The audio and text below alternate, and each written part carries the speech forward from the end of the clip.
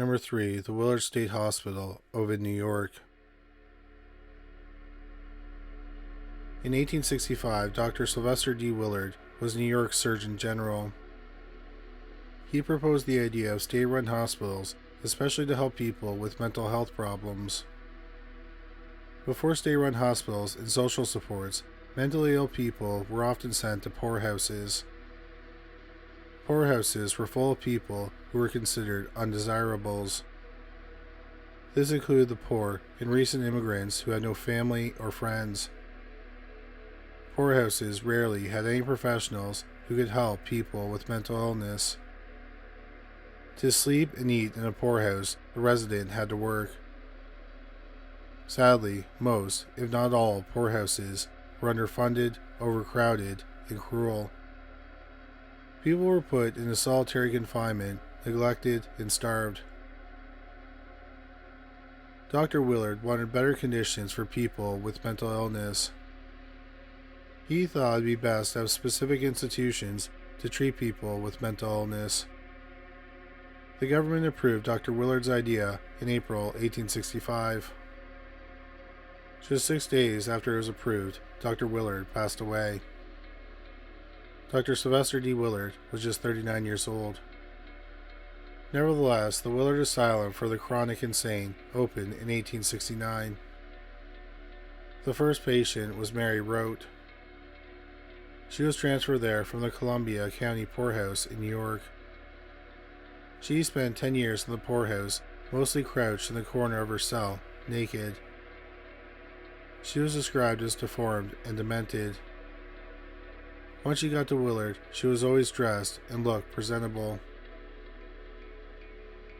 On January 9, 1876, nearly 7 years after arriving at the hospital, Mary Rote died of tuberculosis. Of course, Rote wasn't the only person who suffered inhumane treatment at poorhouses and was later transferred to the hospital. One woman who was sent to Willard had been chained inside a cell since she was a kid. Another patient was shipped to Willard in a chicken crate.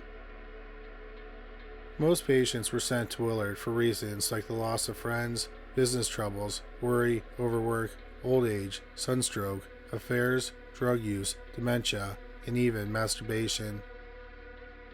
It quickly became the largest psychiatric hospital in the United States. Dr. Willard's intention was to give patients a safe, clean, and controlled environment where they could eat well and stay physically fit. But that gradually changed. By 1955, Willard had 4,076 patients and was overcrowded and understaffed. To control the patients, they were given antipsychotic drugs. Then they were stuffed into cramped quarters. Patients were given electroshock therapy and hosed down with water in an attempt to treat them or calm them down. The patients worked on the wards, on the farm, in the garden, in the sewing room, and the shoe shop. They had to make their clothes and repair and maintain the buildings. It was free labor because they weren't paid for their work. Diseases like typhoid and tuberculosis ravaged the hospital, and there wasn't always room to isolate patients sick with these diseases. Staff had to perform surgeries and autopsies themselves. By the 1970s, there were new laws that promoted patient rights and prevented unpaid labor. Eventually, the number of patients at Willard declined until there were just a few hundred.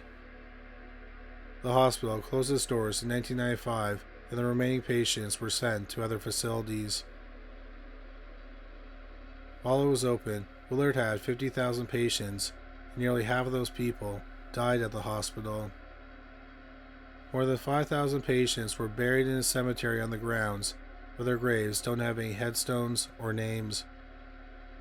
Their graves are marked by numbers. After Willard closed, workers found hundreds of suitcases in the attic of the abandoned hospital. They belonged to the patients, and most had been untouched. Researchers studied the suitcases and documented personal stories of patients who were otherwise forgotten. These stories were compiled in the Willard Suitcase Project. The exhibit is permanently on display at the Museum of Disability History in Buffalo, New York. Lots of people at Willard didn't fit into societal norms. The project's aim was to show that these people had careers, families, hobbies, and aspirations, just like everyone else. One of the suitcases belonged to a man known only as Mr. Lawrence, who went into Willard in 1918.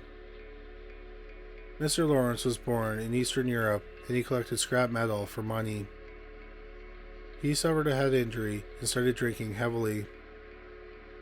He moved to New York and he worked as a cleaner at a hospital. He was sent to Willard for being loud, boisterous, and claiming to hear the voice of God.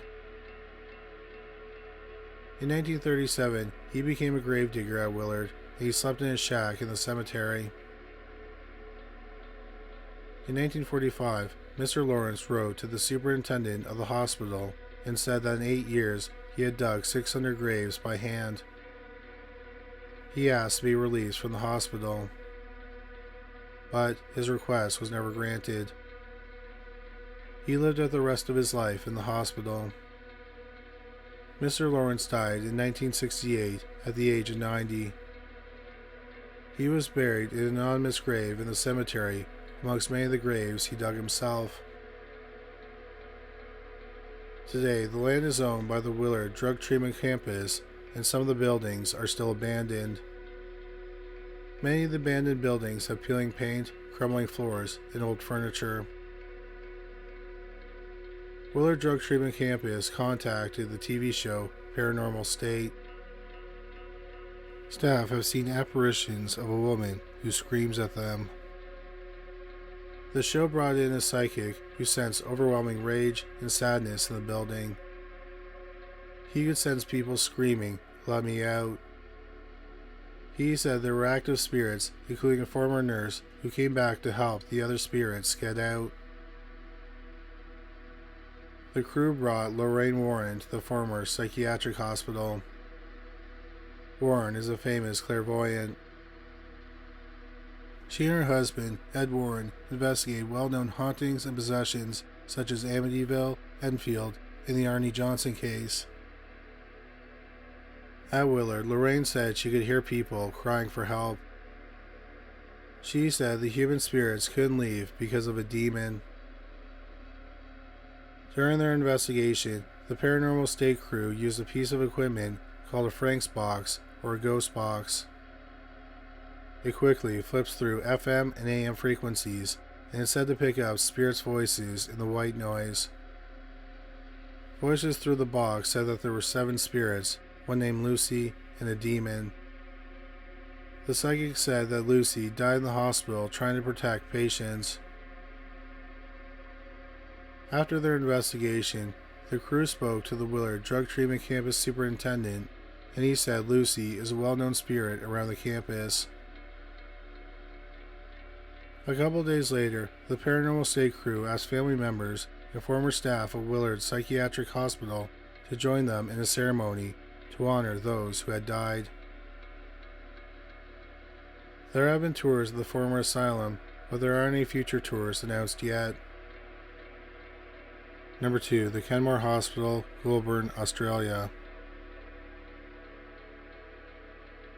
The Kenmore Hospital opened in 1895.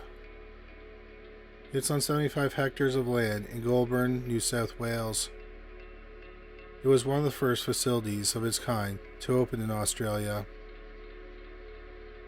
When the hospital opened, it took in 152 patients. Over 100 years later, in 1987, they had multiple buildings and had many more patients. There were 8 special rooms for noisy and violent patients. These rooms were nicknamed wet rooms because patients were watered down several times throughout the day with a hose. There were many tragic deaths at the hospital during its years in operation. In 1902, Henry George Bailey was a patient at the hospital. He was admitted for his violent and homicidal tendencies. He was tied to his bed with restraints, and hospital staff checked on him every 30 minutes. One day at 5 p.m., an attendant checked on him and he was sleeping. At 5:25 p.m., the attendant returned and Henry was hanging from a window shutter. He had ripped apart his restraints and made a noose. In 1908, a patient killed another patient with a rock. In 1917, a patient named James Claxton died by suicide by hanging himself from a tree. 2 years later, the influenza pandemic killed 21 patients. Also in 1919, a man named Alston Paul Broom was visiting his wife, Ethel Ann Broom, who was a patient at Kenmore. During his visit, Alston fed Ethel a cookie. She died within an hour of eating the cookie. It was discovered that he had laced the cookie with strychnine, an odorless poison. A woman named Ruby Ethel Craig testified at Alston's trial. She said she had been socializing with Alston because he said he was single. She eventually found out that Alston was married and his wife was a patient at Kenmore Hospital. Alston told Ruby that he'd get a divorce and marry her, but he ended up killing his wife instead of getting a divorce. In 1920, Alston Paul Broom was found guilty and he was sentenced to death. In 1922, rumors spread that the hospital staff was using electroshock therapy on gay patients. They also apparently used electroshock therapy on residents who were caught masturbating. That same year, 24-year-old Richard Sindel was a patient at the hospital. He went to the hospital with symptoms of post-traumatic stress disorder after the First World War. Throughout his stay, he became more and more paranoid that the staff was out to get him. He thought that the hospital staff was conspiring against him, especially a doctor named Charles Moffat. Sindel was eventually discharged from the hospital. In December 1922, Sindel returned to the hospital with a revolver. He walked past two nurses who were sitting next to the administration block. Suddenly, he turned around and aimed his gun at them. He shot nurse Elizabeth Naughton in the chest. She died right there on the ground. Sindel fired again, and the bullet knocked off the cap of the other nurse. By this time, the hospital's manager was making his way towards Sindel. Sindel shot at the manager, but missed. Then Dr. Moffat ran to the scene, and Sindel shot at him 5 times. He missed every time, but one of the bullets hit another nurse in the arm. Luckily, she survived. Dr. Moffat retreated to his office, where he grabbed his gun. He went back and shot at Sindel, but missed. They chased each other and ended up in the garden, where they hid behind trees and shot at each other. Finally, Dr. Moffat shot Sindel in the forearm. Sindel dropped his gun and surrendered. Sindel claimed that he had been hypnotized. He said he was told to go back to Kenmore and shoot someone. In court, Sindel's colleague in the army testified that Sindel told him that he was going to the hospital with a gun to shoot Dr. Moffat. Sindel had said that Dr. Moffat detained him while he was a patient at the hospital. But Sindel shot the nurses because he wanted to kill someone from the institution. It is unclear what the outcome of the trial was. The hospital eventually named a wing after Nurse Naughton. In 1939, a 32-year-old patient named Monica Scott bashed her head against a window and shattered it. She then used a piece of glass to slit her own throat. The staff was traumatized by her gruesome death. During the Second World War, the hospital housed people from the military who needed psychiatric care. In the 1960s, Kenmore had more than 1,000 patients. A patient described the hospital as a living death because they were neglected and treated poorly. A staff member complained about the excessive use of restraints on patients, including straitjackets. The hospital eventually shut down in 2003 and 77 buildings were left abandoned. Inside, there's a doctor's office with medical equipment, an isolation chamber, a chapel, morgue, sleeping quarters, and a museum. There are still fingernail scratches on some of the doors. The most prominent scratches are on the doors of the wet rooms. Today, the Kenmore Hospital is considered one of the most haunted places in Australia. In addition to all the deaths inside the hospital, there's a cemetery on the hospital grounds. Photographers who visit the buildings say they feel like someone is standing behind them. A paranormal investigator who goes under the name Bobby C. caught on video an apparition that walks out of a room and turns its head towards the camera. Then the apparition walks in the opposite direction of the camera. Then an orb appears to fly back into the room where the apparition walked out of. Paranormal investigators have caught clear electronic voice phenomenon, or EVPs. One investigator asked if there was anyone in the room. The investigator heard someone whisper, "Tim," in their ear. In another recording, an investigator says, "Go to the lights. You can speak to that device. It will hear you."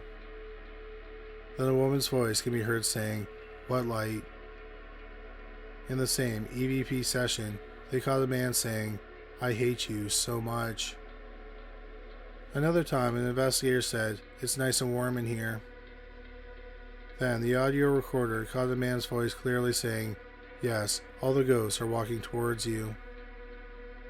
Investigators have heard children laughing, and they often hear loud banging, rummaging, and voices. It's common in ghost hunting to ask spirits to knock once for yes and twice for no. The investigators will ask a question and wait to hear any knocks. One investigator asked if the spirits wanted to communicate through knocking.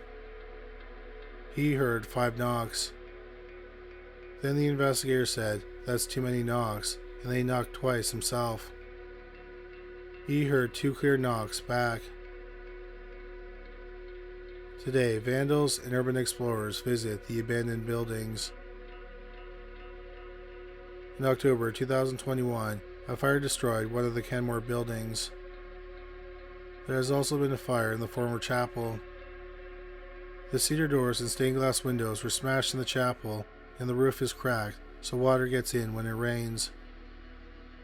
The company that owns the Kenmore buildings has said it has plans to revive them, but that hasn't happened yet.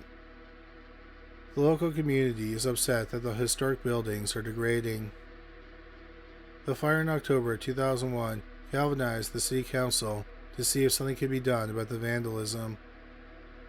The city council also said it would investigate how the owner is responding to the government's order for them to meet minimum repair and maintenance standards.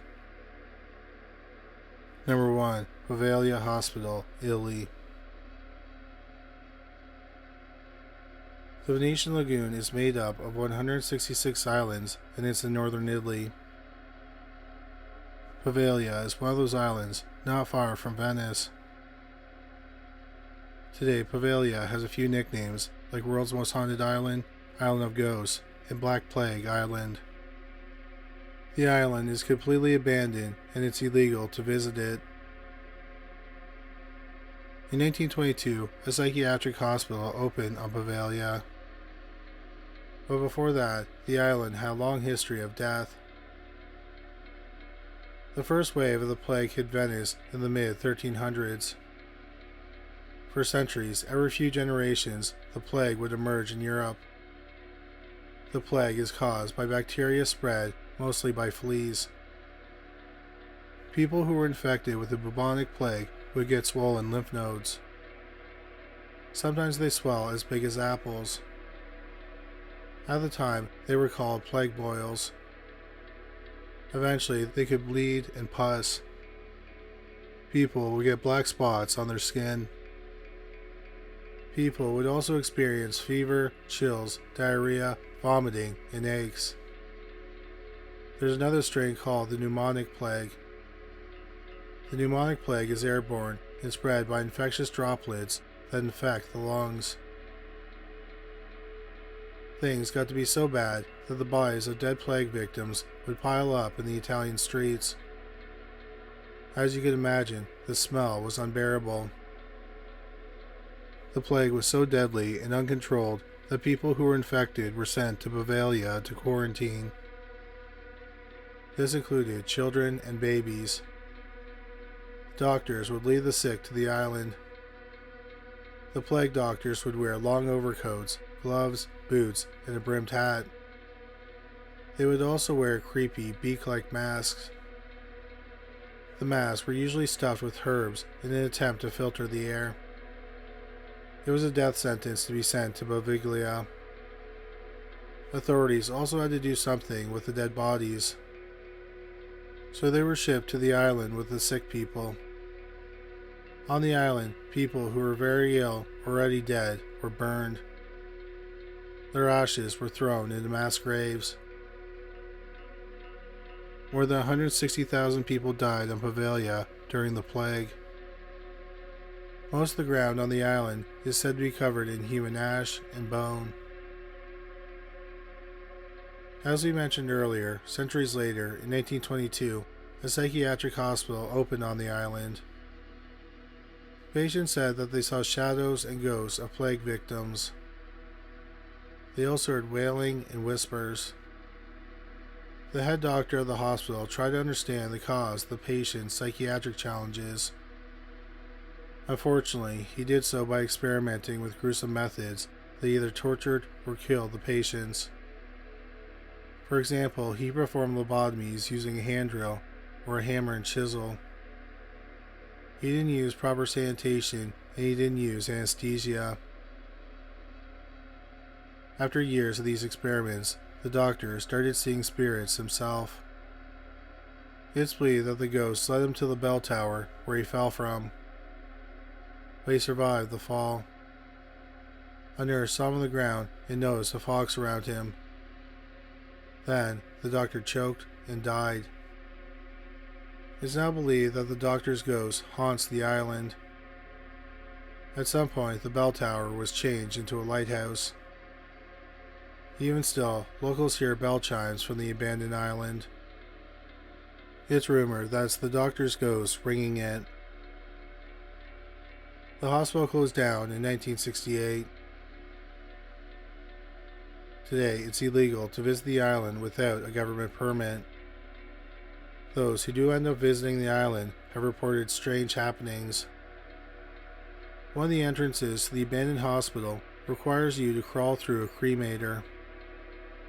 People report seeing shadows on the walls, and that follows them as they explore. Some people even get scratched and pushed. People see the spirit of little Maria, who likely died during the plague hundreds of years ago. She is seen walking around the island, crying. There's also a spirit named Pietro, who has 2 amputated legs. When he was alive, he used to race his wheelchair through the psychiatric hospital. Now people hear his ghost wheelchair throughout the hallways in an abandoned hospital. Federico is a spirit who laughs. There's also a spirit of a woman who looks terrified. People think she's afraid of the doctor who performed medical experiments on patients in the hospital. Visitors have also reported seeing human eyes in the water around the island and faces in the windows of the abandoned hospital. One family got a permit to visit the island because they were interested in buying it, but they left in the middle of the night because their daughter's face was ripped open by something. She needed 14 stitches. Recently, construction crews tried to restore the former hospital, but they abruptly stopped without explanation. Locals think that the island's dark spirits drove them away. The crew of the TV series Ghost Adventures visited the island in 2009. The lead investigator, Zach Bagans, was supposedly partially possessed by a demonic spirit. He lashed out in anger at the other investigators. When he left the abandoned hospital, he said it felt like a black veil had been taken off him. The ghost investigation crew said that they smelled burning when they visited the field where the bodies were burned. In 2016, 5 men from Colorado took a water taxi to Bavalia Island to spend the night illegally. During the night, a sailor heard them screaming and he got help. Firefighters found the men on the island in a state of shock and panic. The men said they saw and heard ghosts. While Bavalia Island is illegal to visit without a permit, a nearby island with an old psychiatric hospital is open to visitors. San Servolo is also in the Venetian Lagoon, and it served as an institute for 250 years, starting in 1725. Now it's a museum dedicated to the history of the psychiatric hospital.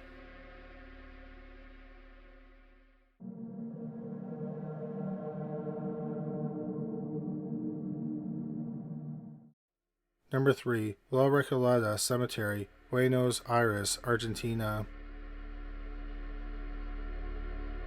La Recoleta is a world-famous cemetery and is considered one of the most beautiful graveyards in the world. It's a popular tourist destination in Buenos Aires, Argentina. It was designed to be a cemetery for the rich and famous in the 1800s. Now there are nearly 6,500 statues, sarcophagi, coffins, and crypts. More than 90 of its tombs are national historical monuments. And some of the tombs belong to notable people, including past presidents of Argentina. But it appears not everyone who's buried there seems to be at rest. In 1883, Rufina Cambaceres was born into a wealthy family who made their money from cattle. In 1902, Rufina was a 19-year-old socialite in the city. One day, she was getting ready to attend a show, and suddenly she collapsed. 3 doctors were called in, and they all said she had died from a heart attack. She was put in a coffin and sealed in a mausoleum. A few days later, a cemetery worker saw that the lid of her coffin was broken and it had been moved. He was worried that someone had tried to rob her grave. But what he found was much more disturbing. Rufina's face and hands were bloody and bruised, and there were scratch marks on the inside of her coffin. It turned out she had been buried alive and she had been trying to get out. Sadly, when she was found, she was really dead. The doctors said she had died of exhaustion and shock. They also said she must have had a catalepsy attack. That's a problem with the nervous system, where someone's body essentially freezes and they can no longer control their body. It's a death-like trance, and this is how some people ended up being buried alive. So Rufina was laid to rest where she actually died. Her ghost is said to be seen walking around the cemetery at night. Her tomb is a masterpiece. It has a statue of a woman holding open the door to her mausoleum. It's said that her mother had the statue built as a tribute to what happened to Rufina. Another spirit that haunts the cemetery is known as the White Lady. The story goes that one night, a young man met a beautiful girl dressed in white at the corner of the cemetery. Her name was Luz Maria Garcia Belloso, and she was 15 years old. He took her out on a date, and she felt cold, so he gave her his jacket, and she spilled something on it. The next day, the young man went to the girl's house to get his jacket back. He met her mother, and she said that Luz had died from leukemia in 1925, and she is buried at La Recoleta Cemetery. She is buried next to the main path near the entrance. The man went to the cemetery and found his jacket on top of the crypt of the young woman. His jacket was still stained. Another version of the story goes that young men were seduced by a pretty young lady wearing all white at the corner of the cemetery. These men would spend the night with the young lady and then say goodbye. Then they would follow her and find out that she returned to the cemetery, and then she'd disappear among the graves. The urban legend was made into a 1942 movie called Fantasmas dos Buenos Aires. Another ghost who haunts the cemetery is the gravedigger who worked there for 30 years. David Alenio saved his money for his own plot and statue in the cemetery. The story goes that David hired an architect to make the statue, and once the architect was done the work, David killed himself at home. People said that David still walks among the tombs and you can hear his keys jingling. The cemetery is usually open daily to the public. By the time of this recording, Google says it's temporarily closed. Number 2, St. Louis Cemetery. Number 1, New Orleans, USA. New Orleans, Louisiana is known for being a haunted city.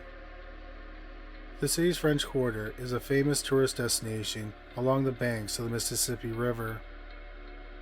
The half-square-mile area is a hub for bars, hotels, and museums.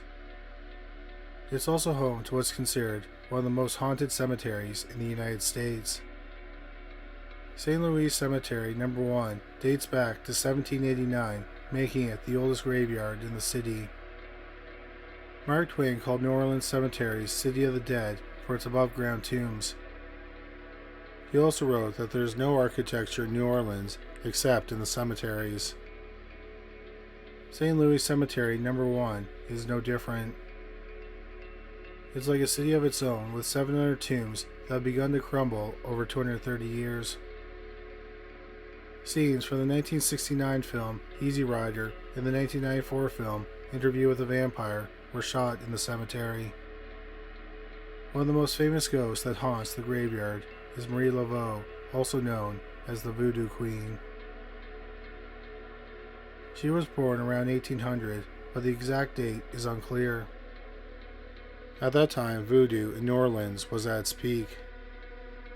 Voodoo is derived from spiritual practices in Dahomey, West Africa. It was first brought to New Orleans during the slave trade. Marie Laveau started her practice when she was working as a hairdresser, and she gave advice to her customers with love problems. Soon, people started seeing her for marital problems, judicial issues, childbearing, health, good luck, and finances. She would give people advice, or she would give them spiritual objects such as candles, powder, or a mix of items called a gris-gris. By 1830, she was the go-to voodoo practitioner, and she was dubbed Voodoo Queen of New Orleans. Her ceremonies were performances, and they involved snake worship, chanting, dancing, and sadly, animal sacrifices. She died in June 1881 when she was in her 70s or 80s. But people reported seeing her in 1885 and at a meeting in 1895, and some say she was alive until 1918. People have reported seeing her ghost in the French Quarter, including walking down the street where she used to live and amongst the tombs of St. Louis Cemetery. But she soon vanishes. Supposedly, people who say bad things about her are scratched, pinched, or even shoved to the ground. Marie Laveau's remains have been moved to a secret location so that people don't steal her remains. Another ghost who haunts the cemetery is Henry Vignet. He was a sailor in the 1800s and a nomad. He ended up at a boarding house in New Orleans. He had important papers that had information about his family's tombs. The owner of the boarding house said she would keep the paper safe while he was away sailing. Instead, she sold Henry's family tombs. When he got back from his excursion, Henry wanted the tombs back. He soon got sick and died, but his tomb had been sold and he had no money. So his body was buried in an unmarked grave in St. Louis Cemetery Number 1. People have reported seeing him, but he looks so human that they don't even realize he's a ghost. He is tall and has blue eyes, and he asks tourists if they know where to find Vignet's tomb.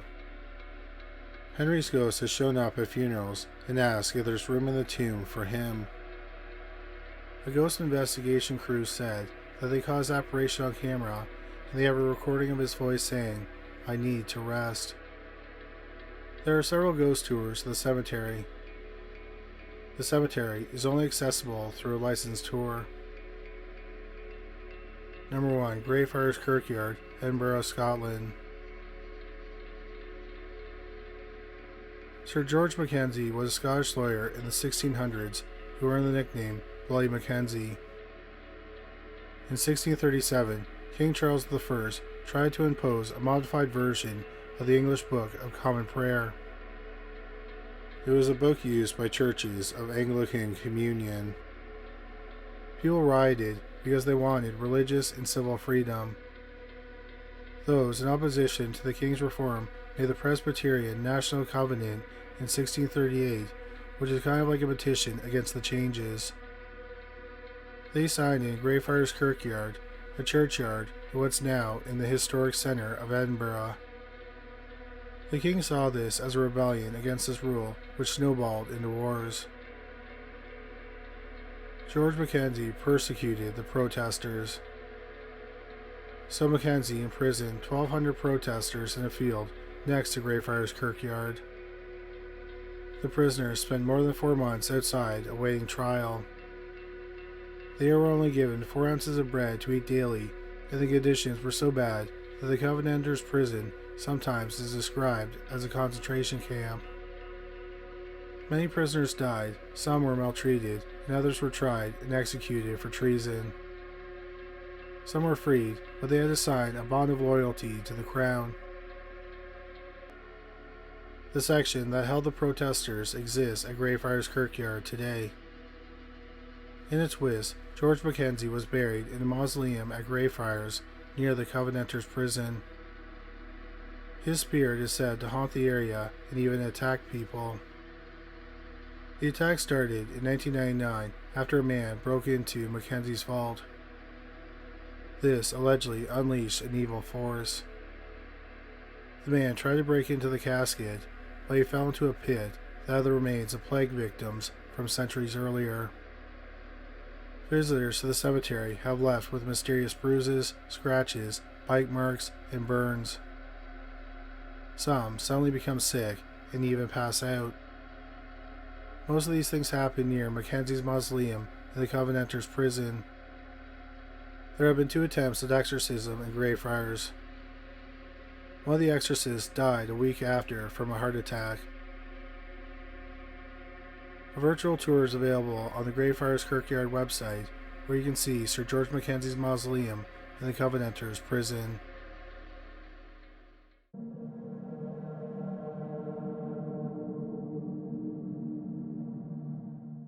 Number 3. Officer C. Royal Klein and Thomas Limerick.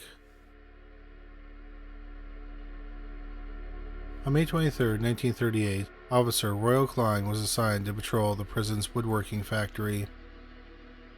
The factory was in the Mall Industries building on the island's northwest side. While on patrol, 3 inmates attacked him and beat him in the head with a hammer and scraps of metal. The inmates were 36-year-old Thomas Limerick, 22-year-old Rufus Franklin, and 26-year-old Jimmy Lucas. Limerick turned to crime after his father died at the age of 15 and his family became extremely poor. In May 1935, he was sentenced to life in prison for bank robbery and kidnapping. Lucas was serving 30 years for bank robbery and vehicle theft across state lines. He entered Alcatraz in January 1935.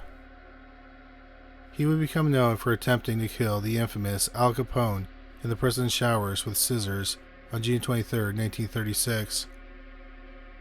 Lucas slashed Capone, and Capone punched him in the face before guards broke up their brawl. Capone wasn't badly hurt, and Lucas was sent to confinement. Lucas said he attacked Capone because Capone threatened to kill him. Franklin had a 30-year sentence for vehicle theft across state lines, assault, and bank robbery. He had spent most of his life in prison.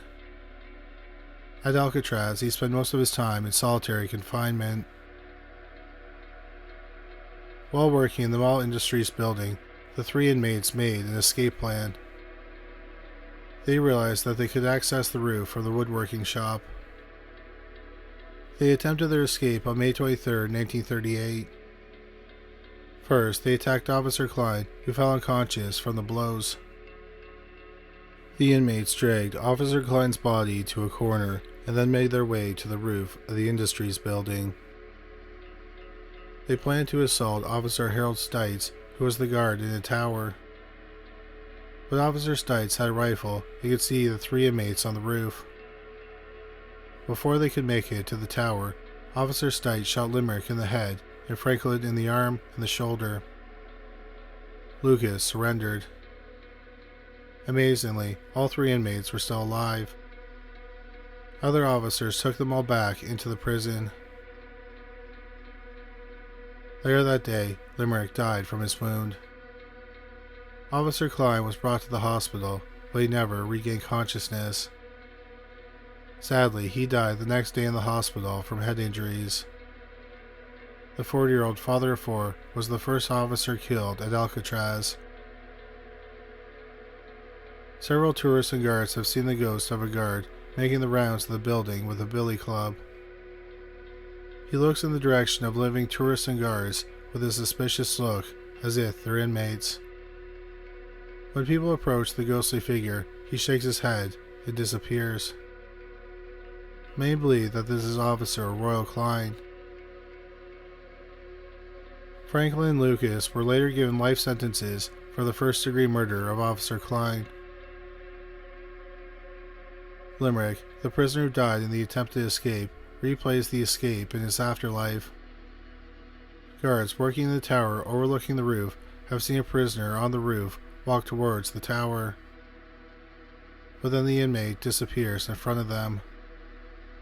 People believe that they are seeing Limerick's ghost, who is still hoping to escape to freedom. Number 2. Battle of Alcatraz Ghost.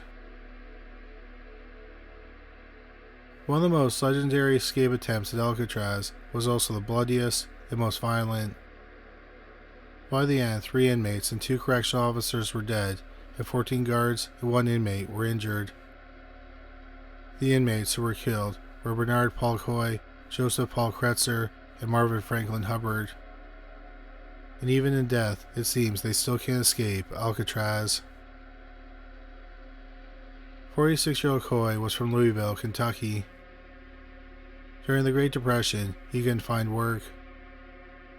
In 1923, he was fined $250 for violating liquor laws. He was charged with assault and battery. He couldn't afford the fine, and he went to jail for larceny.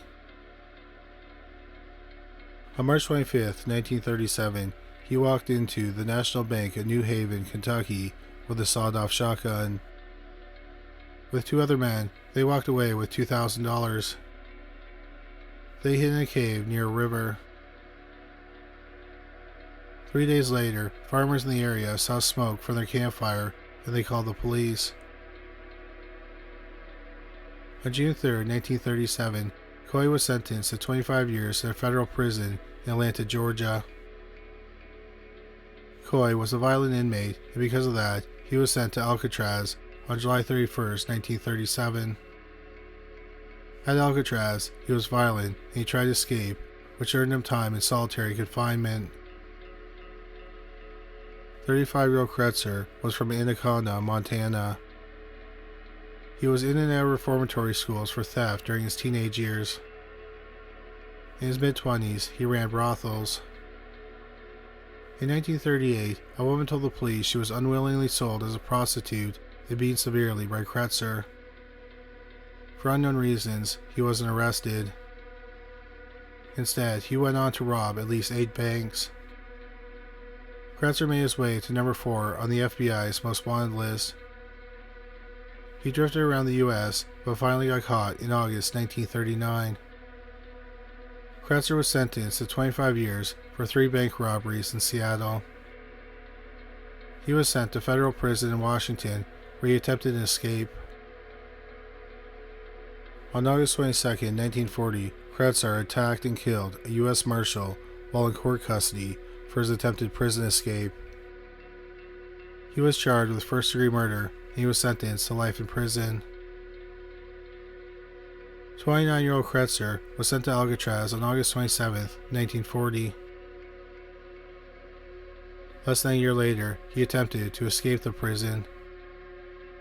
He was caught and he was sent to solitary confinement. 30-year-old Marvin Franklin Hubbard was from Alabama. By the time he was a teenager, Hubbard was committing violent robberies. In 1942, he was arrested for robbing a liquor store at gunpoint. He was sent to a jail in Alabama. In August, he and 2 other inmates assaulted a guard, stole a submachine gun and a revolver, and escaped from the prison. Once they were out, they stole a truck, tied the occupants to a tree, and abandoned them. They were eventually arrested. Hubbard was held at the Knox County Jail. He and the others escaped, but they were arrested again. Hubbard was sent to a prison in Atlanta where he participated in a riot. This was his golden ticket to Alcatraz. Bernard Coy was the mastermind behind the attempted escape from Alcatraz in 1946.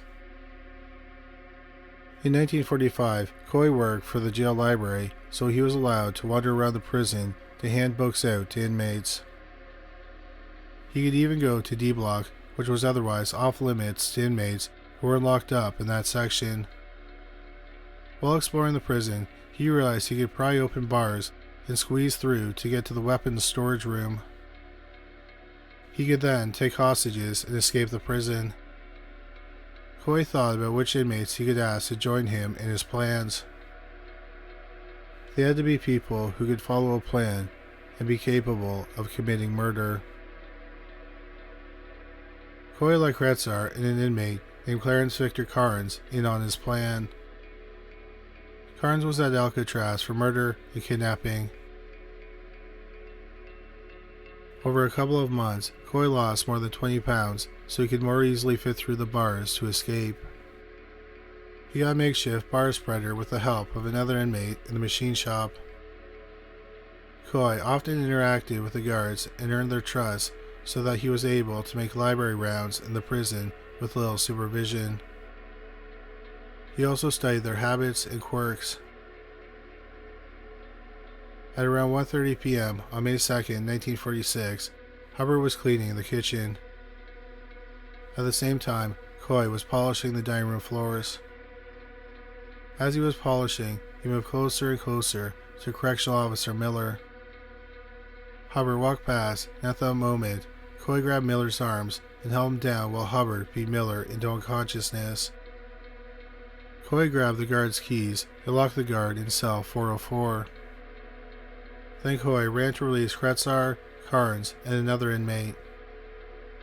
Coy then ran back to C Block to grab the tools he had hidden. Kretzer spread axle grease all over Coy so they could more easily slip through the bars to access the weapons gallery. As planned, he used his makeshift tool to spread the bars and he squeezed through. Now he was armed with guns. Coy opened the cells in the top 2 tiers of D Block and the inmates emerged. Coy and Kretzer looked through the rings of the keys they had stolen from the first guard they attacked. They had no idea which one would allow them to access the recreation yard.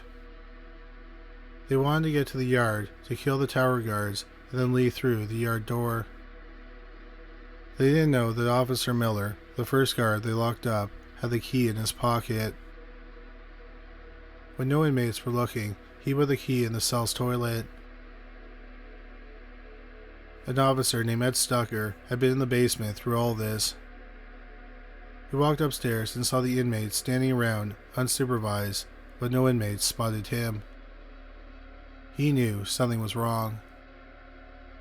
He went back into the basement and tried to call the guards in the weapons and dining room, but no one was answering him. 3 officers walked back into the cell house with only their clubs. The inmates threatened them and locked them in a jail cell. Kretzer searched for the missing key in the cell with the locked up guards, but he couldn't find it. Coy then put his hand in the toilet and found the key. But when the inmates tried the key to the yard, it didn't work. It turned out that the key had been designed not to work if it had been tampered with. By now, it was just after 2 p.m. A staff member at the prison sounded the emergency siren. The inmates knew the chances of escaping were slim because armed guards would be surrounding the building. Coy grabbed a rifle and opened fire. Other inmates joined in.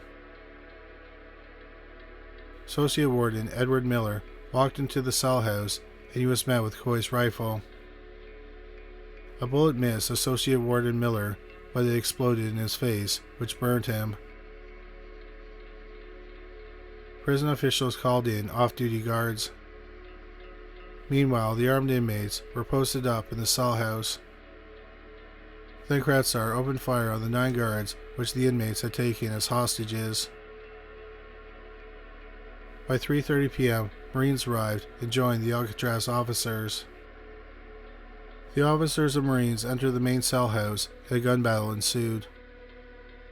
For hours, gunfire was traded back and forth. Early the next morning, a rescue team drilled holes in the prison ceiling and dropped grenades down on strings. By 11 a.m., bazookas were brought to the island. 2 days later, on May 4th, at 8:40 a.m., officers entered C Block Utility Corridor. It was completely quiet. They came across the dead bodies of Coy, Hubbard, and Kretzer. Coy was wearing an officer's uniform. They had all died of wounds to the head. Officer William Miller and Officer Harold Stites had died during the fight. This is the same Officer Stites from our first story who shot and killed inmate Thomas Limerick as he tried to escape from the roof. 14 guards and 1 inmate were injured. Today, visitors to Alcatraz can still see grenade damage and bullet marks on the walls and floors. And the ghosts of 3 inmates who died still haunt the prison's halls.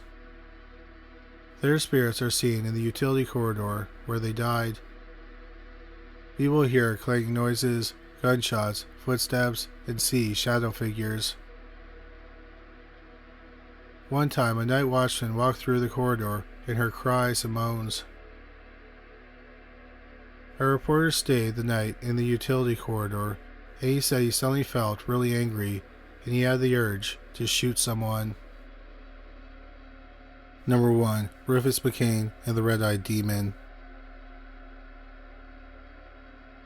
In the media, Alcatraz was nicknamed Devil's Island because of reports of inmates being treated harshly.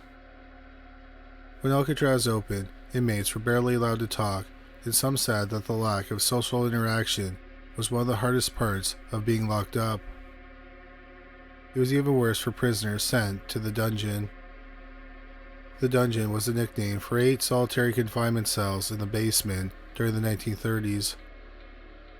They were located below A and D blocks in the prison. These cells were reserved for serious discipline. Some inmates said that they were thrown into these basement cells and had to sleep on cement floors without bedding or a pillow. There was no running water or a toilet, and prisoners had to use a bucket as their bathroom. There were no lights in the cells, so inmates were in the dark, damp basement with poor ventilation. They were also barely given any food and mostly lived on bread and water. Inmates could be confined to these cells for several days. One inmate who spent time in the dungeon was Henry Young. Henry Young was born in 1911 into a low-income family in Kansas City, Missouri. Young left home at 19 and became a carnival worker. In 1932, he robbed a fellow drifter who left him gagged and tied up in a train boxcar in Montana. The victim was found freezing, but still alive. Young was arrested and sentenced to 15 months in prison in Montana. After he was released, he got away with several kidnappings and robberies around Washington state. In 1934, at the age of 23, Young robbed a bank in Washington and was arrested the same day. He was sentenced to 20 years in prison on McNeil Island in Washington. Young beat up and sexually assaulted other inmates. The warden of McNeil Island Prison said that Young was the worst and most dangerous criminal he's ever dealt with. The warden asked for Young to be transferred to Alcatraz, a prison for some of the hardest inmates. His request was granted. Young arrived at Alcatraz on June 1, 1935. Rufus McCain was another inmate who spent a lot of time in solitary confinement once he arrived at Alcatraz. McCain was the youngest of 7 children, and their mother died when McCain was 5 years old. He left home at the age of 18 and worked in an oil field. In 1931, he stole jewelry and ceremonial artifacts from indigenous grave sites. He was caught and he was sentenced to 1 year at Oklahoma State Penitentiary. Once McCain was released, he couldn't get a job and he was running out of money, so he robbed banks. 32-year-old McCain was caught and he was sentenced to 12 years in an Arkansas prison. While there, he met another inmate named Sam Day. 23-year-old Day was serving a life sentence for killing a sheriff. In April 1935, they somehow escaped the penitentiary. On May 14, 1935, McCain and Day stole a car and drove to Idabel National Bank in Oklahoma. At around 1 p.m., they walked into the bank unmasked and yelled, "This is a holdup, stick your hands up." McCain had a sawed-off shotgun and Day was carrying 2 pistols. The teller gave them $2,700. McCain and Day then grabbed 2 of the bank employees and intended to kidnap them. During the robbery, a woman walked by the bank and saw it unfolding through the window. She ran to a couple of nearby stores and told the employees what was happening. 2 officers who were on the street heard the woman describe the robbery. 3 other people on the street heard what was happening too, and they were armed. So all 5 armed people stood outside the bank with their guns ready. When McCain and Day left the bank, a firestorm ensued. A bullet hit Day in the right shoulder, and then the robbers surrendered. They were taken to the county jail. 3 days later, Day died from his injuries. McCain was sentenced to 99 years for kidnapping, bank robbery, and endangering the lives of the bank employees. He spent a few months at the Leavenworth Penitentiary. In October 1935, he was transferred to Alcatraz because he was violent and considered a high risk for escape. In Alcatraz, his violent streak didn't stop, so he spent a lot of time in the solitary confinement cells in A and D blocks. McCain and Young met at Alcatraz. They also met Arthur Doc Barker, Dale Stamphill, and William Ty Martin. Barker was a member of the Bloody Barker gang and had a long history of robbery and murder. Stamphill had a history of bank robbery and kidnapping. Martin was a post office robber. One day, Barker told Stamphill that he needed to escape from Alcatraz. So Stamphill made saw blades out of copper. Somehow, Martin, McCain, and Young got in on this escape plan. Over many days, they all saw the bars of their cells in D Block. Stamphill made a wax cover where they cut so the guards wouldn't notice. In the early hours of January 13th, 1939, all of them cut through the bars fully. Then they pried open the bars of a window in D Block and made their way to the shore. They all started looking for wood to tie together to make a raft. About half an hour after they broke out of their cells, a guard doing his rounds noticed the 5 prisoners were missing. A siren rang through the prison, and all the guards started looking for them. The guards found all 5 men on the shoreline. Barker and Stamphill made a run for it. Guards shot Barker in the head and leg and Stamphill in the leg. Barker died from his wounds. The other 3 inmates surrendered. A rumor around the prison was that they managed to make a raft and got out onto the water. But McCain couldn't swim and made them go back to shore. Everyone but Young was placed in solitary in A block. Young was placed in D block. Over the next few months, Young was in and out of confinement in D block for violating prison rules. In December 1940, Young was put into a cell with the general prisoner population. He had a job as a janitor in the furniture shop in the Mall Industries building on the northwest side of the island. Also in that building was the tailor shop. On December 3, 1940, McCain went into the prison's tailor shop at around 10 a.m. Young was in the tailor shop. Young was armed with a shiv and he stabbed McCain in the abdomen. McCain was taken to the hospital ward where the shiv had been plunged into his artery and he died later that day. He was 37 years old. Rumors that Young blamed McCain for their capture and that's why he stabbed him. There was also a rumor that McCain made a death threat toward Young and Young got to him first. 29-year-old Young went to trial in April 1941. He said he had blacked out and he hadn't realized he stabbed McCain until later. Young's trial put a spotlight on the confinement practices at Alcatraz. Young's defense focused on how his long stretches in solitary confinement had caused him psychological damage. Young said he spent weeks in the dungeon without running water, clothing, or light. Other inmates testified that they were beaten by guards and thrown into the dungeons themselves. At the end of April, the jury found Young guilty of involuntary manslaughter. He had 3 years added to his sentence.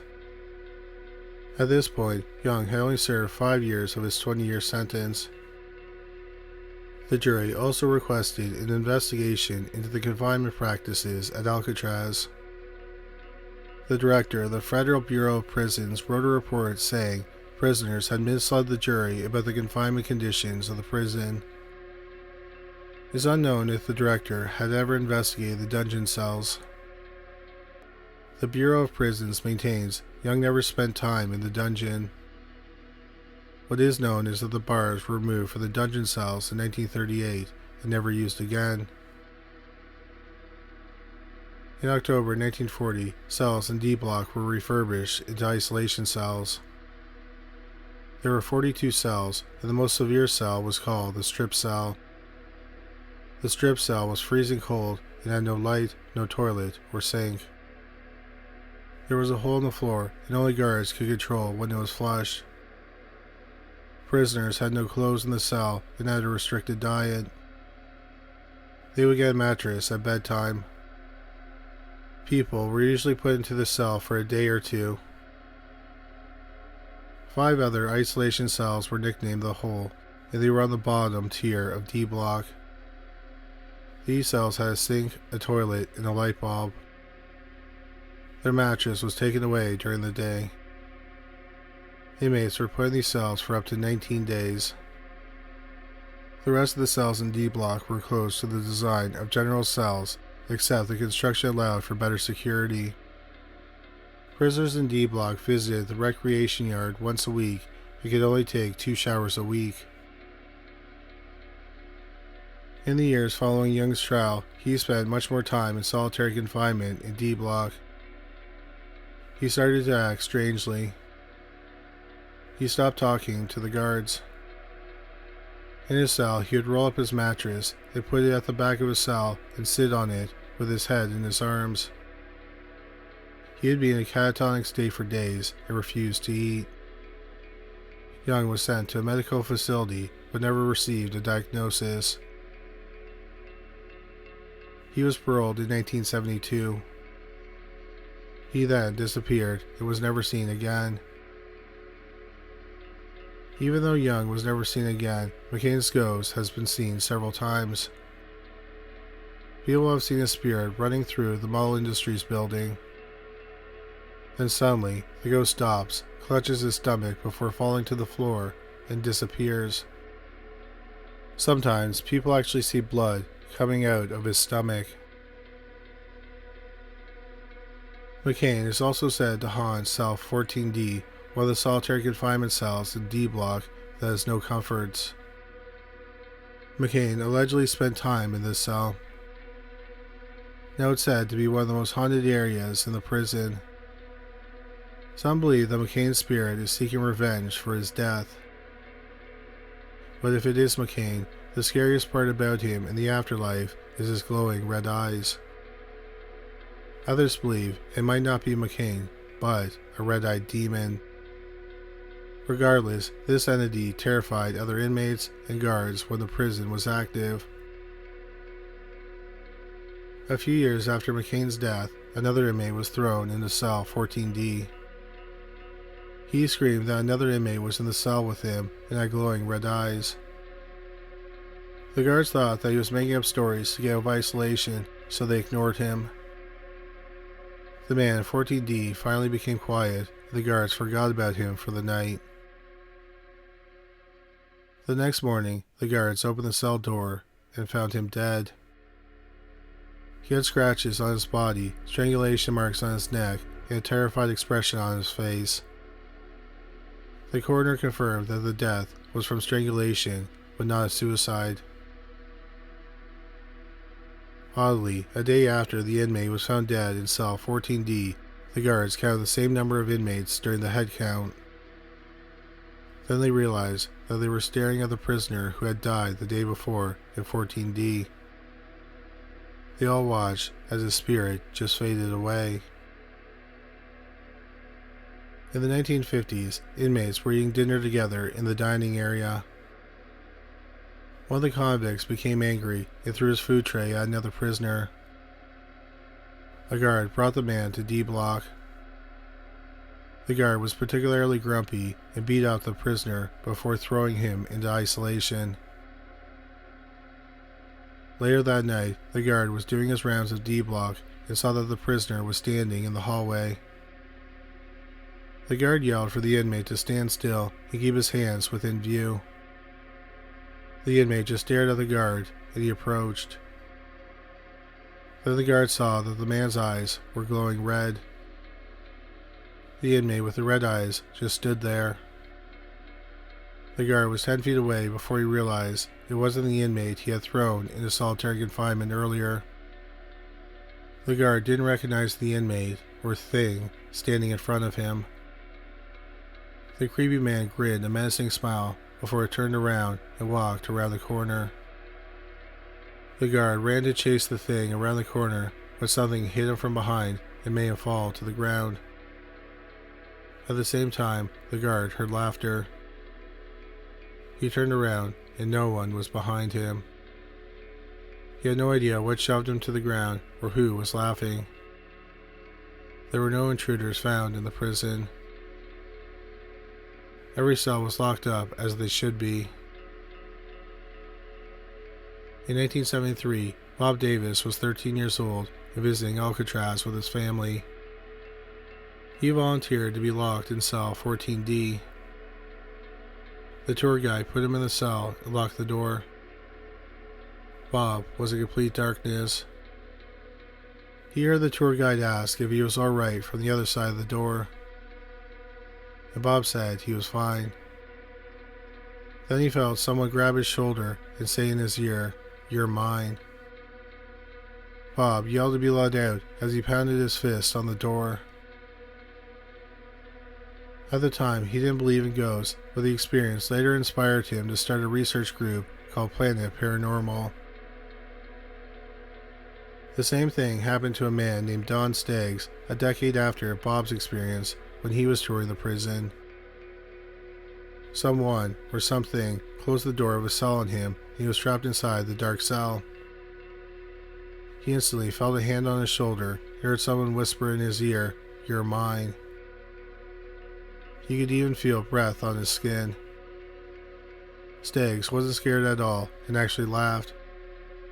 Then he heard a growl and the spirit disappeared. Stiggs was then able to open the door and get out. In the 1980s, a tourist entered cell 14D and the door shut on its own, locking her inside. She couldn't get the door open, so she yelled for help. She felt something groping her, but she couldn't see anyone in the cell. Then, she was finally able to open the door. Today, people report terrible smells, bad feelings, and extreme coldness in D Block. D Block is considered one of the most haunted areas of the prison.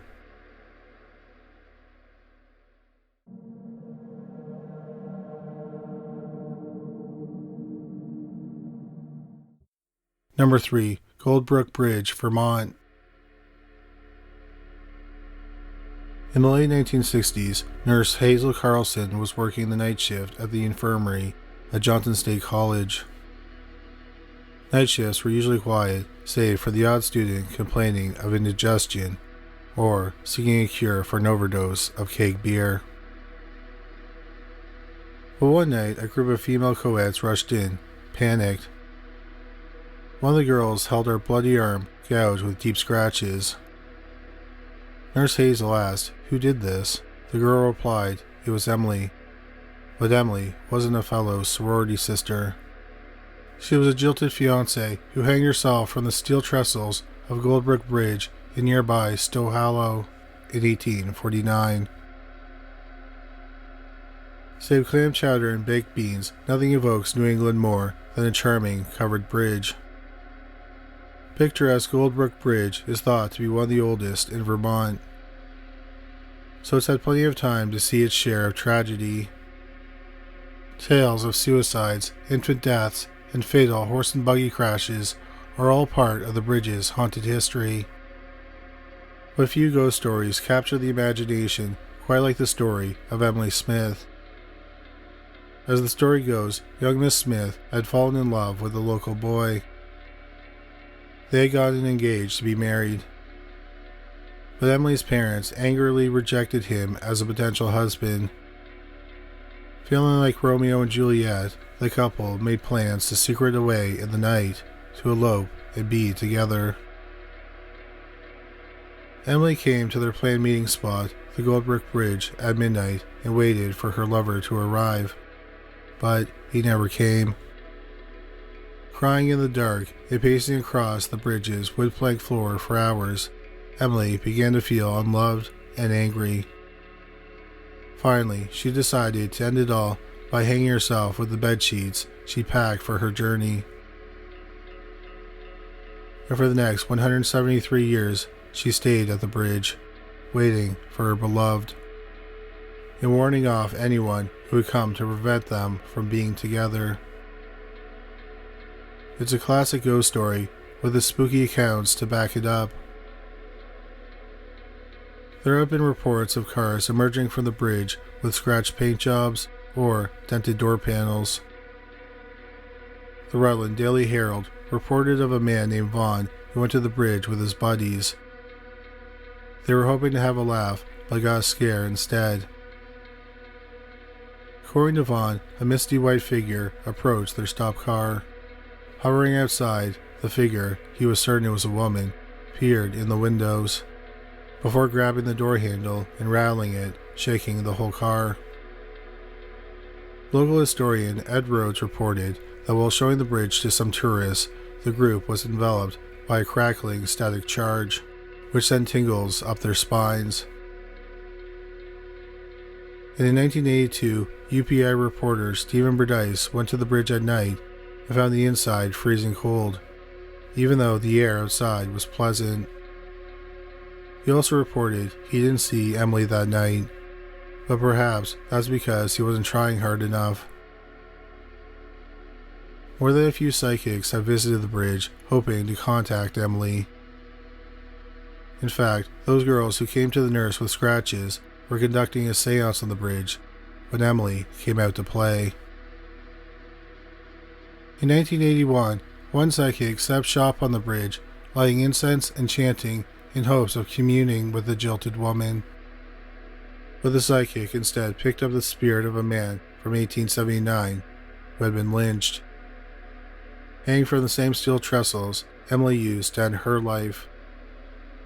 Perhaps those two spirits found each other and protect the bridge together from another astral plane. Number 2, Lotsford Road Bridge, Maryland. Stop the video if you've heard this one. It's late, in the middle of the night, as a distraught mother paces back and forth on a small town bridge, cradling her crying newborn baby. Suddenly, she hurls the bundled infant over the railing into the waters below, before disappearing into the night. Now, when the moon is just right, some can hear the sounds of a baby crying from the icy river. If this story sounds familiar, it's because this horrifying event happened at the bridge just down the road from your house.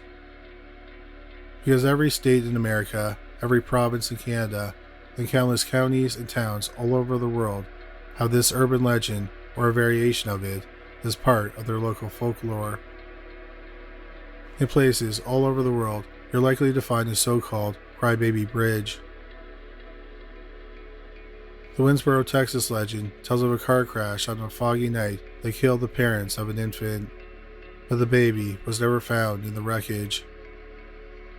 In Sapulpa, Oklahoma, the same car crash story goes a step further, with the locals saying the baby grew up some feral woods dweller, or even a goat man cryptid. The Emmett, Idaho Crybaby Bridge is said to host the ghost of a murdered pregnant woman who wanders the area in search for her unborn crying child. The Crybaby Bridge story is so common it's turned into a campfire tale, alongside the serial killer in the woods with a hook hand. But the Crybaby Bridge in Mitchellville, Maryland is a little different. In addition to the urban legend, the Lotsford Road Bridge actually has a history of death and murder. The campfire tale for the bridge begins with a young couple during the Depression. When their car runs out of gas, the man walks off in search of help, leaving his wife and their baby to wait at the car. After the husband is gone, the woman looks over to see her infant's decapitated head on the hood of the car. The screams send her husband running back down the road, where he finds his wife inconsolable. But the baby's head on the hood has vanished, and so has any trace of blood, and so has their baby disappeared from the car's back seat. Rather than a simple ghost story, the legend has become a lesson in evil, perhaps. And the Lotsford Road Bridge has been a magnet for death ever since. For the 1940s through the 1960s, local police were regularly called to the bridge to investigate the discovery of one dead body after another. Sex workers and drug addicts from nearby Washington, D.C. routinely turned up deceased at the site, executed or dumped there by everyone from serial killers to the mob. On Halloween night in 1966, Bernie Blanford was driving his yellow cab to a fair when two thieves came onto the bridge and stopped his car. Confused, Bernie got out to complain until he saw they both held guns. Bernie fled, scrambling down an embankment and across the creek below, but he wasn't fast enough. The cops found his corpse the next morning, shot in the back. His cab was still running. In 1975, a group of teenagers piled onto the bridge in order to rob 41-year-old Richard Baylor.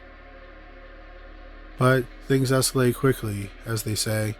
The teenagers ended up beating Baylor to death and setting his car on fire. Residents of the surrounding area told the Washington Post in 1984 they avoided the bridge at night at all costs. Not only did it give them an eerie feeling, it was also unsafe, they said. At night, you're a sitting duck, said Virginia Hushin. If you come to a car in the middle of the road, you've got to stop. There's no way around. The same year, the body of 22-year-old Ann Boggs was found in the woods near the bridge, murdered and dumped there by spree killer Julius Bailey.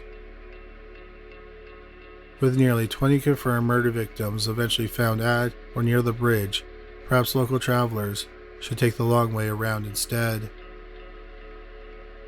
Number 1. The Overton Bridge, Scotland. Science is rich with proven examples about how certain animals have a sense that humans don't. Birds have been known to sense earthquakes. There are reports of cats cozying up to elderly people who are about to die. Even sea turtles have shown a keen connection to the Earth's electromagnetic force. So it may not be hard to leap to the idea that dogs perhaps have a sixth sense when it comes to the paranormal. Case in point, Overton Bridge in West Bartonshire, Scotland. Built in 1895 by industrialist James White as a traverse connecting his Gothic mansion to the town nearby, the stone bridge spans a deep ravine in a densely forested area. Yet, sadly, the ravine has become a resting place of countless pet canines over the years. So many dogs have died at the bridge, in fact, that it's been dubbed the Dog Suicide Bridge by local townsfolk. Over the past 70 years, there have been countless stories of horrified owners watching as their pooches inexplicably jump up onto the stone parapet before leaping into the abyss. One recent estimation has more than 500 dogs either killed or injured by jumping into the rocky ravine 42 feet below. The question is, why? When James White died in 1908, he and his wife had no children, which left his wife to wander the grounds in mourning and loneliness. She is said to have never recovered from her husband's untimely death. And it's believed to be her dour spirit that haunts the bridge, determined to bring all passerby into her mournful depression, by helping them to end it all and join her in her miserable afterlife. Author Paul Owens told the UK Daily Mirror in 2015 that he experienced the phenomenon firsthand. 2 years earlier, he felt a firm prod to his back as he leaned over to look past the edge of the bridge. Something, or someone, was trying to push me over the bridge too, just like the dogs, he said. And he might not be the only one. In October 1994, 32-year-old Kevin Moy and his wife, Eileen, were enjoying a family outing around the grounds of Overton Castle, near where they lived in Dumbarton. Kevin and Eileen had recently welcomed a son, Owen, and the couple was taking their baby on a country walkabout. But while crossing the Overton Bridge, Kevin suddenly, and without warning, picked up little Owen out of his stroller, raised him over his head, and threw him into the ravine below, killing the 2-week-old instantly. As Eileen struggled to make sense of what she was seeing, Kevin climbed up on the parapet himself and took a step in order to throw himself off the bridge as well. Though screaming in terror, Eileen grabbed Kevin and pulled him back onto the bridge, where passerby subdued him and brought him to the Overton house itself. As he waited in the kitchen for authorities to arrive, and as he realized what he had done, Kevin was said to have grabbed a kitchen knife, in the hopes of dying by suicide. Kevin was arrested and eventually found not guilty by reason of insanity. Even though Kevin had a history of mental illness, one can't help but think about the dogs and the unhappy widowed ghost who wanted them to share in her misery.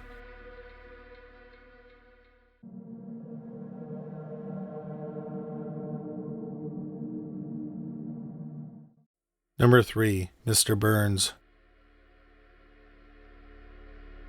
Harry Truman, by many accounts, was an honest man.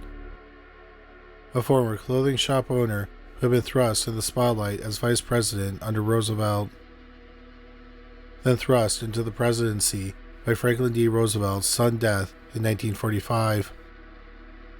Truman was a man known for a straight-shooting and no-guff administration. So when he started reporting seeing ghosts around the White House, people couldn't help but take him seriously. Truman's paranormal experiences began in 1946, about a year after taking office. While his wife, First Lady Bess Truman, was out of town, Truman was awakened by a knock at his door in the middle of the night. A late-night knock for a president isn't out of the ordinary. So Truman donned his robe and slippers and went to answer it. When he opened the door, he was surprised to see no one was there. After looking down the halls to see not a soul, he closed the door and locked it and went back inside the White House residence. As he was going back to bed, he heard footsteps coming from his daughter's room. Truman was confused because his daughter, Margaret, had been with Bess on her trip. After checking the room and finding not a living soul in sight, Truman sent for the Secret Service to check out the place. He asked if anyone had been near his quarters that evening, but the Secret Service said that no one had been in the residence all night. And the agent knew this because he had been keeping watch at the only stairwell for hours. Baffled, Truman sat down and wrote a letter to his wife about his experience. He joked that Bess better come and protect me before some of these ghosts carry me off. Upon taking office, presidents were generally briefed about the state of the nation from their top advisors. But Truman obviously wasn't briefed on the haunted history of the White House. Because if he had been, he would have been told he was not the only one to experience such things. Truman's predecessor, FDR, had also seen a ghost in the White House. According to the mansion's longtime seamstress, Lillian Parks, Roosevelt once heard a disembodied voice call out from the yellow Oval Room, "I'm Mr. Burns." When Roosevelt told a guard about his experience, the guard reported that he had also heard the voice of Mr. Burns. One time, the agent said, thinking it was then Secretary of State James Burns, he went to investigate, only to find no one around, and certainly not the Secretary of State, who had not signed in at the security desk that day. But instead of picturing Mr. Burns from The Simpsons sulking around the White House, picture instead David Burns, a blustery, bigoted, disagreeable, stubborn, sour man in an 18th century's farmer's frock coat. Burns was one of the first residents of what became known as Washington, D.C. His family owned vast swaths of land all over the area. So when the U.S. government, particularly George Washington, asked him to donate the acreage as the foundation for the country's new capital, Mr. Burns kindly told Washington to go chop down a cherry tree. In fact, he was widely known for taking to court anyone who even stepped on his land. So he quickly tore up Washington's offer of $5,000 an acre in today's money, and insulted the president's wife, Martha, for good measure. Incensed, Washington set about trying to squeeze Burns out of the area. He threatened to invoke eminent domain to force Burns to sell his land, which Burns did slowly, acre by acre, over the next 10 years, growing more bitter and resentful after each sale. Burns died in 1799 in his farmhouse across the street from the Washington Monument. It seems that he took his hatred for the government and George Washington with him into the afterlife and into the halls of the White House. Still, old David Burns isn't the only ghastly haunting at the executive mansion to happen during the 20th century. Another ghostly presence was felt years earlier in 1911. But this poltergeist didn't belong to a man. It belonged to a little boy who was causing big problems. Number 2. The Thing. President William Howard Taft was a big man. He was big on foreign policy, big on antitrust legislation, and he was even big on baths. Which is why the rumor began to circulate that he once got his bulky frame stuck in the White House tub. Perhaps that's one reason President Taft was not big on gossip. And in 1911, 2 years into his administration, the gossip was flying that his White House was haunted. During that year, Taft's trusted military aide, Archie Butt, wrote a letter to his sister-in-law Clara to tell her what he discovered since Taft took office. It seems that many of the White House staff have been telling each other stories of having felt a ghostly presence with them during their daily duties. The manifestations, they said, had occurred in the upper level of the White House, in the residence. Some of the maids and butlers were so spooked by what they encountered, they had even considered quitting their jobs. One of the housekeepers told Butt personally that whatever was lurking upstairs had been felt more often than it had been seen. So the staff had taken to calling it simply the Thing. Archie also talked to an employee named Mr. Johnson, who said he was in the laundry room with the maid when she left and screamed out, having felt a hand rest on her shoulder, even though Mr. Johnson was not in arm's reach of the woman. Johnson also spoke about his colleagues feeling a presence, keenly watching them while they went about their work. In one instance, the First Lady's personal aide fainted dead away upon seeing the Thing. Upon waking, she reported catching a ghostly glimpse of a boy between the ages of 11 and 14 with tousled blonde hair watching her fold laundry with sad blue eyes. Though Archie didn't believe in ghosts, he found the story amusing enough to bring to the attention of the president, who was furious. He ordered Butt not to talk about such stories anymore for fear of the newspapers getting wind of the story and making a meal out of it.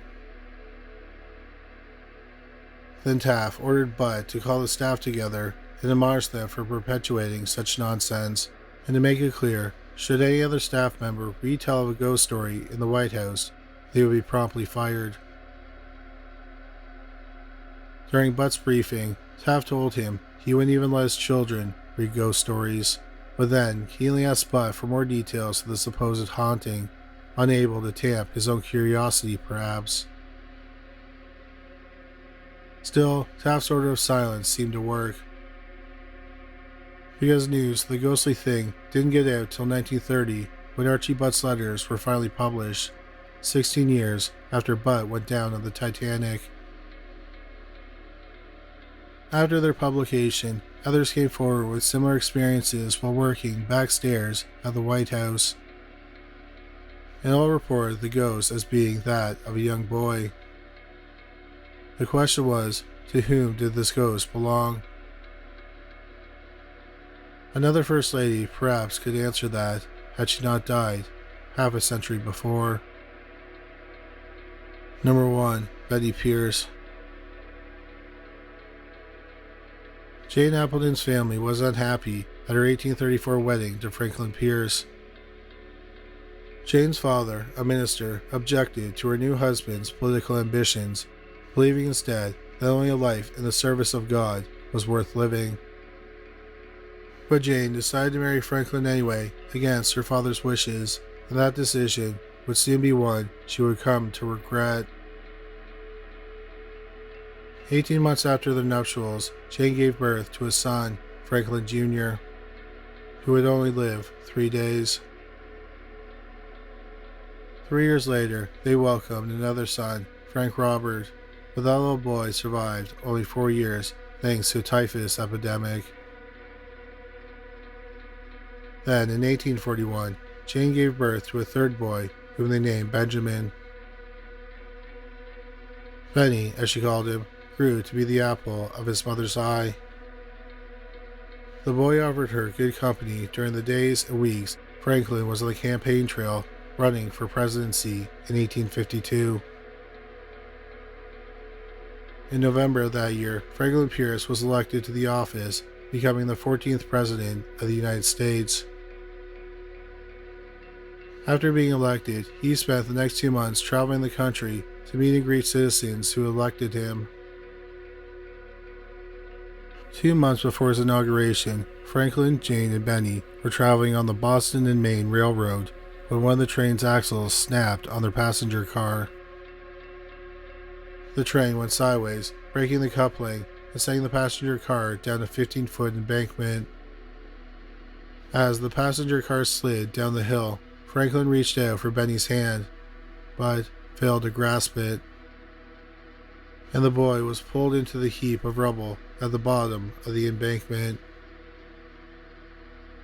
When the crash settled, the Pierces rushed to their son, whose face was covered by a cap. Removing the cap, they were horrified to discover Benny's face had been crushed in the accident. The 11-year-old had been killed instantly. Jane Pierce was said to have been inconsolable, not so much crying as wandering around and uttering unintelligibly. Of the 60 people on the train, only young Benjamin was killed.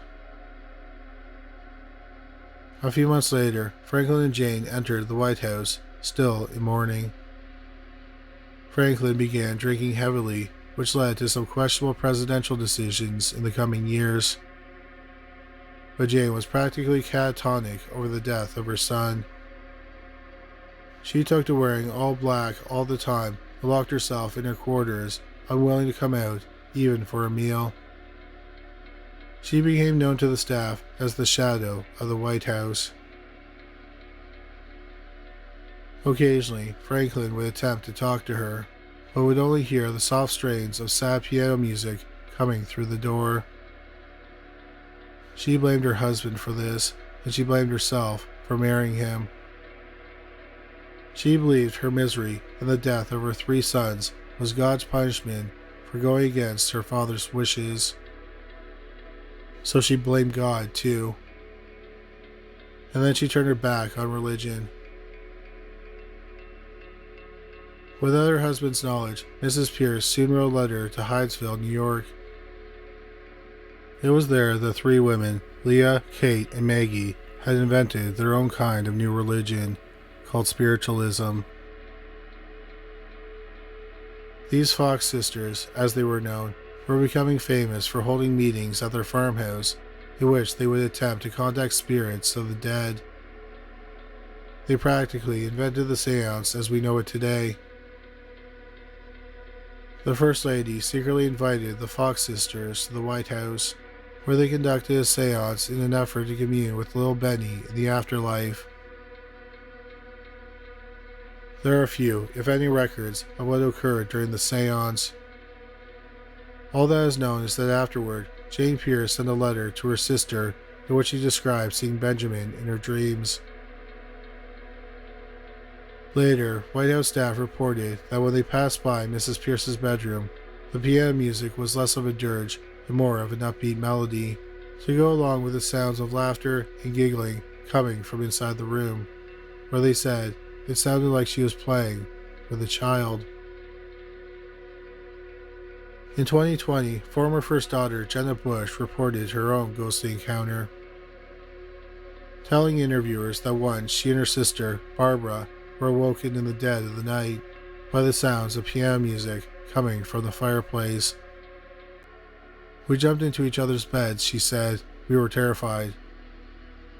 It's hard to blame them.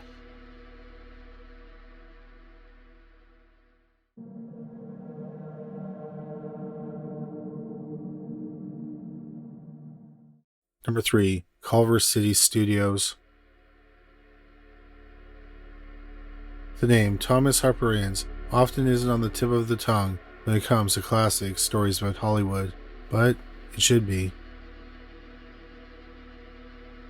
Ince was a silent film actor turned film director in Tinseltown's earliest days and is often credited as the father of the Western. He also spent $500,000 out of his own pocket to help found and build Culver City Studios in 1918. The studio's 29 acres have played backdrop to countless films and TV classics in the centuries since. Movies like Citizen Kane, Raging Bull, and I Am Legend have all filmed there, as have such television series as Star Trek, Pee-wee's Playhouse, and Cougar Town. The studio's beautiful administration building, known as the Mansion, also served as Terra Mansion in Gone with the Wind. So now that we have Thomas Inston's studio's credentials out of the way, here's why most people perhaps aren't familiar with him. He died young and suddenly. On November 19, 1924, Ince boarded a yacht owned by his friend, William Randolph Hearst. Hearst was a powerful publishing magnate and famously the inspiration for Citizen Kane. But something, somehow, happened during that 3-hour tour, and when the ship returned to dock later that night, Ince's lifeless body was carried down the gangplank and put into a waiting car. He died early the next morning, 3 days after his 44th birthday. There are plenty of true crime theories that delve into what may have befallen the director that night, with everything from indigestion to a bullet to the head being the culprit. But the end result was the same. Ince was no longer among the living. Or, at least, that's what people assumed. Though Ince was cremated at the Hollywood Forever Cemetery, back at his studio, there were reports that he was still hanging around. Over the years, workers have said they've seen a ghostly image of Ince wearing a bowler hat, walking across the catwalks high above the sound stages. One of the men was so convinced by the image, he actually called out to the man, warning him about being up there. The ghost turned to the worker, frowned, and continued on down the catwalk before disappearing into a wall.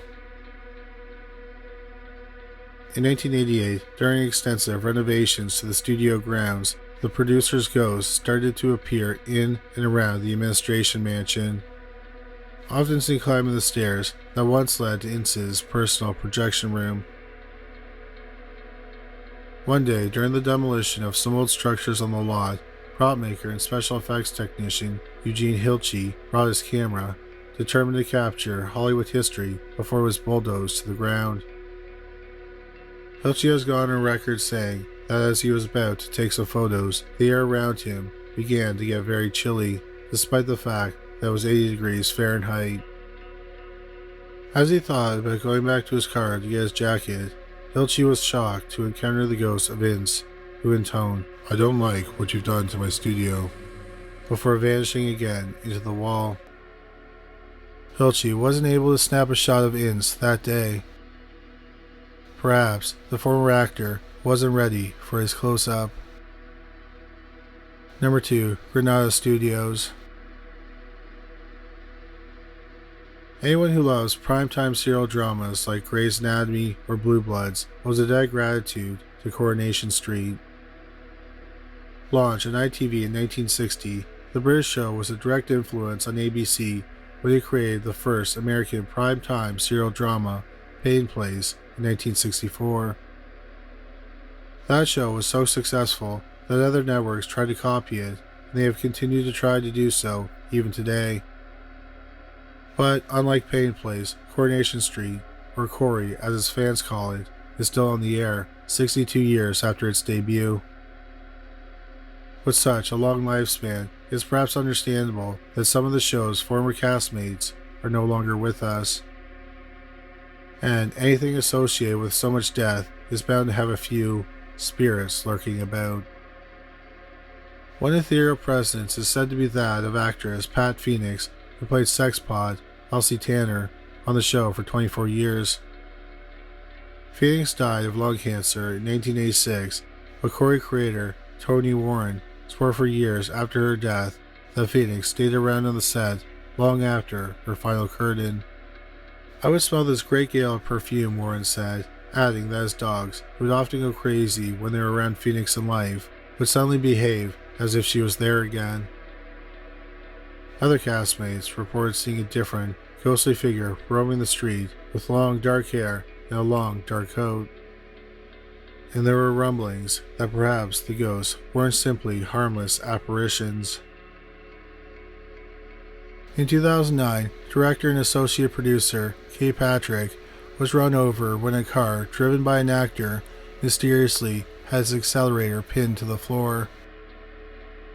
Perhaps the ghost was unhappy with Patrick's storyline that week. Luckily, she walked away with minor injuries. Still, not all of Coronation Street's ghosts have been associated directly with the show. During his first 53 years of production, Corey was filmed entirely at Granada Studios in Manchester, England. The production facility was purchased in the 50s by Granada TV from the city of Manchester for £82,000. A bargain, considering the site was the former resting place of more than 22,000 poor and indigent people who were buried there in paupers' graves. One studio tour guide reported to his bosses that he once saw a woman dressed all in white and wearing Victorian clothes as she accompanied a small child down to the set's famous cobblestone street. In 2013, the Granada Studios site was deemed unsuitable for the show's needs, and production was moved into a new facility called Media City, 2.5 miles away. Unwilling to demolish a historical site, however, ITV used the old set for a number of functions and events, even as the ghosts remained. In 2017, the studio hired a band to perform at a party, but then the musicians backed out after their warm-up sessions because they were spooked by a strange tingling sensation they got on stage. They were also worried about banging sounds coming from inside the walls and terrified after one of their pieces of equipment randomly exploded. The story was enough to scare two comedians into backing out of a presentation they had planned at the site of the old Rover's return. Ironic, since they were planning to tape a Halloween special at the time. According to the UK's Daily Mail, Granada spokesperson Christopher Wadsworth went as far to hire a Roman Catholic priest to perform an exorcism on the old soundstage to put everyone at ease. And it seemed to work. Now spiritually quiet, the studio sold the site to developers to turn it into a hotel. Yet, when the priest cast the ghosts and spirits from Granada Studios, some believe he sent them with the Corey Street cast and crew to their new location. Either that, or the show had to contend with a whole new set of spirits at Media City, which was built atop of Manchester's old Salford Quays shipyard, where countless dock workers lost their lives during its 88-year history. It sounds far-fetched, one crew member told the UK's Daily Mirror in 2015, but people were openly saying that the new site is haunted too. It seems Coronation Street's ghosts are as devoted to the show as its fans. Number 1. Stage 19. In the early 1990s, the sitcom Wings was one of the most popular shows in America. As part of NBC's legendary must-see TV lineup, it consistently landed good reviews for being smart and witty and decidedly grown-up show. In fact, unlike a lot of sitcoms at the time, the series didn't have a child actor in sight. No meddlesome neighbor kids, no cutesy cousins from out west, no rapidly aging babies who go from newborn to toddler in the span of a summer hiatus. No kids at all. So it was surprising when, while the show was being filmed, crew members who worked behind the scenes would often hear a child giggling. Usually at night, long after most folks had gone home. They would also hear the metallic patter of little feet coming from high above the soundstage and the catwalks where the lights and scenery were rigged. And there were some reports of people feeling a glancing tap on their lower back, even though there was no one there when they turned around. Then one day, while cutting together an episode's footage, an editor on Wings said he went white upon seeing a ghostly image of a little girl in the background of one of those scenes, even though no children had been cast in that week's episode. It seems that the set of Wings was haunted by poltergeists. The question was, to whom did the ghost belong? To understand that, paranormal researchers have pointed to the location of the Wings soundstage. They comprise the entire building on what's called Stage 19 of the Paramount Studios lot on Melrose Avenue in Hollywood. Ghost hunters immediately pointed to the fact that Paramount Studios shares a wall with the Hollywood Forever Cemetery. As the resting place for countless of Hollywood's famous and infamous faces, the cemetery has long been the subject of reputed hauntings since it opened in 1899. One legendary ghost is silent film idol Rudolph Valentino, who is said to wander through the cemetery wall and onto the Paramount lot, perhaps in search of one last great role. But the wall adjacent to the cemetery is near Soundstage 31, across the lot from Stage 19. There have been no reported sightings of child ghosts in that particular area of the studio. Also working against the cemetery wall theory is the fact that the Stage 19 poltergeist didn't start to appear until around 1989 during the production of the film Ghost, starring Patrick Swayze, Debbie Moore, and Whoopi Goldberg, which was also filmed on Stage 19. The cast and the crew of that film reported some otherworldly goings-on while producing the movie. In addition to childlike giggles coming from the stage's rafters, gaffers reported inexplicable power outages in which bulbs would blink out even though they were just turned on, plugged in, and had fresh bulbs. They too were at a loss to explain who was haunting the place or why. But the fact that the hauntings only began during its production lends credence to the fact that the playful Stage 19 ghost was more of a recent addition to the afterlife. Searching Hollywood history for a tragic, untimely death of a child during the late 1980s brings up the sad story of child actor Heather O'Rourke. Most paranormal enthusiasts know the famed Poltergeist Curse, a series of tragic events that followed the making of the 1982 Steven Spielberg-produced film Poltergeist. Heather O'Rourke shot to fame after starring in the film and its subsequent sequels, only to die tragically from septic shock and heart failure at the age of 12 in 1988. Could the ghost of Heather O'Rourke be haunting the players on Stage 19 at Paramount? Critics are quick to say no way. Not only was Poltergeist filmed at MGM Studios, not Paramount, but O'Rourke passed away in a hospital in San Diego, 120 miles from Los Angeles. And she is not buried in Hollywood Forever Cemetery, but Westwood Memorial Park across town. But those who believe it is O'Rourke's spirit playing around in Stage 19 point to one of her early roles, that of Heather Feister, a character who appeared in the 1983-1984 season of Happy Days. During that year, O'Rourke appeared in 12 episodes of the sitcom as the daughter of actress Linda Pearl. Heather kept the child alive in herself and consequently in those she worked with, Pearl told CNN in 1988. Friends have said that of the 24 or so roles O'Rourke landed before the age of 12, she was happiest during her half season on Happy Days, especially during the scenes with the Fonz himself, Henry Winkler. She was professional, she was beautiful, and she wanted so badly to be a good actress, Winkler said upon her death.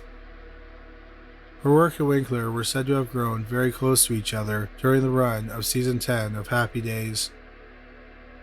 Winkler even attended her funeral when she died, 4 years after Happy Days ceased production on Stage 19.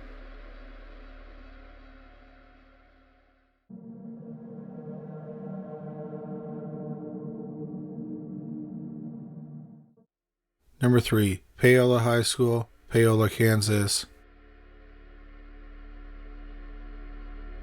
What would you do to get what you wanted?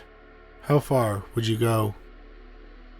Teenager Michael Sullivan was desperate to be included and to be liked at his new high school in Paola, Kansas, to the point he would do absolutely anything to get what he wanted, including murder. Or at least, that's how this legend goes. Michael entered high school with big dreams. Like many typical 1950s boys, he was eager to make the football team and date the cheerleader and become the big man on campus. But Michael wasn't big, not at all. He tipped the scales at a mere 115 pounds. And his diminutive 5'6" frame got him turned away by the football coach. Michael suffered in silence as the cheerleaders watched him head back to the locker room, helmet in hand, utterly dejected. But as he took one last look around Wallace Park, the football field he so desperately wanted to play on, he noticed the school's marching band practicing on the sidelines. The band would also have some time in the spotlight when it came to Friday night games across Miami County. Maybe, he thought, he could join the band and at least be a small part of the action. The problem was, Michael didn't play an instrument, at least not yet. After borrowing an old trumpet from the school's music teacher, the boy set about to teach himself how to play. If anything, Michael Sullivan didn't give up easily. But when his family begged him to find someplace else to blow his horn, Michael found himself waiting in the school until long after everyone had gone home so he could practice without bothering anyone. Then, when the night custodian begged him to find someplace else to blow, Michael wasn't sure what to do, or where to go. Until he found a set of stairs hidden behind a curtain backstage to the school's auditorium. These narrow, winding steps led to a disused storage room where broken instruments, out-of-fashion band uniforms, and old play costumes went to die. It was cramped and dusty, and it was perfect for Michael's off-key trumpet blasts, because with its remote location, Michael Sullivan could practice as loud as he wanted, and boy, did he practice. The next fall, as a sophomore, Michael felt he was ready to try out for the marching band. But the music teacher told him another boy, who was much better at the trumpet, had already earned that position. Undaunted, Michael begged the teacher to at least let him join the band as a backup. And the teacher agreed. Dressed in his band uniform during the first Friday game, Michael Sullivan proudly looked up at the crowd in the bleachers and beamed. He had accomplished what he set out to do. But as halftime came and went, Michael found himself sitting alone on the bench as he watched the other boy blow solo after solo. Michael never even took his trumpet out of his case. And that, he thought, had to change. A little while later, Michael and his rival were practicing on the football field after school as the music teacher watched on. When someone's instrument broke, the teacher asked Michael's rival to find a replacement part in the old storage room above the stage. Michael volunteered too. He knew that room pretty well, and he said he could help him find the piece. But as the two boys climbed the cramped staircase of the storage room, Michael sensed he had an opportunity to make his dreams come true. When he reached the top of the stairs with the other boy behind him, Michael, in a fit of rage and jealousy, tried to push the other boy down the long stairwell below. But his plan failed. The other boy somehow steadied himself, and Michael lost his balance in his attempted murder. He fell down the stairs himself, landing on the stage below with his neck broken and his short life behind him. Everybody in the town, including the other trumpet player, thought it was simply some kind of bizarre accident.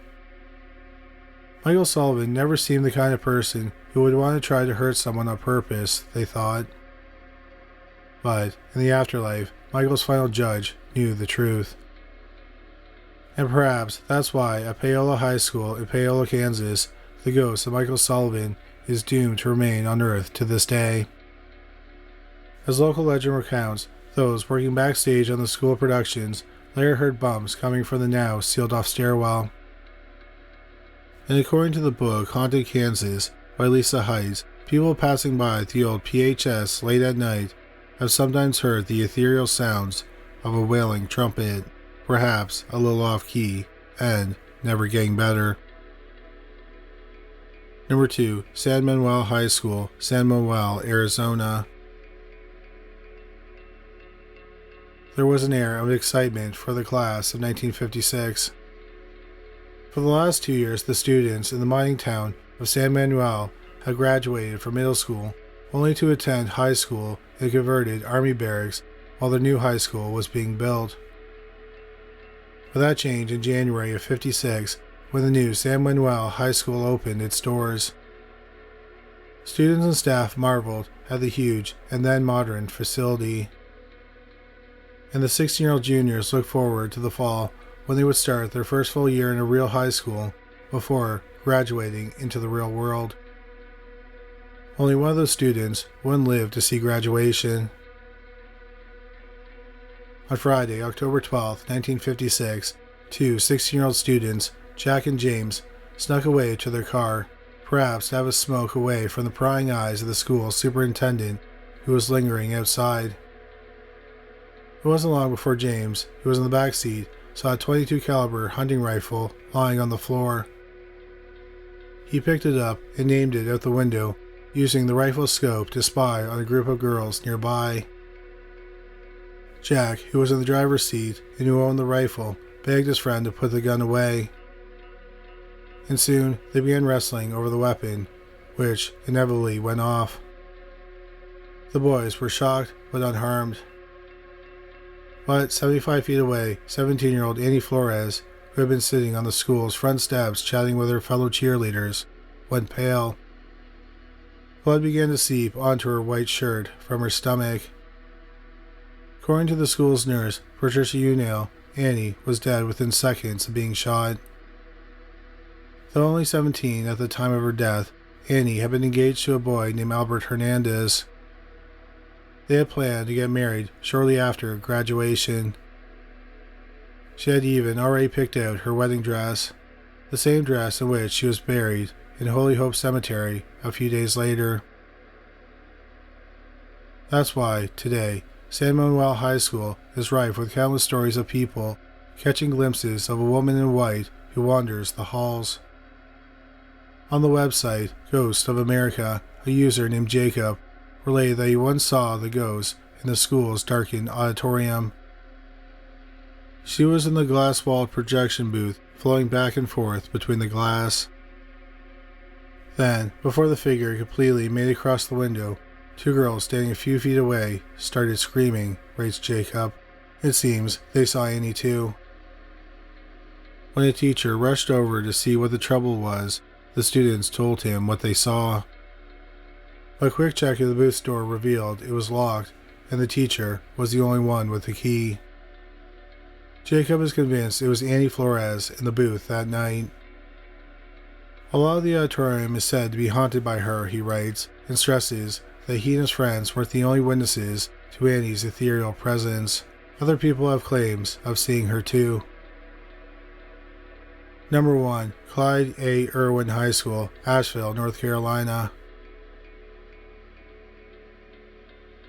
In the spring of 1883, Charlotte Nelson was sick. The cause of her illness has been lost to history, because Charlotte didn't really matter.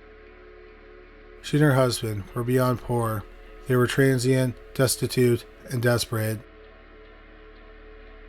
So when 26-year-old Charlotte eventually died on a sunny Thursday morning in early May, her husband had no choice but to turn her body over to the state for burial in a mass grave.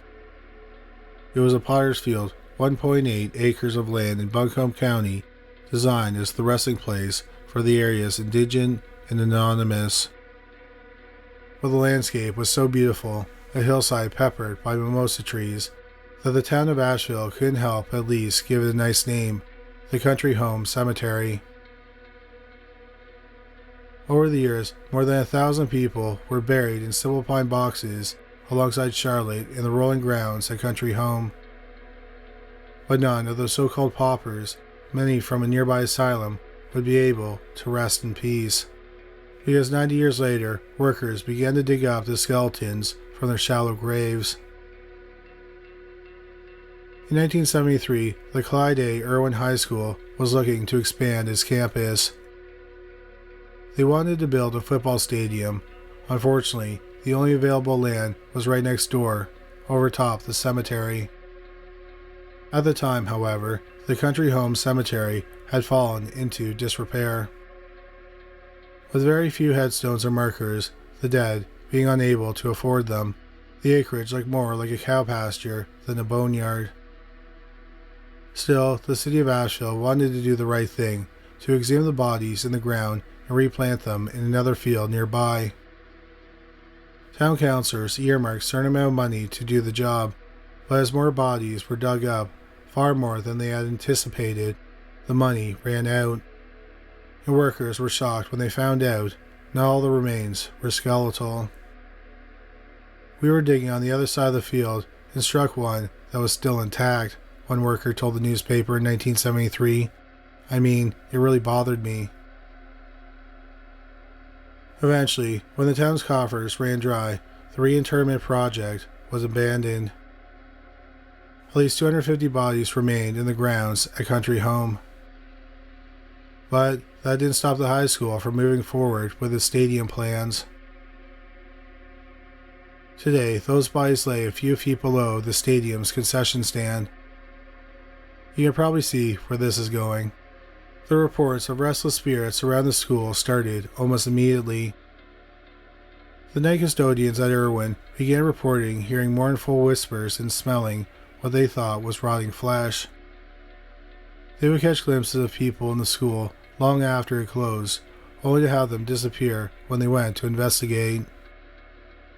In 1988, student Chad Nesbitt set about to film a fundraising video for the school.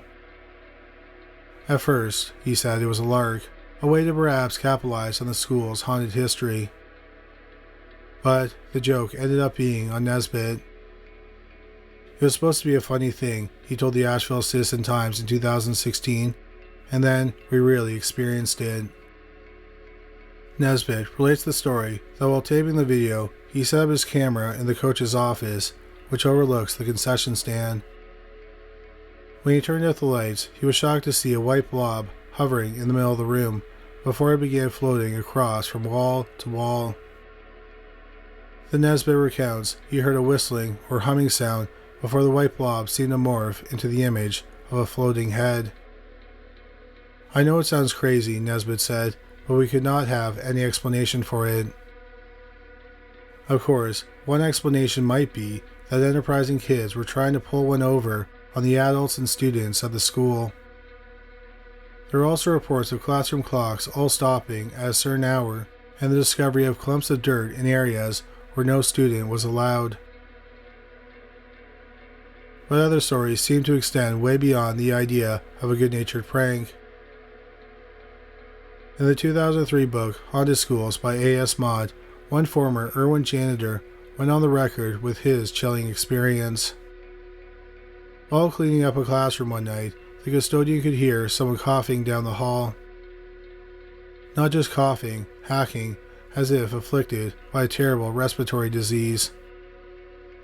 The kind of cough, he said, that someone with lung cancer might have. As he was going to the door of the class to check out the coughing, the door slammed shut and locked. Confused, as he tried to open the door, the janitor heard another person coughing behind him, and then the sound of a third person coughing. When the lights went out, the janitor turned cold. Taking out his lighter, he flicked a flame to reveal 3 hideous, rotting faces, frothing at their mouth with blood. Suddenly, the lights went back on and the door unlocked, and the faces were gone. I opened the door and ran like hell, he is quoted as saying. Today, the place where the exhumed Country Home Cemetery residents rest has also become overgrown and abandoned, and waiting, perhaps, for the march of progress to bring around the shovels again and disturb their eternal rest.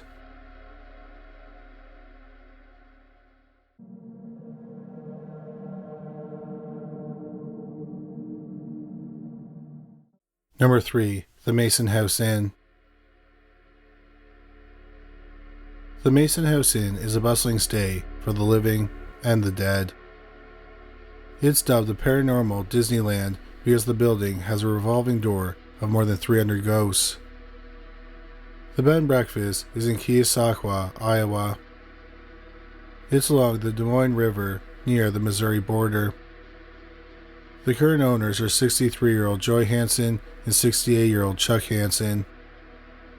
The Hansons consider the spirits that haunt their inn as part of their family and treat these spirits with dignity. This may be why their inn is such a popular spot for the dead.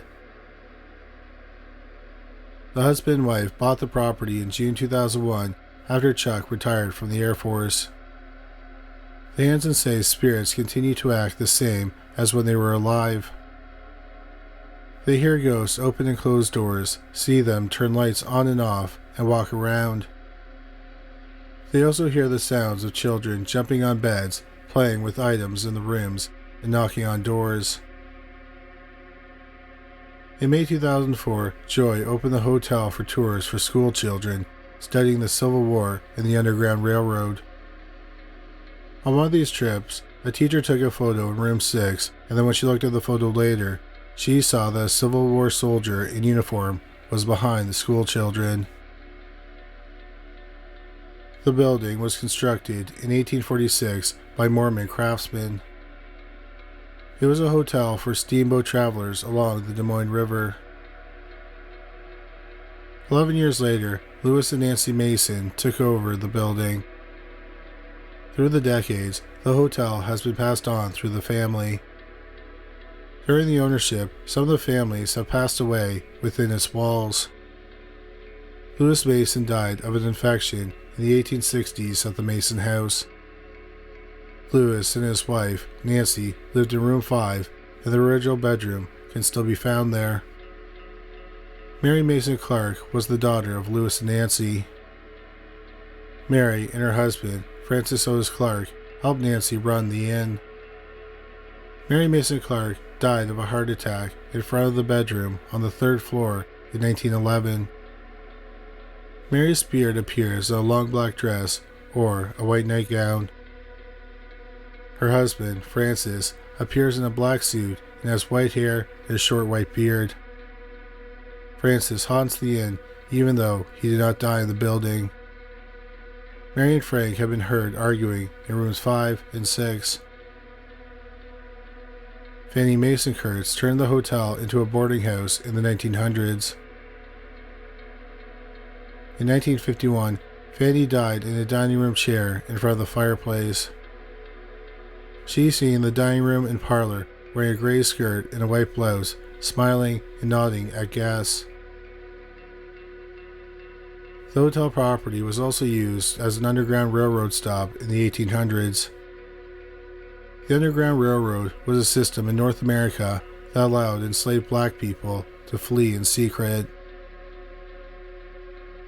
The hotel was also used as a holding hospital for injured soldiers during the Civil War.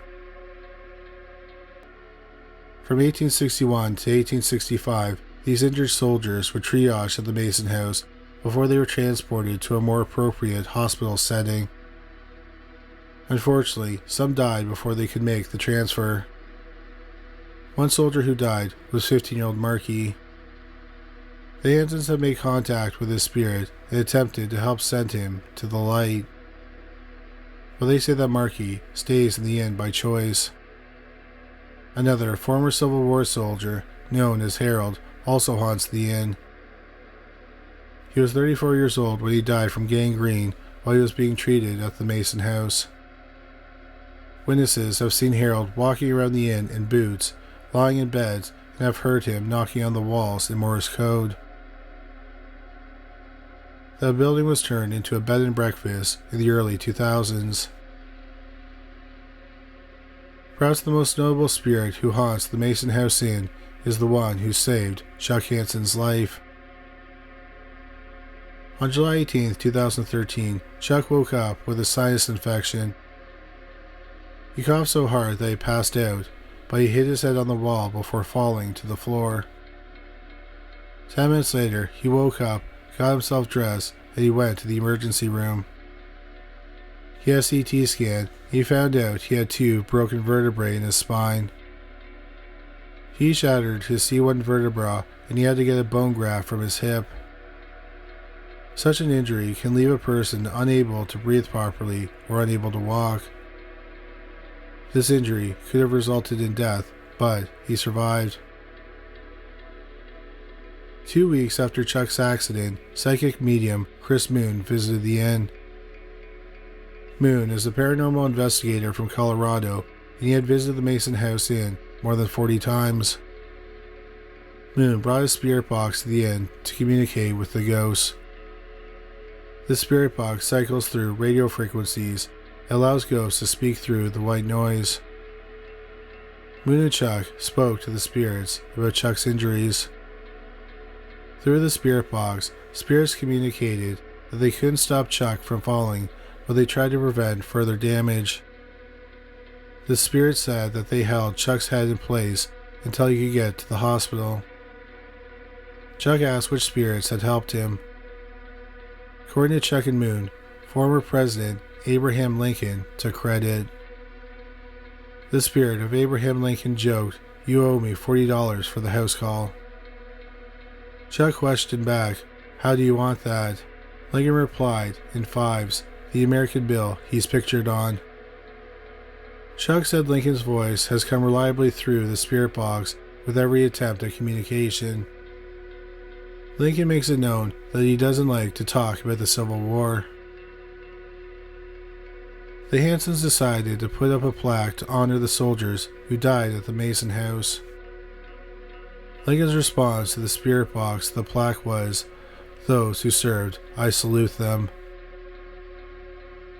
Chuck said that Lincoln's spirit has ended up at the Mason House because of Harold, the spirit of the former Civil War soldier.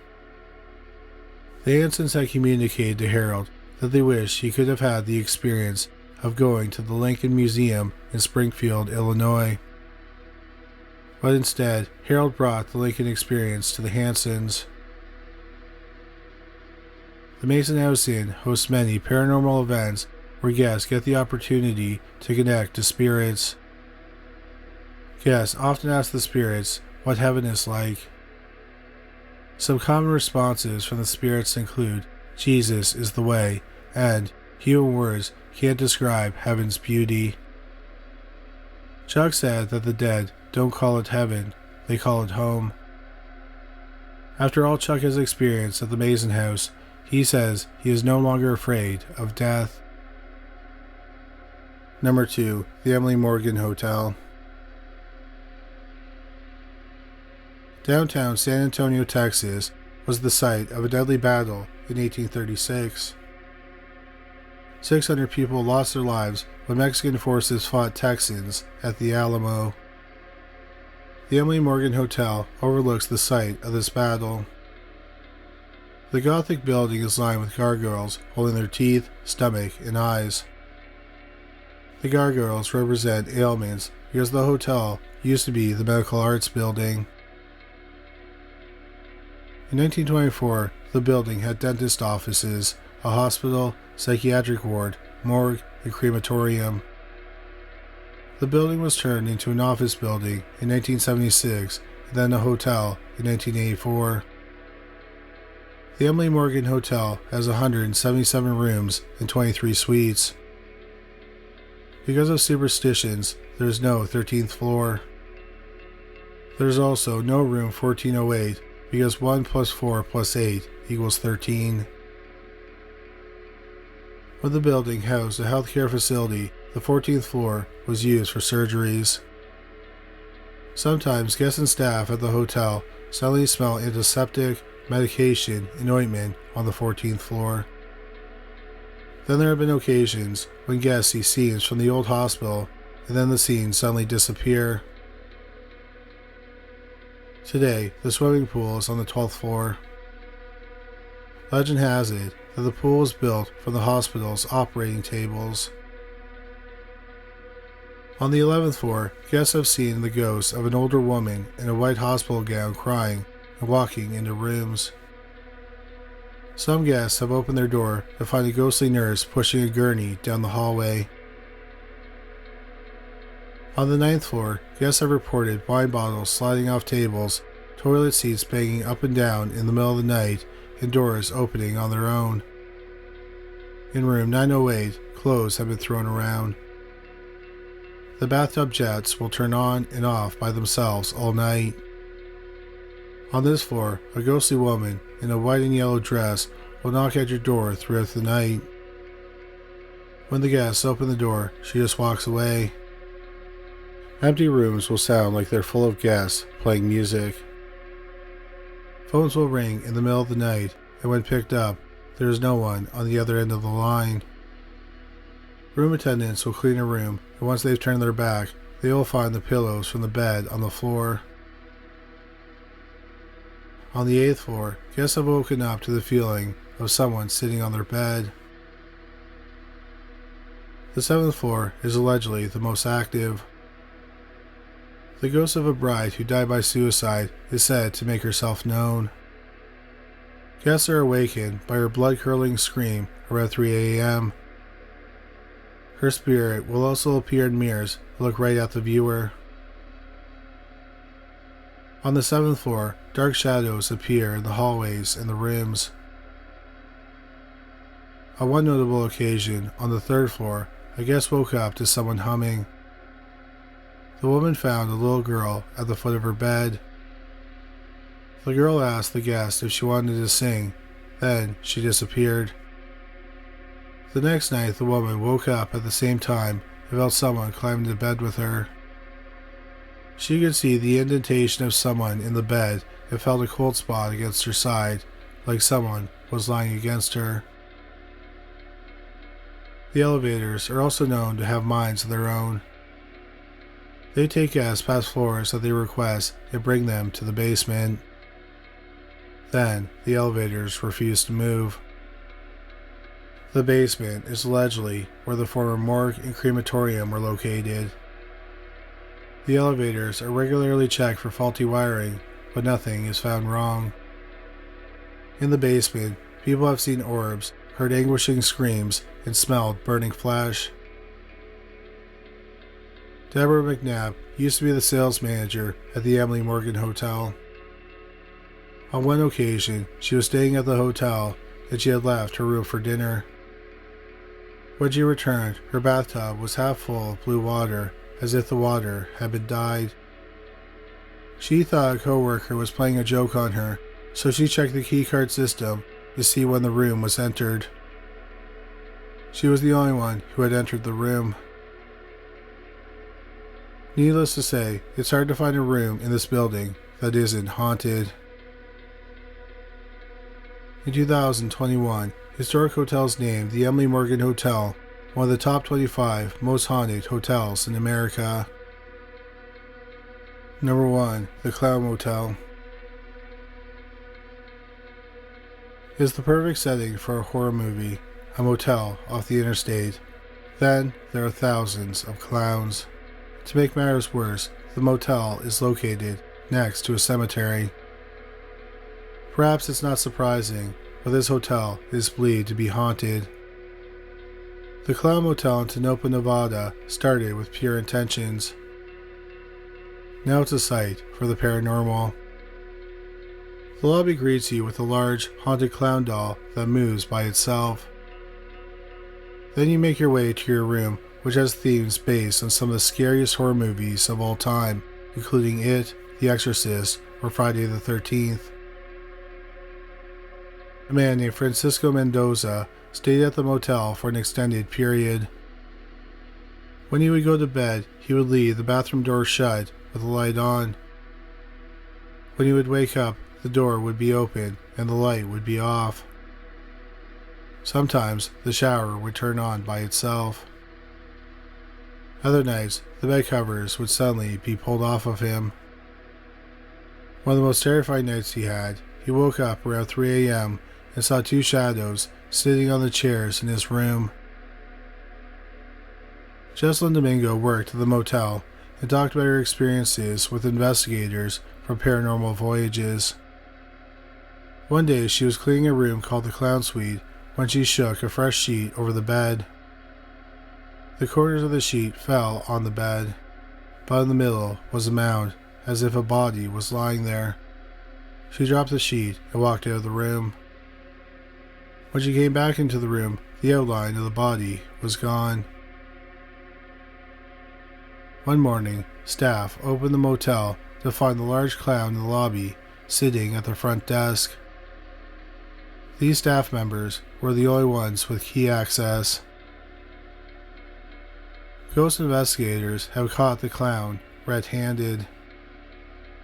It happened to Celia Ramos, one of the investigators with Paranormal Voyages.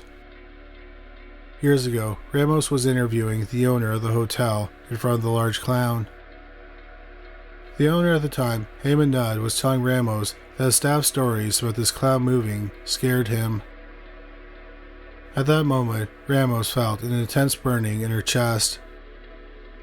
She stopped the interview and revealed redness on her chest. She felt nauseous and jittery, and she started having heart palpitations.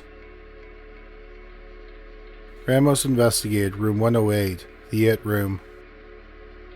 Paranormal Voyages cameraman Joe Miranda slept in the It-themed room before they conducted their investigation. He woke up 3 times throughout the night to find something hovering over him. The investigators used a spirit box to communicate with the spirit. Miranda asked, "Who was hovering over me?" A voice came through saying, "It was me." The crew asked the spirit, "Are you buried out there in the Tonopah Cemetery?" and added, "We're going to go out there and communicate with you out there here in a little bit." A woman's voice said, "Okay." Okay, you hear that? Yeah. Miranda said he had stopped at the gravesite of Hazel Fire earlier in the day. He asked if that was the spirit communicating with them. A voice said, "Help." That was loud. Yeah. Help. They asked, Do you want us to help you? again, they received a voice saying, Help me. Did you hear that? The investigation team went to the cemetery with the spirit box. As they entered, a voice said, Good luck to you. What was that? Good luck to you. They saw a shadow move in the graveyard. Then a voice came through saying, "That's Patrick." Ramos then felt something tug on her jacket. The crew had a sense that people were surrounding them. In the next moments, they captured a light fly by them. They ended their investigation of the cemetery and moved to the Clown Motel office, where the creepy large clown is known to move on its own. They did a spirit box session in front of the large clown. One of the investigators said, Can you move the hands now? The spirit box said, "When I'm ready." Ramos announced that she felt the back of her chair vibrate. A man's voice through the spirit box said, That's me. The investigators ended the spirit box session and turned on a light. They had a camera still rolling with a close-up of the clown's hands. The investigators were standing back talking when the clown's right hand moved on its own. They notice and say, "Whoa." Then, while they're watching the clown, its left hand also falls on its own. How does one react to that? Laugh, of course. It's just clowning around. The Clown Motel is in Tonopah, Nevada, about 200 miles northwest of Las Vegas. Siblings Leona and Leroy David founded the Clown Motel in 1985. They intentionally built their business next to the Tonopah Cemetery because that's where their father, Clarence Davis, was buried. In the early 1900s, Tonopah was a thriving mining town. Clarence David was a miner who died in a 1942 fire, and he was buried in the Tonopah Cemetery. Decades earlier, in 1911, 17 men died from another mine fire and were buried in the cemetery. The cemetery also holds the victims of a 1905 pneumonia outbreak. There are more than 300 graves in the cemetery. So, what's up with the clowns? Clarence David had a collection of 150 clowns. His kids opened the Clown Motel as a memorial to their father and to display his collection. In 1995, Bob and Deborah Perchetti bought the Clown Motel from the Davids. The collection grew to 600 clowns over the 22 years that they owned it. In 2015, the TV series Ghost Adventures did an investigation at the motel. Afterward, clown donations poured in from North America, Europe, Asia, Australia, and New Zealand. 79-year-old Bob Perchetti put out the motel for sale in 2017. Bob wrote in the contract that the new owners had to keep it as the Clown Motel. In 2019, brothers Ham and Nod and Vijay Mehar took over the business. Nod, who likes to call himself the CEO of the motel, has collected clowns since he was 14 years old and saw the circus in India. He loved that clowns brought laughter. But it also turns out that clowns bring terror. Anud was scared when he bought the motel. He was so afraid that he couldn't sleep in his room.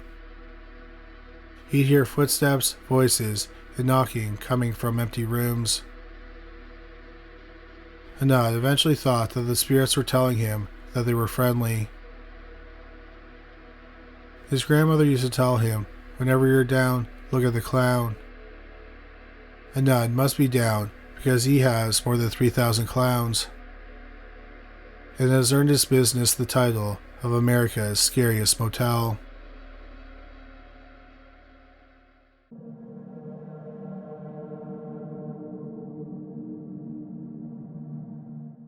Number 3. Evergreen Chapel and Morgue, Colorado Springs. The lost pal was a hail fellow, well met, as they used to say. As the superintendent of the city's main funeral chapel, Powell had occasion to get to know just about everyone in Colorado Springs, both in life and in death. According to newspaper reports of the time, June 1904, everyone liked and highly respected Mr. Powell. Well, almost everyone.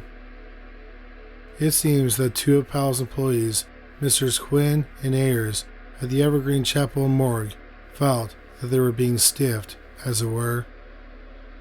Their boss, they complained to the mayor, had been telling the city he paid them $28 each, but their pay stubs only amounted to $22, which meant that Mr. Powell was pocketing the extra $6 a week.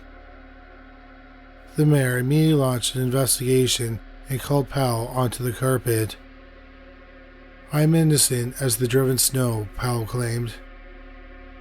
And though he nervously explained away the discrepancy, he was clearly shaken by the accusation. As he left City Hall, one bystander told the newspaper that Powell brushed off queries about an upcoming funeral. "I thought he was simply anxious to get back to work," the bystander said. Powell rode back to Evergreen Cemetery and stormed into his morgue office, a witness said. He slammed the door, and she could hear rummaging around inside. A few minutes later, Powell burst through the office door and staggered through the chapel's front doors, having just downed a half ball of strychnine. Normally used for poisoning gophers, it seems Powell hoped it would poison him as well. But it didn't. As he choked a clod at his throat on the steps of the chapel, it appears he knew that the strychnine wouldn't get the job done. So he shot himself behind his ear with a revolver, not even bothering to remove his wide-brimmed hat. A few employees rushed outside and loaded Powell into a horse-drawn hearse to take him to the hospital. But after a failed surgery to save his life, he was taken back to the Evergreen Cemetery Chapel in that very same vehicle, and taken to the basement morgue for his own funeral preparation.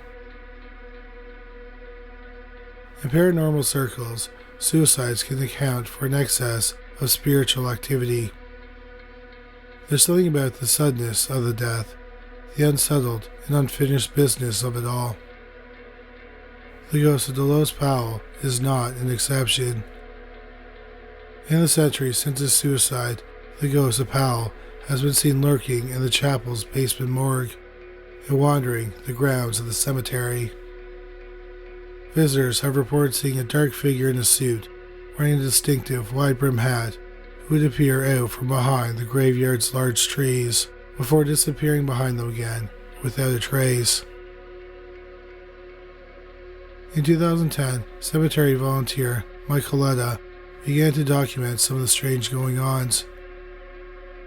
He recorded himself investigating the chapel's basement directly below Powell's office with a K2 meter, which measures the electromagnetic field under certain frequencies.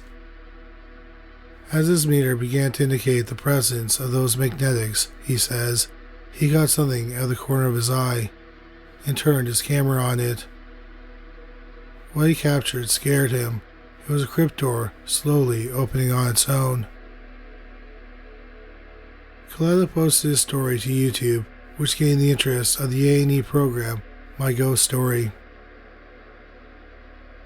Though numerous bodies have gone through the Evergreen Chapel over the years, author Stephanie Waters tends to believe the most prevalent spirit is that of the lost Powell.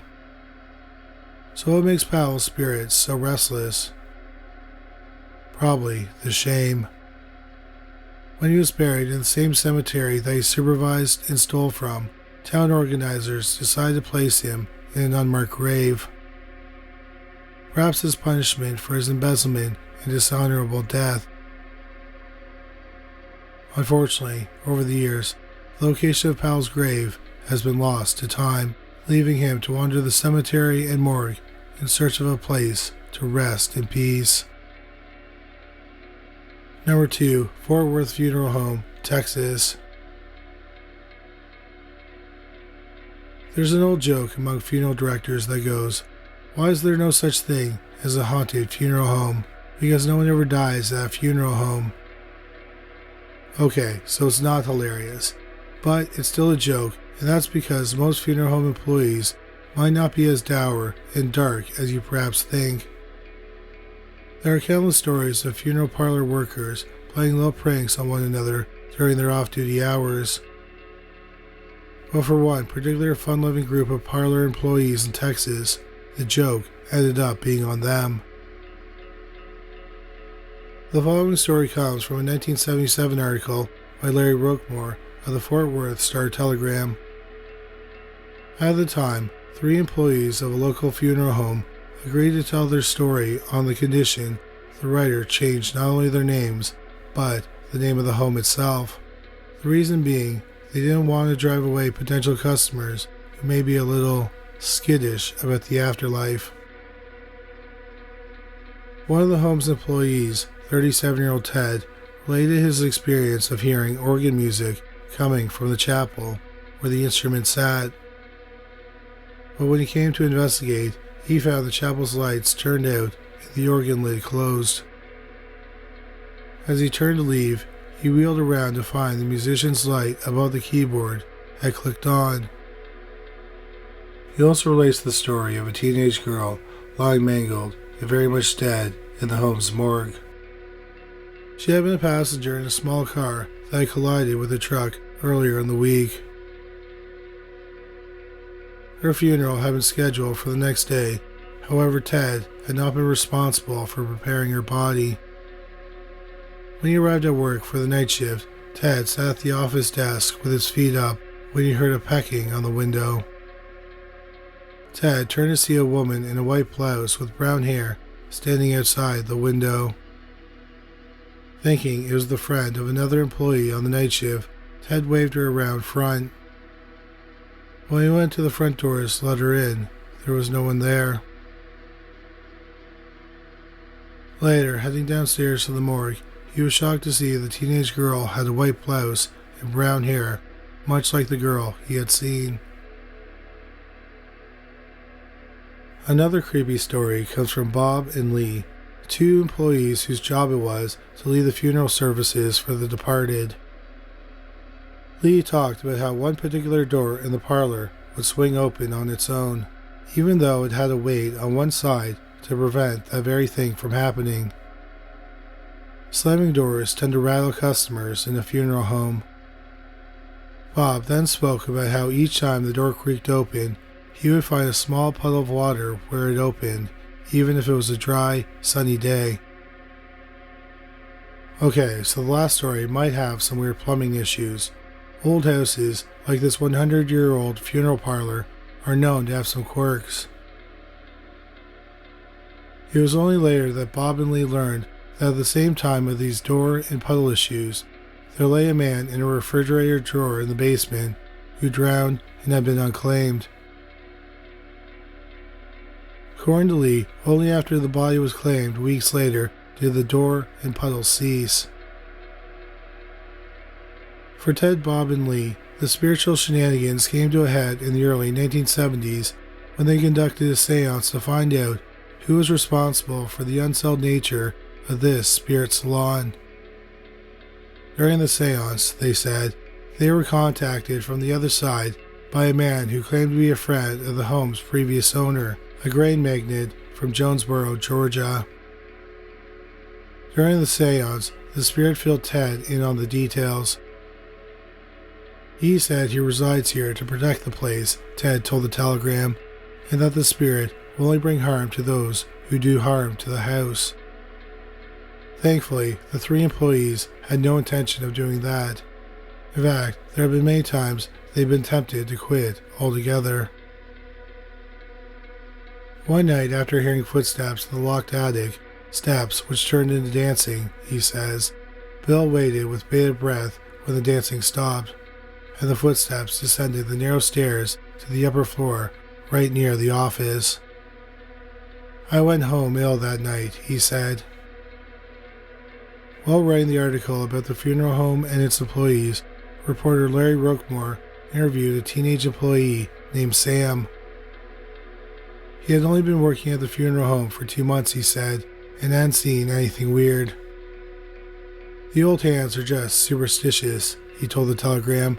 I'm not scared. But as the reporter left, Ted took him aside saying, be sure to interview Sam again after he's been here a few months. By then, he'd be a believer. Bet on it. Number 1. House of Whales, Cleveland. There's a 1979 song by Ian Hunter called Cleveland Rocks. And a line of the song goes, all this energy calling me back where it comes from. For researchers of the paranormal, that crude Cleveland energy maybe emanates from the House of Whales. It's a former funeral home that is said not only to be haunted by its former owner, but perhaps it may be a dark energy portal to hell as well. The building that houses the House of Whales, a 41-room mansion on East 55th Street, was built in the late 19th century by architect Frederick Steinbringer. It's so that Steinbringer chose his classical style so the rooms could generate energy and push it to the center of the house, perfect for the auditorium he built in the upstairs middle of the mansion. After its construction, it served as a German singing and social hall, a Hebrew school, a temporary hospital, and even a speakeasy during Prohibition. Then, in 1941, it was purchased by prominent Cleveland funeral director J. Walter Wills. Wills, the son of a former slave, was a well-respected African-American Ohioan. By the time he purchased the East 55th Street mansion, he was one of the richest men in Cleveland, black or white. Thanks to the mansion's monster size, Wills sectioned off parts of the house for non-funeral endeavors, converting the upstairs to an auditorium, meeting hall, and radio studio. Over the next 30 years, the reputation of the House of Wills grew as, quote, Ohio's most celebrated undertaking establishment, unquote. J. Walter Wills was such a noble Cleveland citizen that everything he did seemed to make the news. In 1956, he helped deliver a baby in his office when the mother went into labor while passing by outside. In 1963, the Wills received death threats during the Cleveland race riots that followed the assassination of civil rights leader Medgar Evers. Even his birthday made the news. In a 1953 issue of Jet magazine, it was reported that his son had gifted him an ornate clock that featured a miniature ballerina that would dance on the hour, accompanied by a tinny, haunting music box melody. When asked what had made him so successful, Wills pointed to his desire to make the House of Wills the best. He spared no expense, putting any money he earned back into the business. In redecorating his funeral home, he went for Graceland-style themed rooms. The dead could be sent off in an Egyptian-style viewing room, complete with ornate Sphinx sculptures, or in a lavish Grecian slumber room with beautiful mosaic tiles and faux marble columns. Wills also dropped coin on a fleet of 14 brand new 12-cylinder Cadillac hearses, which he proudly lined up out front. He took great pride not only in the House of Wills, but in his personal image as well. Friends fondly remembered Wills in his later years dressed impeccably in a light gray suit as he drove around town in an immaculate white Cadillac. J. Walter Wills died on April 23, 1971, at the age of 94, in his bed in the upstairs residence of the funeral home. At the time of his going-away party, hundreds of mourners came to see him off. But after he died, the House of Wills, which Wills passed on to his adopted son, struggled to maintain its former glory. Perhaps things didn't get off to a great start when, in 1974, the house took on funeral services for Donald DeFreeze. He was an infamous 60s radical and famously one of Patty Hearst's kidnappers. Upon announcing DeFreeze's services, the company's employees received death threats. In the early 2000s, thanks in part to the reach of Big Funeral, the House of Wills fell in hard times, and the company responded by secretly defrauding customers of $35,000 via prepaid funeral costs. An investigation by the Ohio Board of Funeral Directors soon followed, and the House of Wills had its funeral license pulled, prompting the family to quickly shutter the business in 2005. This closing was so sudden, in fact, that they simply locked the front door and walked away, leaving dozens of artifacts from its former life. Soon the looters, vandals, and urban explorers came to marvel at the Egyptian art and empty coffins left behind. And sooner still, those trespassers began to report some otherworldly experiences in exploring the House of Wills. One popular story went that visitors could hear footsteps and whispers as a dark energy began to surround them. Others would catch glimpses of a well-dressed man in a light gray suit who seemed to roam from room to room, accompanied by the haunting strains of a music box. Could this be the ghost of J. Walter Wills, who died upstairs?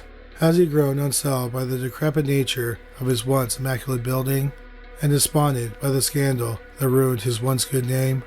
But as for that dark energy and the architecture designed to harness it, in 2010, a Los Angeles artist named Eric Freeman purchased the mansion with an eye towards renovating it to its former glory. "I don't believe in ghosts," Freeman told the Cleveland Plain Dealer in 2018. "I didn't before, and I still don't, but I have seen stuff here that can't be explained." But Freeman knows all about the dark energy in the place. He's a proud high priest of the Church of Satan. Perhaps another reason why J.W. Willis is so restless.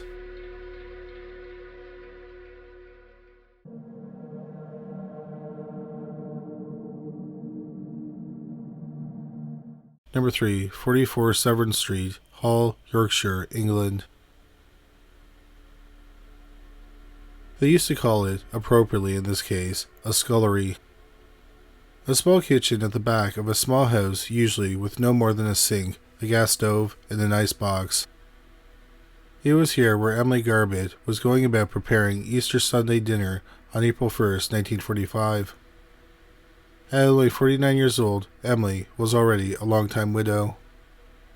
Her husband, having mysteriously vanished and been declared dead 16 years earlier, leaving her to raise her then 10-year-old daughter alone.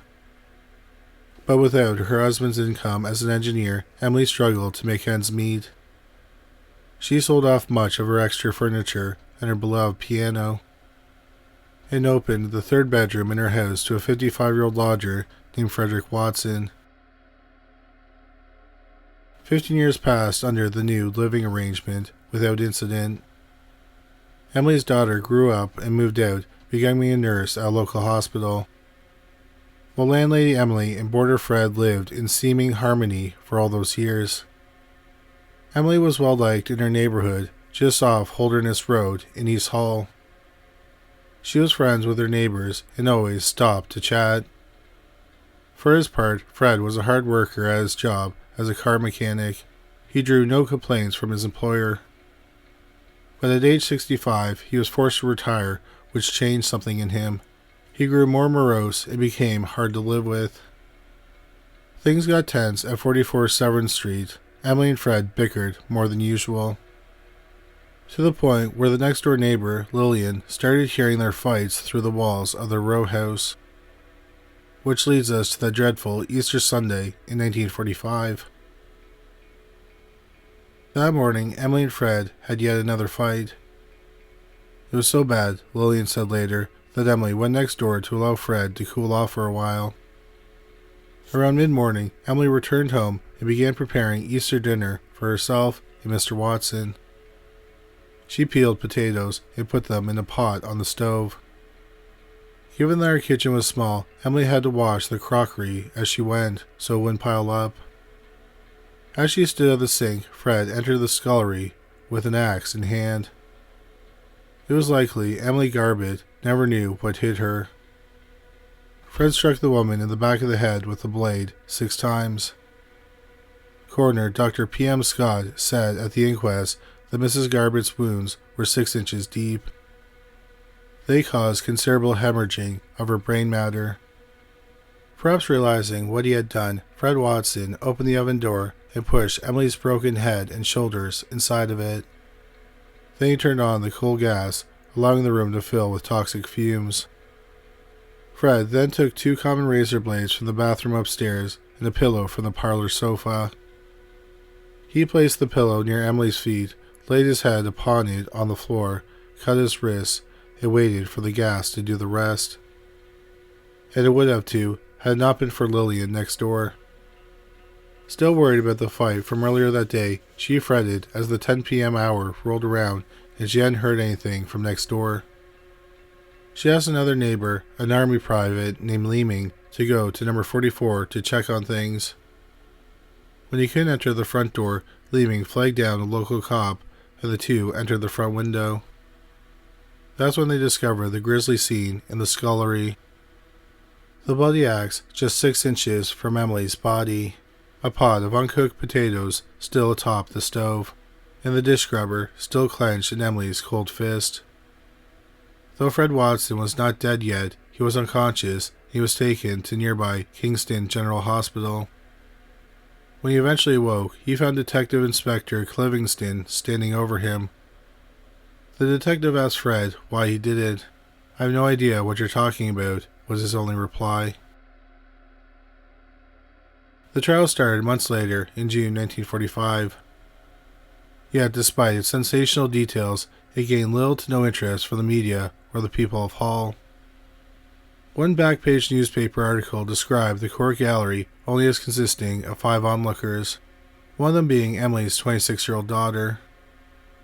For his part, Fred Watson, now nearing 70 years old, refused the judge's appointment of a solicitor for his defense. He probably saw the writing on the wall. But the judge insisted, under Watson's vehement protests, on giving him a lawyer anyways. It was a constitutional move that probably saved Fred Watson from the noose. While no motive for the crime could ever be established, one defense witness told the court Watson likely suffered from melancholia. It was then a medical term to denote what we now call as clinical depression. The diagnosis, the doctor said, often comes with unpredictable bouts of blind rage. The jury seemingly took pity on the man, finding him guilty, but insane.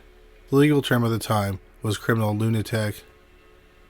and the judge sentenced Fred Watson to Willoughby Mental Hospital, telling the court, quote, "There is no doubt that as soon as the doctors consider it safe, he could expect to be released." As Emily Garbutt's daughter watched on from the sparse court gallery, she wept, having had no justice from the justice system.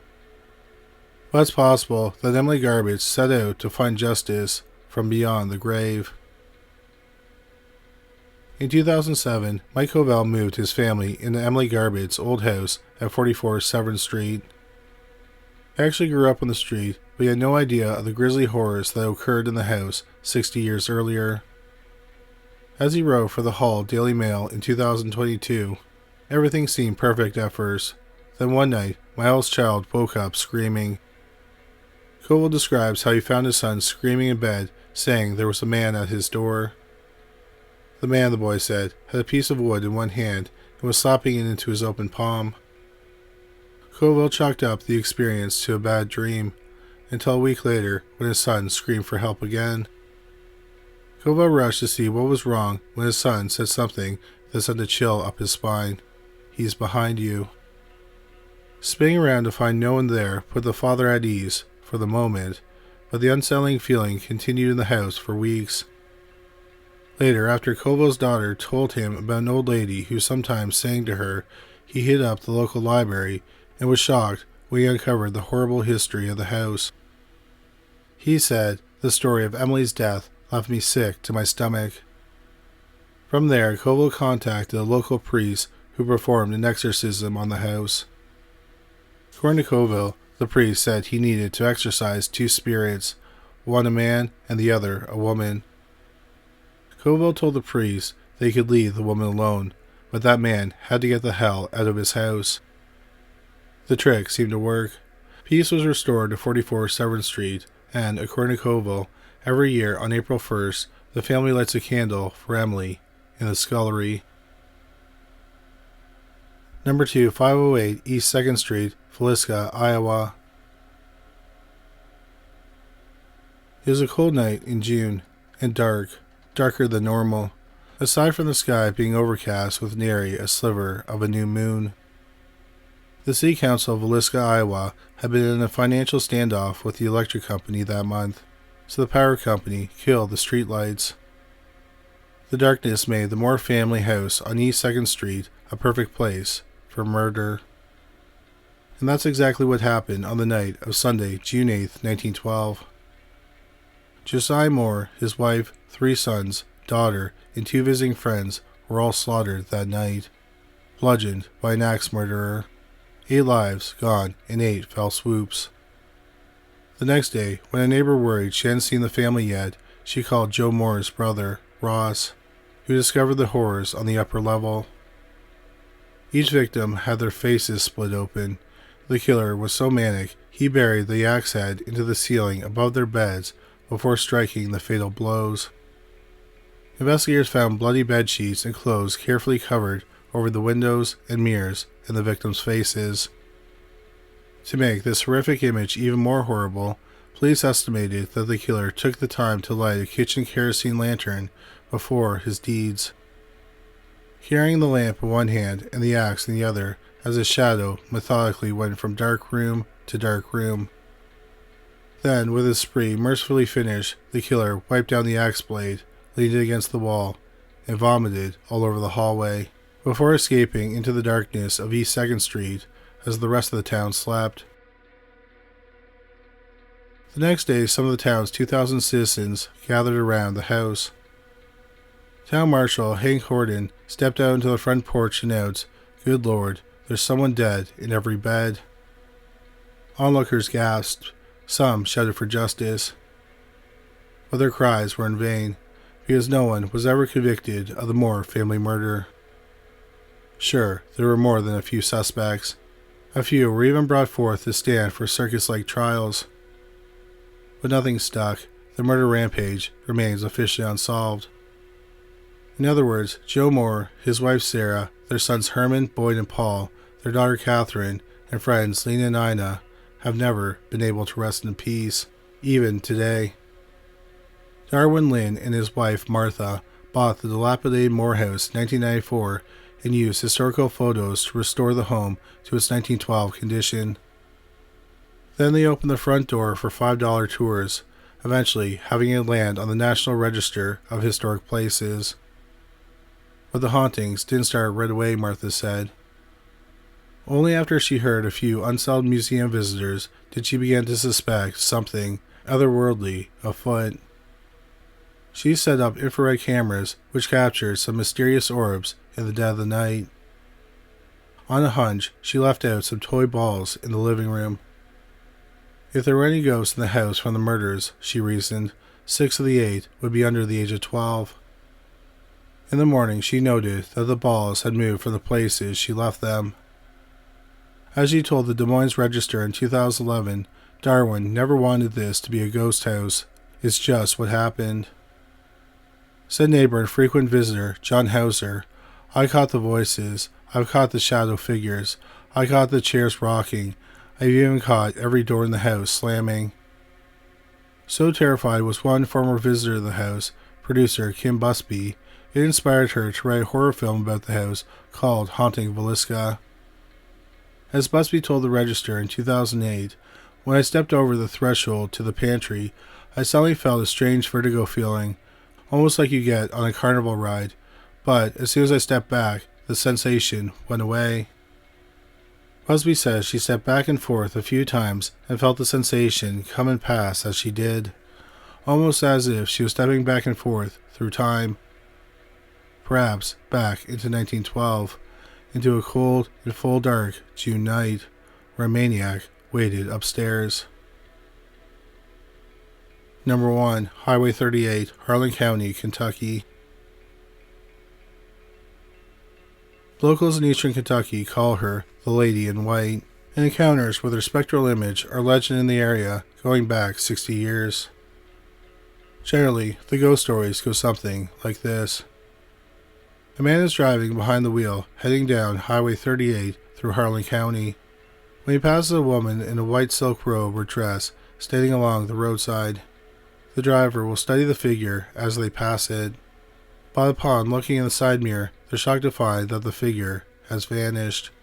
Confused, the man looks into his rearview mirror, only to see the mournful face of the Lady in White staring at him from the back seat. We say him in these stories because of the ghost sightings. Almost all of them have come from men. And when you hear the story of who the woman is, it's pretty easy to see why. Marguerite Craig didn't have much luck with men. She divorced her first husband, John Gilbert, whom she married in 1941. In May of 1946, she married her second husband, as her 4-year-old son, William, stood by her side. At the time of her second marriage, Marguerite was only 19 years old. Hoping perhaps that her marriage to 24-year-old Albert Colvin might be the one to stick, Marguerite gave it her all. She and her son moved into Colvin's 4-bedroom house in Verda, Kentucky, and made the house a home. It was wedded bliss, neighbors said, for about 6 weeks. Then, on Sunday evening, June 16th, Marguerite's next-door neighbor heard a tremendous fight at the Colvin house. But it was when she heard William call out, "You killed my mother," that the neighbor called Sheriff Cawood. Once Cawood safely escorted the little boy out and took him to the neighbor's house, did he go up to the master bedroom. But he wasn't prepared for the mess. Furniture was overturned, drawers were flung out with clothes strewn about the room. Marguerite was dressed in a white sheer negligee, lying face down on the floor. The right side of her face had been opened up by an axe, which lay near her feet. Moving closer, the sheriff was astounded to see blood bubbles gurgling from Marguerite's mouth. She was still alive. The sheriff lifted the bloody woman in his arms and took her to his police cruiser, racing down the highway to nearby Harlan Hospital, where Marguerite held on for about 6 hours before succumbing to her massive head wound. Marguerite's mother, Flora Craig, traveled with her 4 sons to claim her daughter's body and to collect her grandson, bringing them back to Tennessee. And Sheriff Cawood set about trying to find Albert Colvin. For 4 days, authorities combed the county for the coal mine attendant. until the man finally turned himself in to a city patrolman in Harlan. He, of course, was charged with murder, with a trial slated for October. Marguerite's family didn't expect much of a to-do, however. They knew Albert was guilty of sin. Marguerite's son had pretty much pointed at his new dad and said he did it. But Albert must have had one hell of a lawyer, because he managed to get his first-degree murder charge pled down to voluntary manslaughter. He was sentenced to just 15 years in prison, which meant he would walk away free at age 39. While there may not have been justice for Marguerite's family, there was salvation. William Gilbert was eventually taken in by his birth father and raised with John Gilbert's children from a later marriage. William passed away of cancer in 1997 at age 54, leaving behind 5 children and 5 grandchildren. Had the Colvin house in Verda not been bulldozed shortly after the whole murderous affair, it's likely Marguerite would have stuck around the place, bent on payback for her unjust demise. Instead, she was forced to wander the Harlan Highway looking for men, hoping to get a little revenge.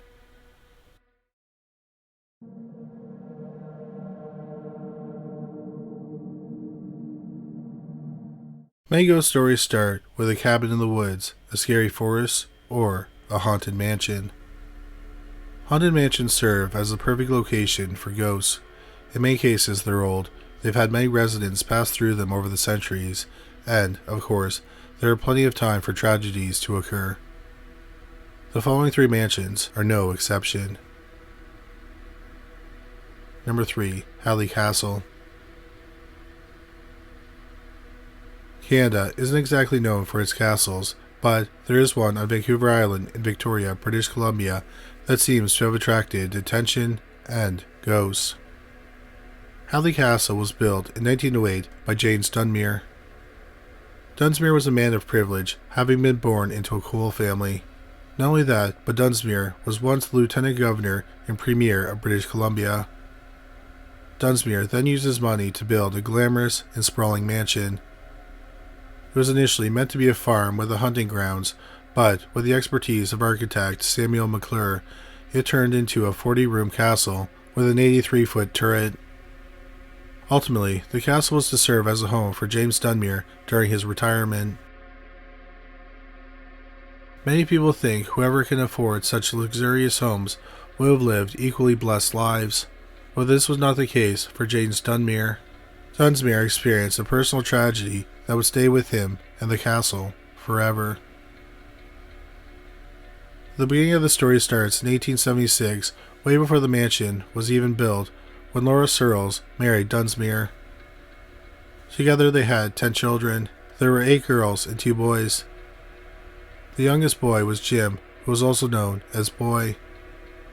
When World War I broke out in 1914, Jim wanted to participate and decided to join the war effort. 21-year-old Jim was on a ship to Europe in 1915, the RMS Lusitania, which was torpedoed by a German U-boat.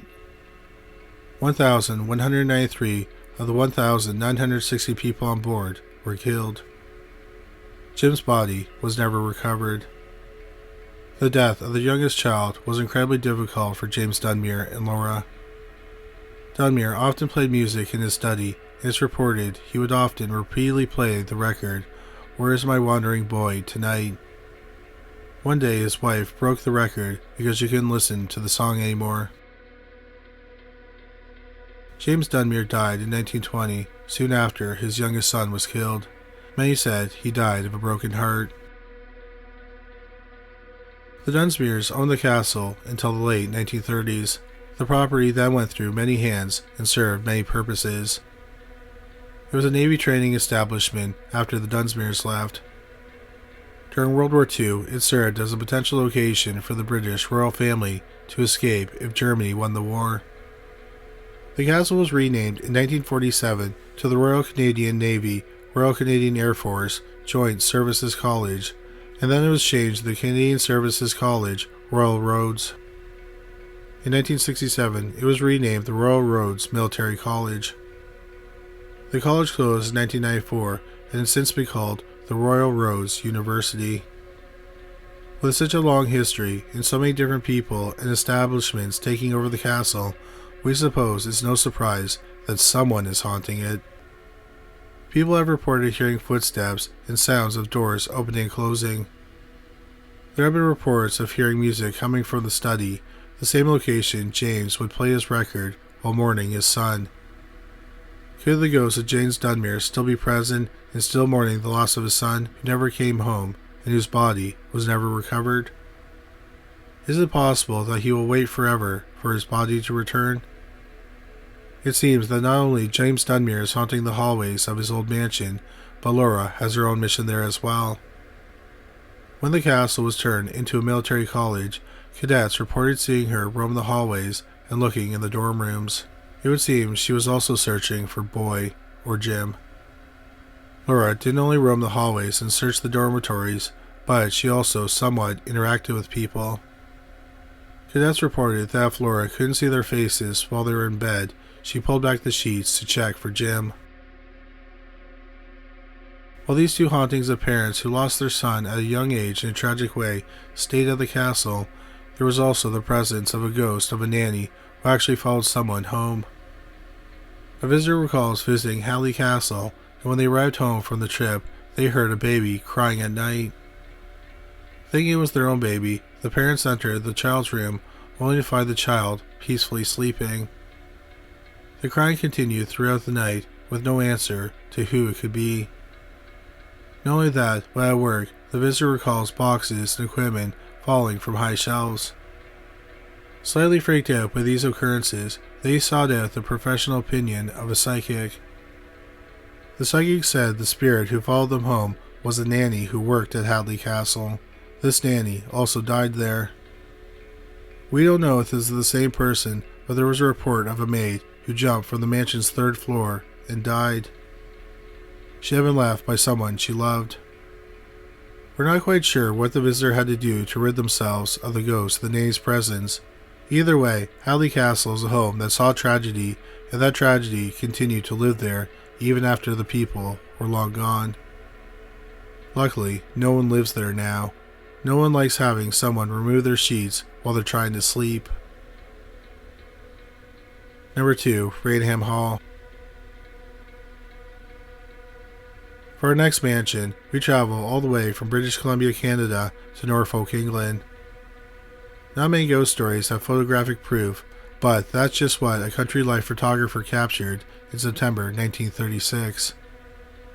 The ghost whose image was captured by the photographer was that of Lady Dorothy Walpole, or the Brown Lady of Raynham as she is known. She lived there in the 18th century, and like many ghosts, she has a tragic backstory with unfinished business that caused her to continue to roam the hallways of her home even after her death. Raynham Hall was built in the 1600s. It was known for having intricate architecture and extensive art collection. Paladin architect William Kent later expanded the house. During this period, the mansion's owner was Charles, the 2nd Viscount Townshend.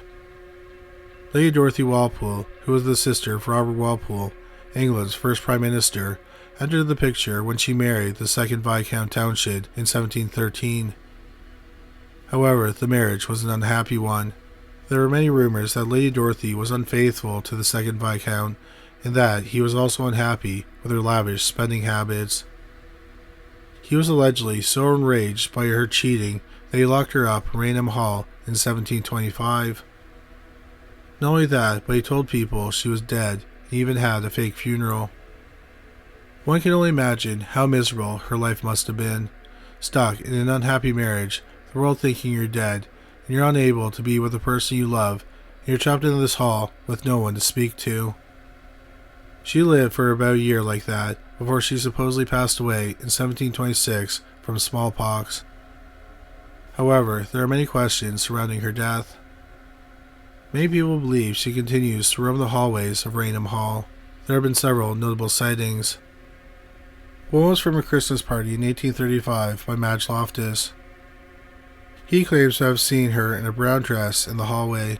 The sight was confirmed by another person who said he saw a ghost turn around and face them. When she turned, she didn't have eyes. Instead, there were hollowed out circles where her eyes should have been. In 1836, a friend of the famous author Charles Dickens, Captain Frederick Marriott, visited Raynham Hall. He went specifically to refute the claims that Lady Dorothy haunted Raynham Hall. However, instead of being able to confirm his theory that ghosts don't exist, he encountered the ghost. Not only that, but he also tried to shoot her. The bullet went right through her, since she was a ghost. Another famous sighting was from Gladys Southard's son, someone we'll discuss momentarily, in 1926. He claims to have seen her in the hallway, not realizing exactly who she was. He then saw a portrait of her and realized the ghost in the hallway was the same woman in the portrait, Lady Dorothy. In 1899, John Townsend, 6 Marquise Townshend, inherited Raynham Hall. The property, while still impressive, had fallen on hard times. While John Marquise Townshend was lucky enough to inherit the estate, he was unlucky to find out that the estate was bankrupt. He had a few courses of action to take, namely sell the extensive and impressive art collection and marry a rich woman. The lucky pile of money, we mean woman, was Gladys Southard. As we previously mentioned, her son saw Lady Dorothy's ghost. Townsend and Southards married in 1905, but unfortunately, the marriage didn't last long, as the 6th Marquise died in 1921. This left Southards to bring Raynham Hall back to its past glory. She did this by writing a book called True Ghost Stories, which was published in 1936. She used the stories of the sightings of Lady Dorothy as the first of 23 stories in the collection. The book brought attention to the mansion, its architecture, and its history, while using the ghost stories as a form of marketing element to generate interest. And it went well, as interest in the mansion surged following the publication. But we don't know if that's what Lady Dorothy would have wanted. We think she honestly just wants to leave. Number 1. Lemp House. The last house on our list is a reminder that while everything may look perfect on the outside, that's not always the case for what's occurring on the inside. The story of Lemp House begins in Schweg, Germany. Johann Am Lemp left Germany for the United States in the 1830s. He arrived in St. Louis, Missouri, the new city he would call home. Upon arrival, Johann Adam opened a grocery store where he sold his homemade beer. People really liked his beer, and it became so popular that he built a brewery in 1840. The brewery experienced its own popularity, and Lemp's Western Brewery Company became a successful and profitable business. Now is a good time to note that Prohibition doesn't become law until 1919. We promise this will become important later. Johann Am Lemp passed away on August 25, 1862. His son, William, inherited the brewery. In 1864, he expanded the brewery. It became the size of 5 city blocks. Soon after, William purchased the house at 3322 South 13th Street. It was a huge Victorian-style mansion with 33 rooms. It was complete with a basement and an attic. William and his wife, Julia, moved in. They and their 6 children lived in the mansion. The mansion was close to the brewery, so it not only served as a home, but also had an office space for William. The mansion was so close to the brewery that a tunnel was built connecting the brewery to the basement of the mansion. There was also a cave that was originally used for refrigeration purposes for the brewery. However, after technological advances in refrigeration, the cave was renovated to make an auditorium, a swimming pool, and a bowling alley, among other luxuries. Clearly, William was enjoying a high level of success. With Prohibition still decades away, the Lemp family was able to live a perfect and lavish lifestyle. That is, until 1901. Tragically, Frederick Lemp, William's son, and favorite at that, died at age 28. He had heart problems. William took the death of his son very hard. Not only was Frederick his favorite, but he also hoped that Frederick would eventually take over the business. It soon became clear to everyone that William had difficulty reconciling that his son was dead, and he began to retreat from public life. To compound William's suffering, his friend, Frederick Pabst, passed away on January 1st, 1904. This seemed to be too much for William to bear, and on February 13th, 1904, William died by suicide, shooting himself in the head. We're sad to say that this family's tragedies would not end there. William Lemp Jr., who was also referred to as Billy, and whom we'll continue to refer to as Billy so as not to confuse him with William Lemp Sr., took over the business. Billy married his wife, Lillian, in 1899. Together, they had one child, William J. Lemp III. We couldn't find a nickname for him, so we'll just go with William J. William J. was born on September 26, 1900. To say that Billy and Lillian enjoyed the fruits of Billy's father and grandfather's labors is an understatement. They spent money lavishly, and they were involved in the St. Louis social scene. Lillian became known as the Lavender Lady as she loved the color and wore it often. However, much like the theme of this family, all that seemed perfect to the public was not perfect in private. Billy and Lillian's marriage was suffering. Initially, Billy saw Lillian as a trophy wife, but over time, he began to participate in activities that excluded her at best and were unfaithful to her at worst. He began to have parties in the caves, complete with alcohol and sex workers. To keep Lillian busy, he gave her $1,000 a day to spend and told her she was required to spend it completely. In 2023, that would have been over $30,000 a day. In hindsight, this wasn't a great financial decision, because after all, Prohibition was coming. Billy and Lillian ended up divorcing in 1908. While Billy's illicit activities were to blame, it seemed that the final straw was when Billy had a son with another woman. The divorce trial was a scandal and of interest to many in the community. Now, there is no record of the boy's existence, and living relatives say that there's no truth to the speculation that a child was ever born. However, the rumor was that this young boy existed and had Down syndrome and was horrifyingly left to live in the attic his entire life. To make matters worse, if that's even possible, he was referred to in the research as having the nickname Monkey Face Boy. Billy's luck didn't get much better after his divorce. In 1906, the business began to suffer when 9 breweries came together to form the Independent Breweries Company. And his mother passed away from cancer. Billy, who didn't have the business acumen of his father and grandfather, decided this was the time to remodel the mansion. This was in 1911, 8 years before Prohibition. Even though he was paying attention to the mansion, adding some offices there for the brewery, he paid less attention to the equipment and technology at the brewery. He ended up building a country home and remarrying in 1915 to a woman named Allie Lindbergh. Yes, 4 years before Prohibition. Okay, and now it's time to discuss Prohibition. In 1919, Prohibition became law in the United States. That made the selling and production of alcohol illegal. That's not great news if you own a brewery.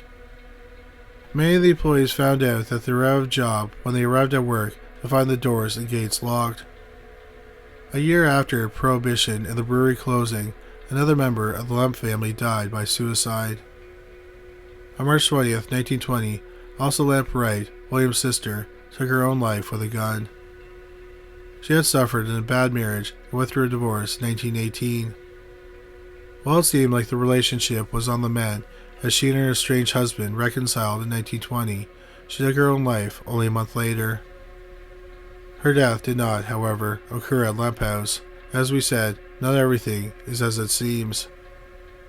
And sadly, not long after Elsa's death, another member of the Lemp family died by suicide. This time, it was Billy himself.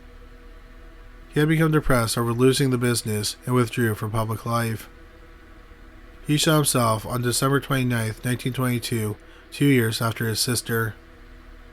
He took his life in the same building as his father did, inside Lemp House. William's son, William J. Lemp III, died at the age of 42. He died of a heart attack. The Lemp family seems to have been stalked by tragedy. Charles, one of the remaining siblings of the Lemp family, moved into the Lemp mansion in 1929. He moved in with a few people, and allegedly lived with Billy's illegitimate son. The illegitimate son, again, who has no records and therefore no name, allegedly passed away in his 30s. The only identifier of his life is a flat stone on his grave that simply says, Lamp. And we're sorry to say, but tragedy did not stop there. Charles, the sibling who took over the mansion, died by suicide and was found on May 10, 1949, on the second floor of the mansion. He had shot his dog before turning the gun on himself. Of William Sr.'s 6 children, 1 died tragically at 28, 3 took their own lives, and 2 died of natural causes. Those 2 are Louis Lamp in 1931 and Edwin Lamp in 1970. Before Edward's death, he requested that his family's paintings, documents, and artifacts be burned. So the Lamp family saw so much success from the humble beginnings of a German immigrant. With his success, they saw so many family members die before their time. It's no wonder the Lamp House is haunted. The mansion became a boarding house in 1949. This seems to be where the ghostly sightings began. People report knocking sounds and footsteps. While the mansion was poorly maintained, the owners also had difficulty finding anyone who wanted to board there when rumors of the hauntings became known. The mansion fell into disrepair until 1975, when Dick Pointer purchased and renovated the property and converted it into a restaurant and inn. But it appears the ghost didn't like the changes. Many workers quit because they heard sounds, saw ghosts, items went missing, and people felt as though they were being watched. Not only that, but the piano would play by itself, the glasses on the bar would go flying, the lights would turn on and off, and the dresser would open and close. Once a candle lit all on its own. Many believe that the ghost of Billy's illegitimate son haunts the attic. People looking up from the street report seeing a face looking out the window. Someone said they saw a ghost of a boy asking for someone to play. Also, people would leave toys in the attic, only to find them in different locations when they returned. And it would seem that the womanizer, Billy, also had unfinished business in the mansion. Women who used the restroom, which was previously Billy's personal area, said that they saw a man peek into the stalls. Those who stayed in William Lamp Sr.'s room reported hearing someone run up the stairs and kick the door. It seems that Billy ran up the stairs and tried to kick the door in after his father took his own life. On the outside, the Lamp House was a symbol of success, prosperity, and hard work. The perfect image of the family to the outside world was a facade that hid a tragic and heartbreaking family history. The ghosts who haunt Lamp House seem to continue to roam, perhaps in search of their own happy endings. Who knows if they will ever find them?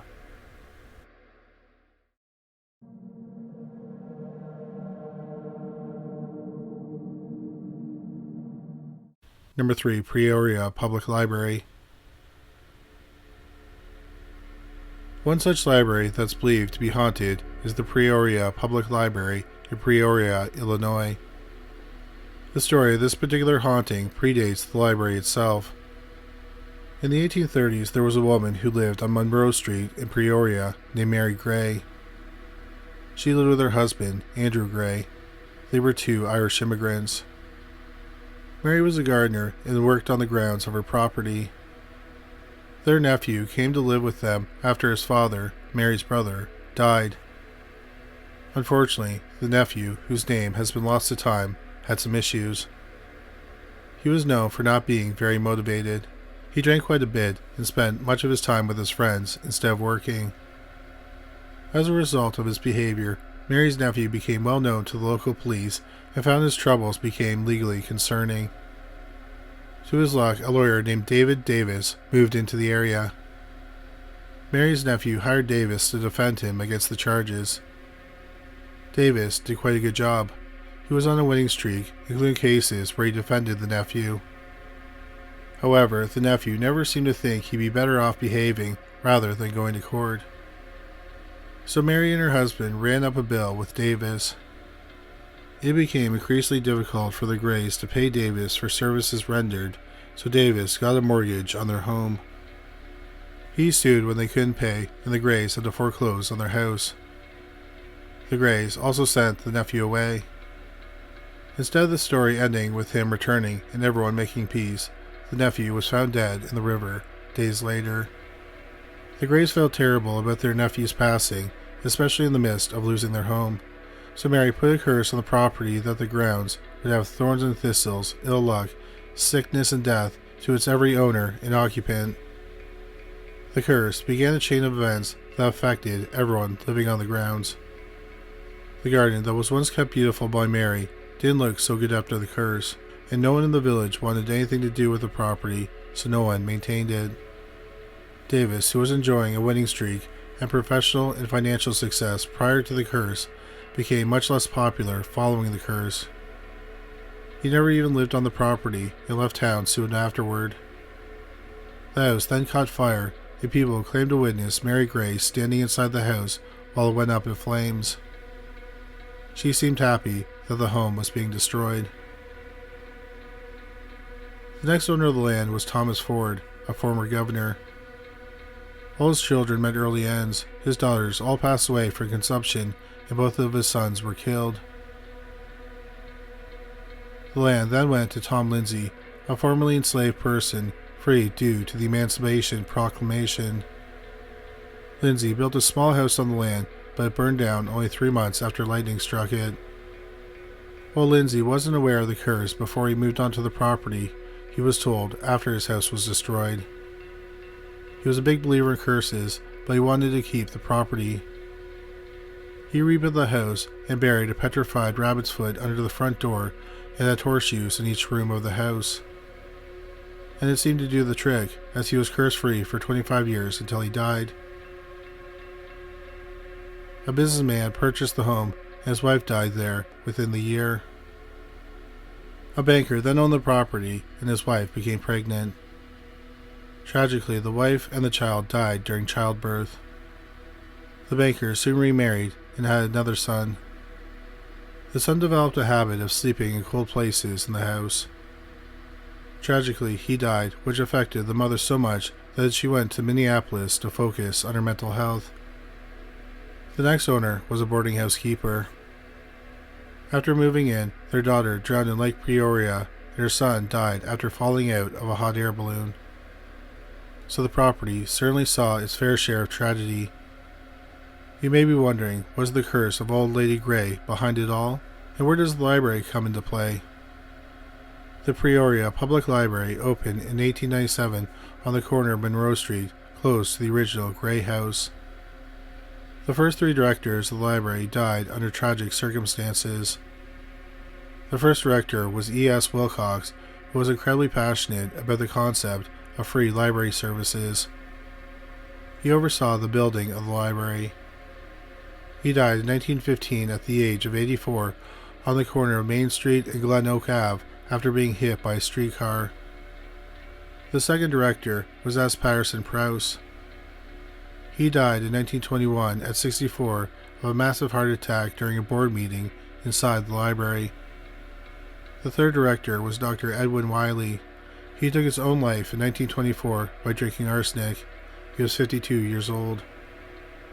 So the history of the location of the library is so shocking, it is not difficult to believe that all the events that occurred there were the result of some curse. The original library was torn down in 1966 and a new library opened in March of 1968, but it seems that the new building didn't confuse any ghosts, as many seem to have stuck around. Many workers in the library have claimed to have experiences with the ghosts. Some have experienced books falling off shelves, cold breezes, doors shutting, and hearing other noises. Some even claim to have seen the first library director, Wilcox, and the old Grey Lady herself, Mary Gray, around in the stacks. One worker said he saw a man dressed in turn-of-the-century clothing in an area people weren't supposed to be. When the worker spoke to them and said they weren't allowed to be there, the man tipped his hat and walked away. The worker followed, but the man disappeared. Another worker says they saw a woman in a long dress with old-fashioned high heels and a hat with a veil in the library before they were opened. She disappeared seconds after being seen. Now the workers are concerned that the ghosts are malicious in any way. They are simply making their presence known. Number 2. Falbreak Hall. Let's travel from Illinois to Norfolk, England, where Falbreak Hall is situated. The Falbreak family once owned the home, which was later purchased by the Wyndham family in the 15th century. William Wyndham III, born in 1750 and died in 1810, took possession of the house in 1794. William loved books and enjoyed spending his time in the library reading. In 1809, yes, you're probably noticing that's 1 year before his death date in 1810, Wyndham saw that a house close to his friend's home was on fire. He rushed to the home with 3 people to save as many books and manuscripts as possible before the fire found its way to the library. He succeeded in saving some, but he fell and bruised his hip in the process. The bruise eventually became a tumor, and even though they tried to save him with surgery, Wyndham died in 1810.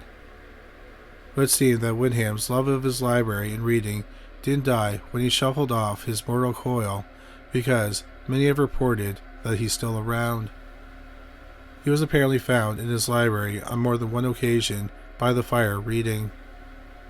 Some even claim that if you put out a certain combination of books on the table, you will summon him. However, no one is quite sure what books they may be, so it may be a little difficult to summon him, but you might get lucky.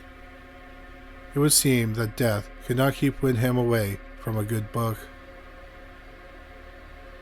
Number 1. Willard Library. For our last library, let's go back stateside. And this story also incorporates a Grey Lady, but a different Grey Lady than the Grey Lady at the Peoria Library. The public library in Indiana was built by Willard Carpenter, a real estate and railroad mogul, and he named it the Willard Library. He began building in 1881 and was very passionate about free library services. Sadly, he would not live to see the library completed, as he died in 1883 of a stroke, only 2 years before the library was completed in 1885. But his passion for the library remained. He left all his money to the library, so the project itself was never sacrificed. We're sure the town of Evansville was relieved to have the money, but it certainly did make his kids very happy. He had been estranged from his kids, and he even told his daughter that she wouldn't get any money from him after he died. Louise Carpenter, his daughter, sued for the inheritance, and she lost. While this story is less tragic than the other libraries, it seems that Louise took the loss of the inheritance pretty hard, because many feel she haunts the library. In 1937, a janitor saw a woman wearing a gray veil in the basement. He apparently was so shocked by her presence that he dropped his light. When he got himself together, she was gone. The incident freaked him out so much that he quit his job. Other workers have claimed to have seen her as well, or at least experienced her presence. Some smell her perfume before she appears. Others have seen her in the book stacks or on the elevator. People have reported feeling cold air or noticed the water faucets and lights turning on and off. Ghost hunters who visit the library found the electromagnetic fluctuation in the storeroom was very high. She was also known to move books and furniture around, which we suspect is her trying to make the librarians' jobs harder, since she hates the library that got all her father's money. She seems very bitter about the whole thing, even now. Sometimes grudges don't die when their owners do, we guess. If you're interested, there's a live feed of cameras, or ghost cams, in the Willard Library. Let us know in the comments if you see Louise's ghost and if she seems bitter. Libraries are places for people to gather, learn, be entertained, and exchange information. These libraries seem to have many people with unfinished business that, in one form or another, brings them back to the library, whether it's because they love it or really hate it.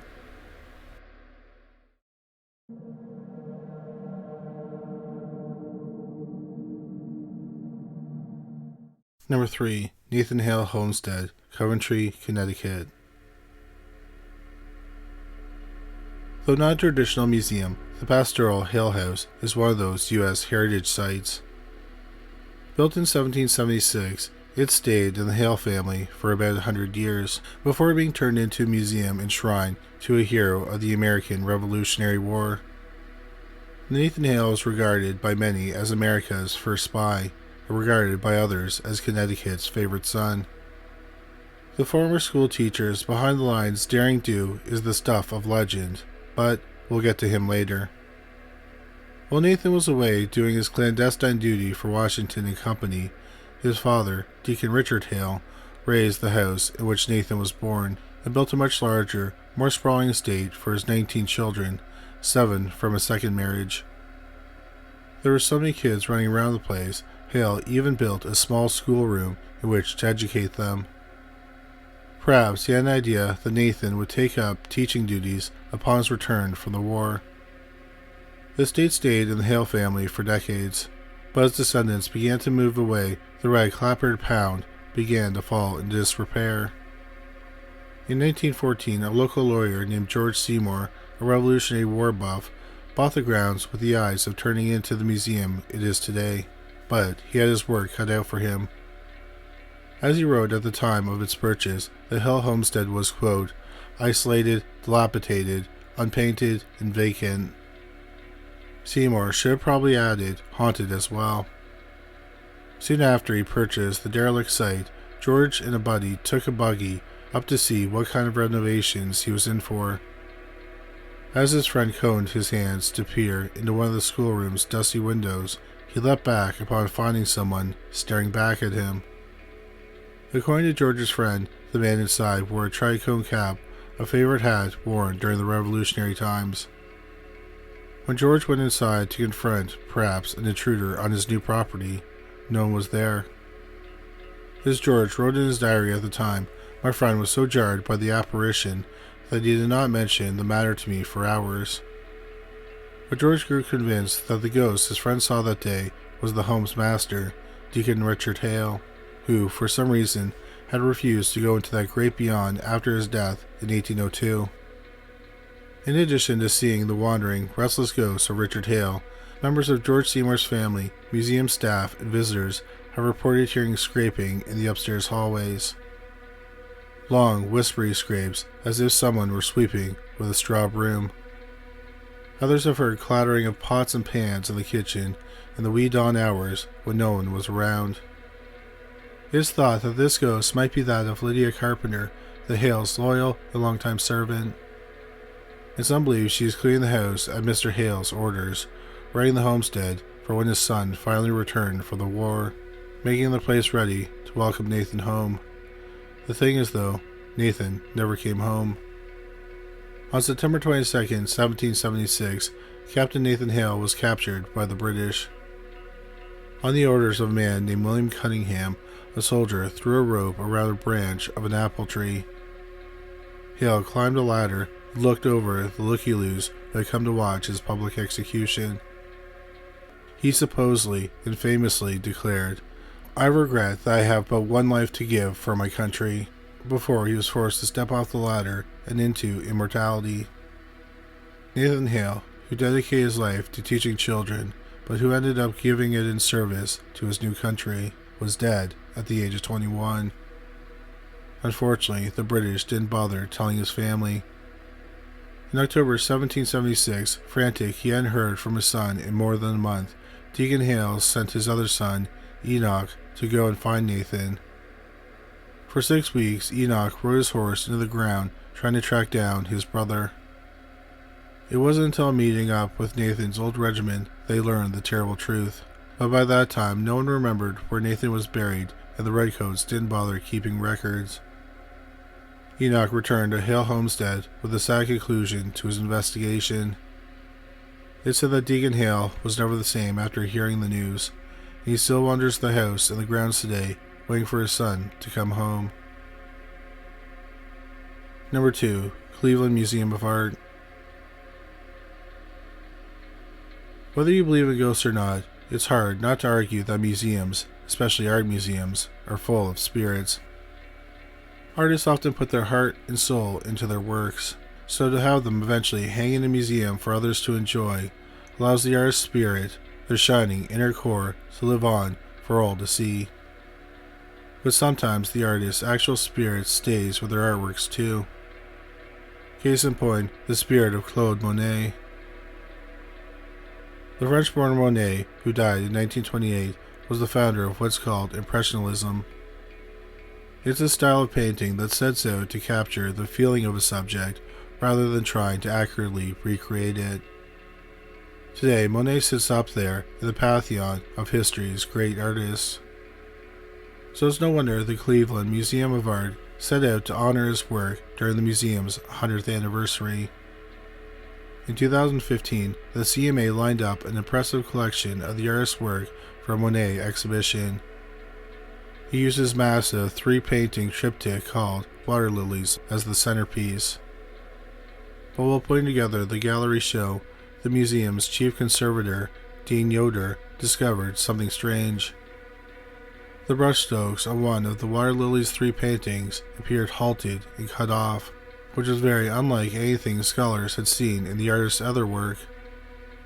An investigation was launched. Was the painting real or fake? The museum brought in experts to analyze the work. They used microscopic magnification, infrared photography, and even X-rays to delve deeper into the painting. There appeared to be a place in the canvas that had been painted over, not just once, but a few times. Given that Monet was very much alive during the 20th century, there exist a few photos of the man at work at his Governese studio outside of Paris. And in many of these photos, there appear to be water stains on the floor on the top of the room's drapery. Further investigation revealed that at some point, Monet had complained about the water damage to some of his paintings due to leaks in the room's massive skylight. And the analysts conducted, that's exactly what happened to, ironically, Water Lilies. They determined that Monet had completed the work, but then had to go back and fix it after it became damaged by leaking water drops. Apparently, however, fixing the damage turned out to be a lot more work for Monet than he ever thought. Evidently, he spent countless hours painting or repainting the damaged area, never quite being satisfied enough to put his brush down. So perhaps this particular painting had more of the artist's heart and soul in it than some of his other works found in the museums around the world. And maybe that's why Claude Monet dropped by the Cleveland Museum of Art one day in 2015 to make sure his water lilies looked okay, 89 years after his death. On October 10, 2015, a museum staff member was making the rounds of the Monet exhibit, making sure everything was perfect for its grand opening the next day. The person took a few photos with their phone, pleased at how the exhibition looked. It wasn't until later that they looked at the pictures that they saw a familiar image staring back. We thought it was such a coincidence that on the final day, this man, resembling Claude Monet, was peering down into the lower lobby outside the special exhibition hall, said Kelly Notaro, the CMA spokesperson. The thing is, no one on the staff knew who it was. There were no visitors yet allowed into the area, and certainly nobody had hired some guy in a white hat and long beard to pretend he was Monet for the exhibition. As Notaro told the morning show today, the photo was not retouched or photoshopped in any way, and yet here they were. As the museum communications director told the Cleveland Plain Dealer newspaper at the time, what are the chances someone looks like that and happens to be at the museum the day we are finishing installation? Doubters may be inclined to call it a coy publicity stunt, but then again, the Cleveland Museum is no stranger to ghostly sightings. For years, visitors have claimed to see subjects of paintings running around in their exhibit rooms before disappearing back into their frames again. An ornate mirror in one room is said to allow ghosts to appear over your shoulder, causing many to spin around to see who is behind them. In 1956, the museum's fastidious director, William Minikin, was forced to retire by the board of directors. He left without a fuss, but he was increasingly vocal about how the new director was ruining his beloved museum. After Milliken's death in 1978, His ghost began appearing striding up and down its halls late at night, always wearing his trademark tweed jacket with padded elbows and always carrying a clipboard. It was as if, they said, Milliken was going around and making sure all the displays were picture perfect. Perhaps just as Monet had been, which may prove that art lovers also give over their soul to the works, just as much as the artists themselves. Strudevin Hall, Selma, Alabama. Like Hale Home, Strudevin Hall is also a former estate turned historical museum. With its gorgeous Gothic Revival antebellum architecture, the hall is definitely worth a side trip to visitors of the U.S. South. But visitors should also be warned to watch their backs. That's because Strudevin Hall is rife with paranormal activity thanks to mainly the flight of its former residents. The estate's mansion was built in 1856 for one of Selma's founding fathers, Edward Watts. He and his family lived there for 7.5 years until the threat of civil war worried Edward enough that he pulled up stakes and took his kin to Texas. Watts sold the place lock, stock, and barrel to a man named John McGee Parkman. In 1864, Parkman was, as they said at the time, on the come. At only 26, he had already risen up the social ranks in Selma to the point where he could afford the home's $65,000 price tag. And even back then, he relished the beauty, enjoyed showing off when folks came to visit him, his wife, and their 2 beautiful young daughters. John Parkman exuded such cocksuredness that when the Civil War eventually did break out, Parkman saw an opportunity instead of a threat. He didn't really care about the core issue of the war, slavery. All he really cared about was money, so he didn't choose sides. That way, when the war was over, he would be in a position to profit.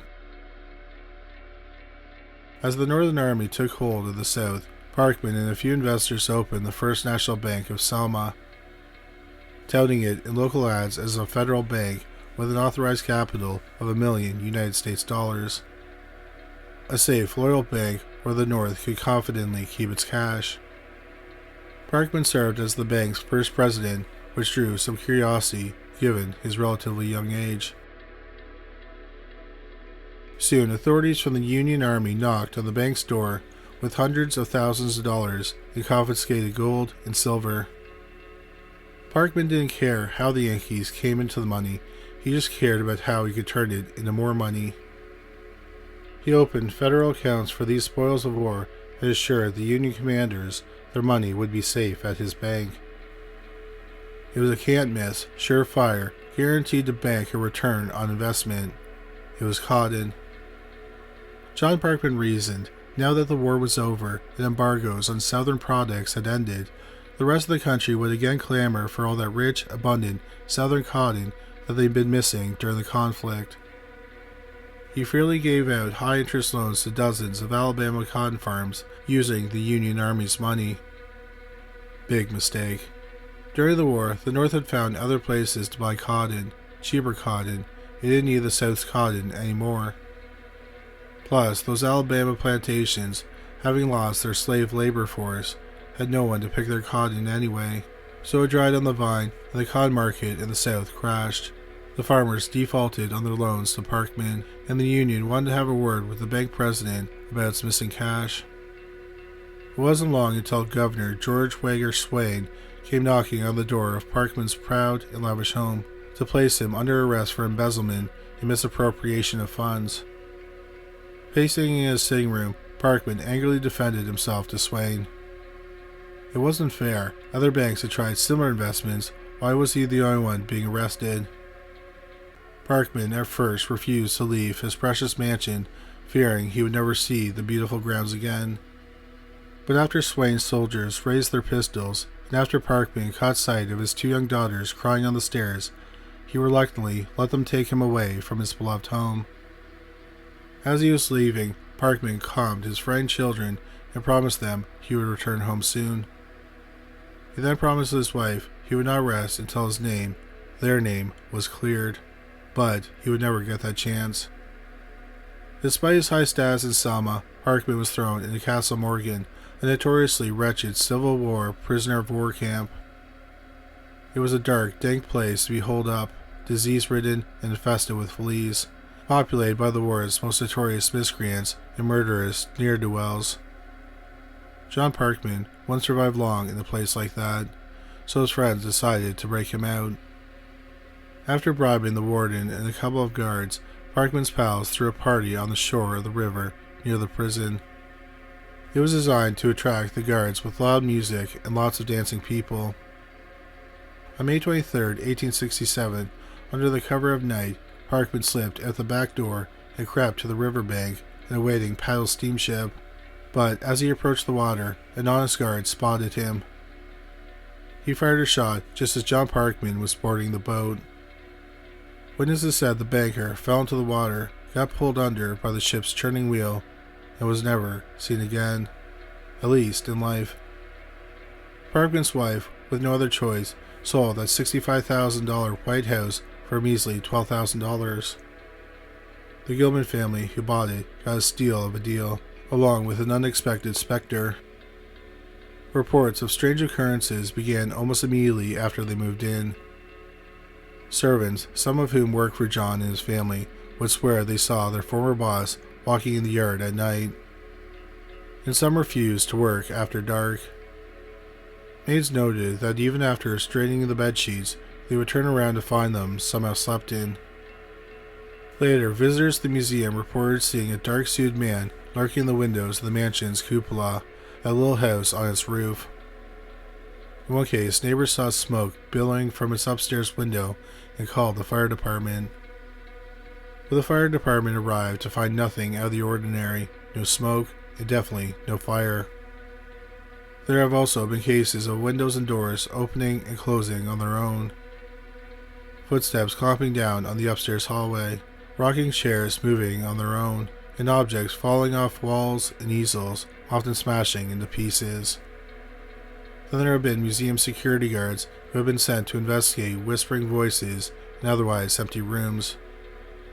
The list of first-hand hauntings goes on, but no one who has experienced them has any doubt who it was. John Parkman, who loved his mansion so much he vowed never to leave it, and when forced to do so, vowed never to rest until he cleared his name.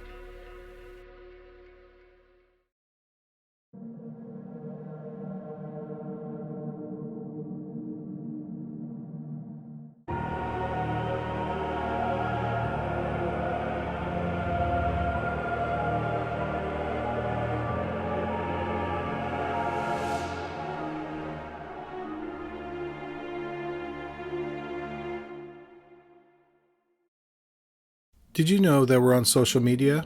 You can find us at facebook.com/criminallylisted and at criminally_listed on Instagram. Make sure you follow us to stay up to date on the latest news. Number 3. Adele. Adele has certainly had to deal with her fair share of unwanted attention and guests. That was the whole point of her renting a giant mansion in West Sussex in 2011. Adele was coming off having won awards, recognition, and major fame when she moved into her new home. But it seems like the unwanted guests found their way into her mansion. In 2011, Adele released her album, 21. The album, including the songs Rolling in the Deep, Set Fire to the Rain, and of course, Someone Like You, took over the charts. With 21, Adele won awards at the American Music Awards, the Billboard Awards, the Brit Awards, and the Grammy Awards. And this was only her second album. It was her follow-up to 2008's album, 19.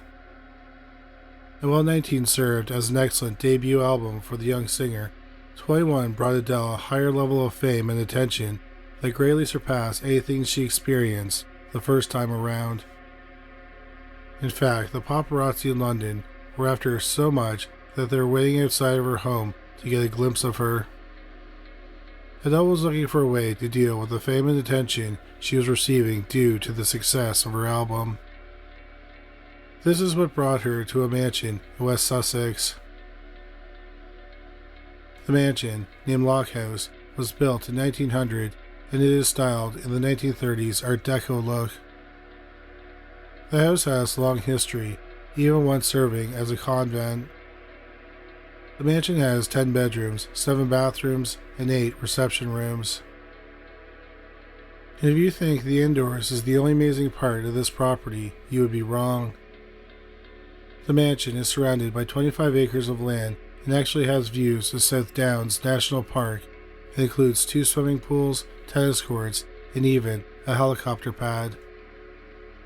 Not only that, but there are also electric gates. You think that Adele would be completely comfortable and completely safe. How could anyone infiltrate the security of this property? And for about $20,000 a month in rent, you think there'd be nothing to worry about.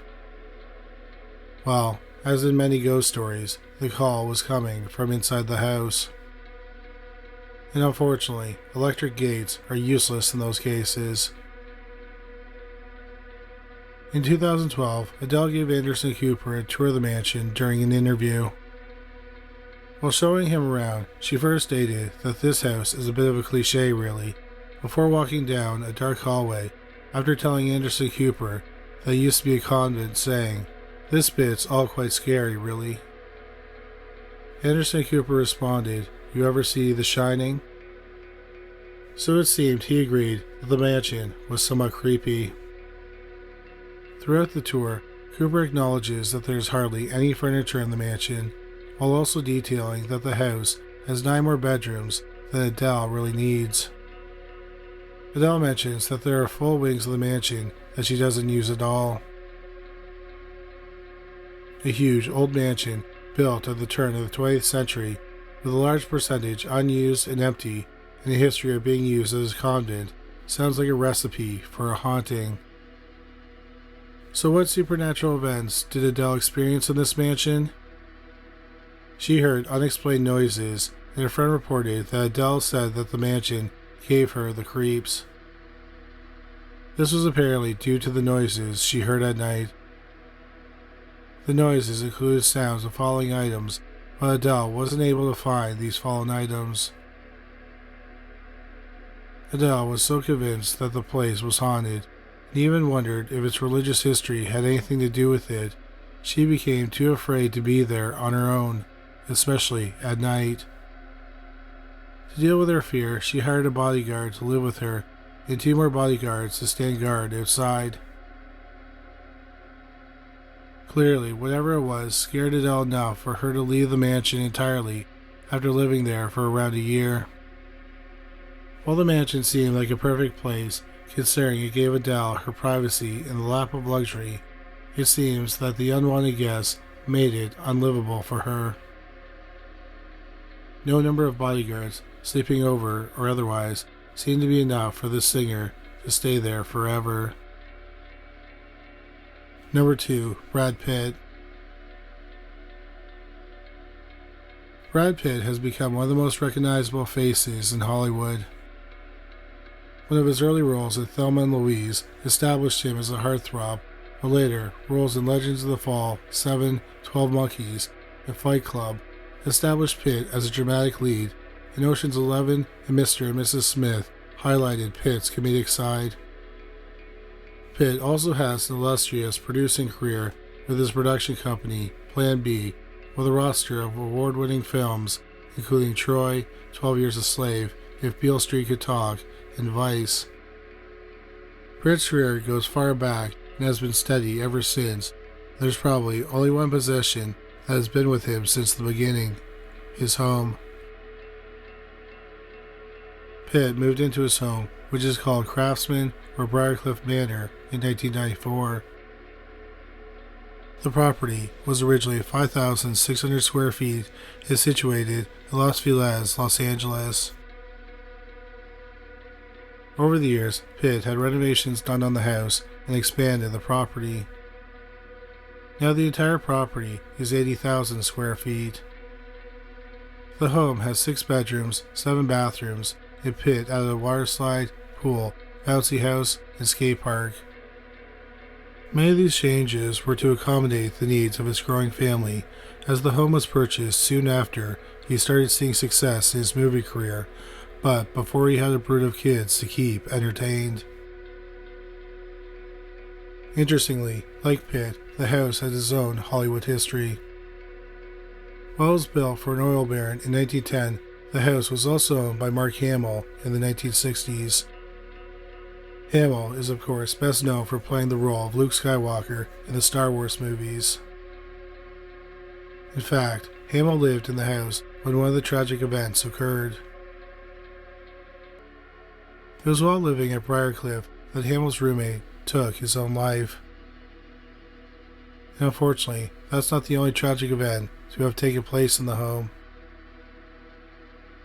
There's also another story that a member of the Ziegfeld Follies, a theatrical revue troupe, was found dead in the pool. This was not known to Cassandra Peterson when she purchased the house. Peterson is an actress who has been working in film and television since the 1970s, with her most famous role as Elvira in Elvira, Mistress of the Dark. Given that her most famous role is the Mistress of the Dark, you would think that a haunted mansion would be exactly what she was looking for. Alas, this is a reminder that actors aren't always the same people that they portray on screen. Pearson recounted that she had many unwanted ghostly guests make themselves at home there. The unwanted house guests started making themselves known immediately after Pearson moved in. The first encounter with them occurred while she was moving in. When moving boxes, Pearson asked the movers not to go to the third floor. She then heard footsteps on the third floor and went up to confront the movers. However, the movers were nowhere to be seen. And the spookiness didn't end there. Pearson even claimed to have seen two ghosts. She said that they looked so real that she spoke to them until they disappeared before her very eyes. One particularly creepy encounter was with a ghost who seemed to be dressed as a nurse from the 1930s. The ghost told Peterson that she was going to take her husband into the pool. Peterson was terrified to the point where she not only had a Native American shaman clear the place, but also invited a Catholic priest over as well. Unfortunately for Pearson, but fortunately for Pitt, Pearson couldn't deal with the otherworldly interactions she was having and decided to leave. She sold the house to Pitt in 1994 for $1.7 million. Apparently, the ghost stories were a major attraction for Pitt. Unlike for many people, they contributed to his decision to buy the home. Luckily, or perhaps unluckily, Brad Pitt hasn't experienced any ghostly encounters himself while living there. Perhaps it was the sad and disturbing history of the house that caused Pearson's ghostly interactions while living there. I suppose we will never know. That is, unless Brad Pitt comes forward with new stories. Number 1. Britney Spears and Brittany Murphy. The final entry on this list includes one house and two Britneys. Britney Spears and Brittany Murphy were two stars in the late 1990s and early 2000s. While Spears dominated the pop music scene with hits like Baby One More Time, Oops, I Did It Again, and I'm a Slave for You, Murphy was starring in some of the most popular movies, including Clueless, Girl Interrupted, and 8 Mile. While it doesn't appear as though the two crossed paths at the height of their careers, they do have one fairly significant experience in common. They both lived on Rising Glen Road in a gigantic home. The home is situated at the top of the Sunset Strip. At 10,000 square feet, the house seemed like the perfect place for the Hollywood stars to call home. However, the house had its own tragedy before reaching its own end. Could a Reiki healer be responsible? The house was first lived in by Spears. Spears lived there with her then boyfriend, pop star, and former member of NSYNC, Justin Timberlake. And it's here that the Reiki healer became involved. It would seem that before the fateful day, spirits had no issues at all with the home.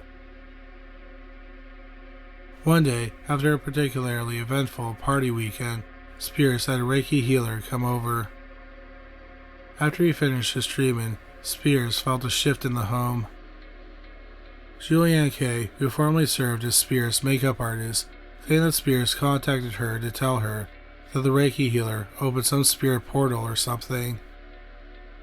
And it would turn out that these spirits weren't particularly friendly. Kay continued, these bad spirits had come in, and Spears was convinced they were trying to push her down the stairs or something crazy. Spears' feeling about these spirits was so strong that she told Kay that she couldn't stay in the house. She immediately went to Casa Del Mar Hotel and never returned to Rising Glen Road. Either Murphy was unaware of these happenings or wasn't concerned because she and her husband, Simon Monjack, moved into the home in 2003. While they lived there for 6 years together, it wouldn't be a happy time for the couple. In the documentary, What Happened, Brittany Murphy, it is revealed that friends and family members were worried about Murphy's relationship with Monjack. In fact, people close to Murphy held an intervention with her prior to her marriage, hoping to convince her not to go through with it. It's alleged that Monjack was a very controlling husband and cut Murphy off from friends and family during the course of their marriage. Regrettably, the ending of their story is just as sad.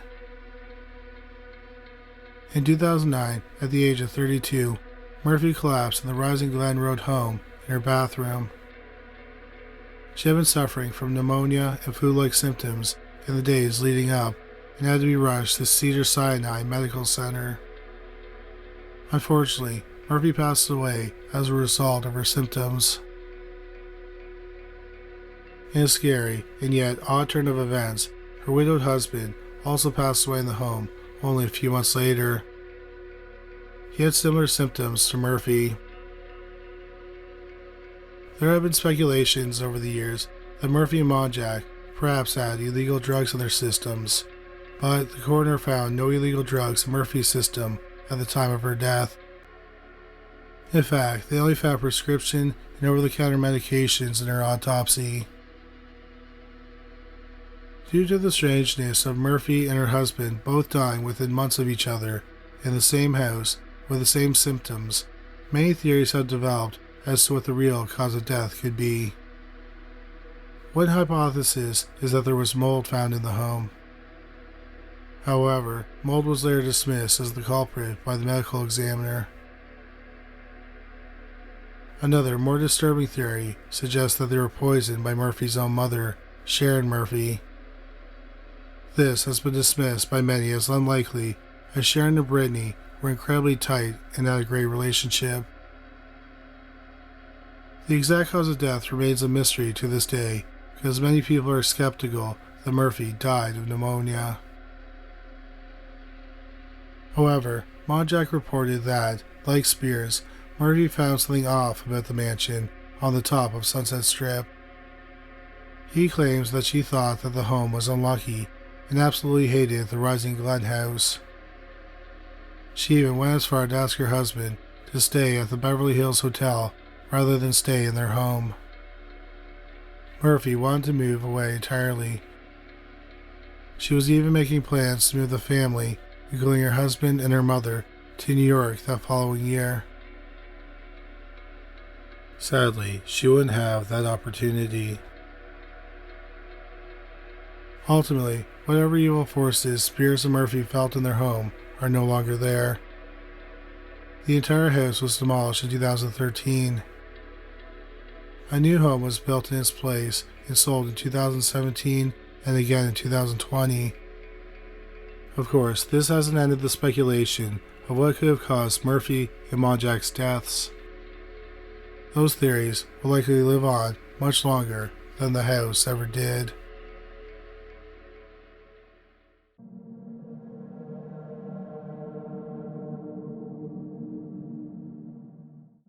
Number 3, Skeleton Park, Kingston, Ontario. With a nickname like Skeleton Park, you can bet it's haunted. McBurney Park is a cemetery with a splash pad and a playground, perfect for all ages. The area was Kingston's earliest and biggest cemetery from 1809 to 1864. Many of the people buried there died from cholera and typhus, which swept through the city in the 1840s. By 1890, the cemetery was full. It was closed and fell into disrepair. Around that time, people started moving into homes around the cemetery, putting pressure on city officials to clean up the area. So the city decided to turn the abandoned graveyard into a city park. Some of the bodies were exhumed to be moved.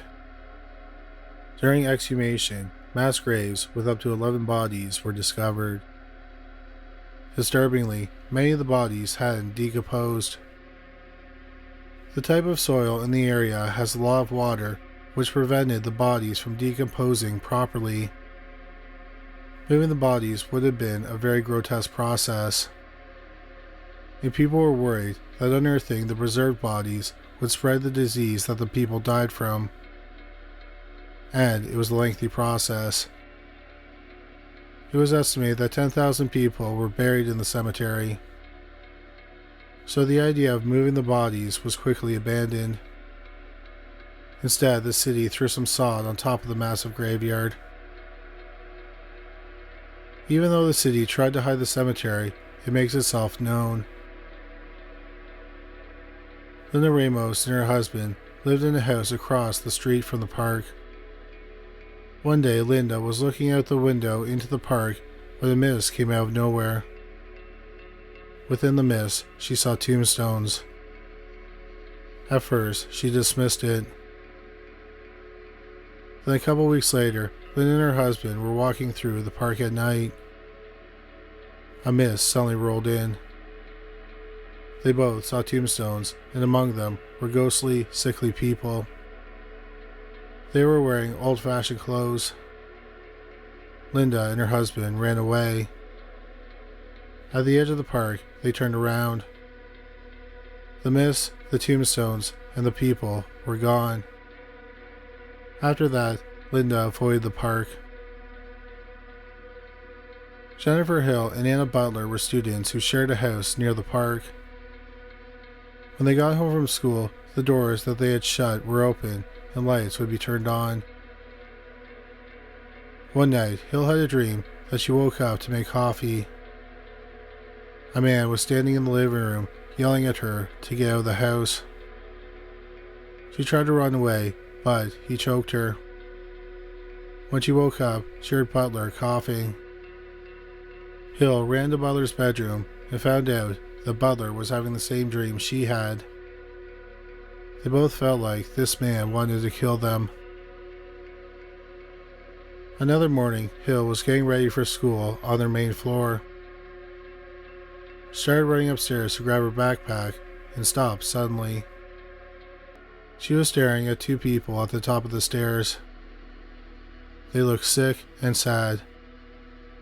Hill was so scared that she ran out of the house. They later found out that their house was built on part of the graveyard. If you visit Skeleton Park today, watch where you step, because bones and tombstones sometimes surface.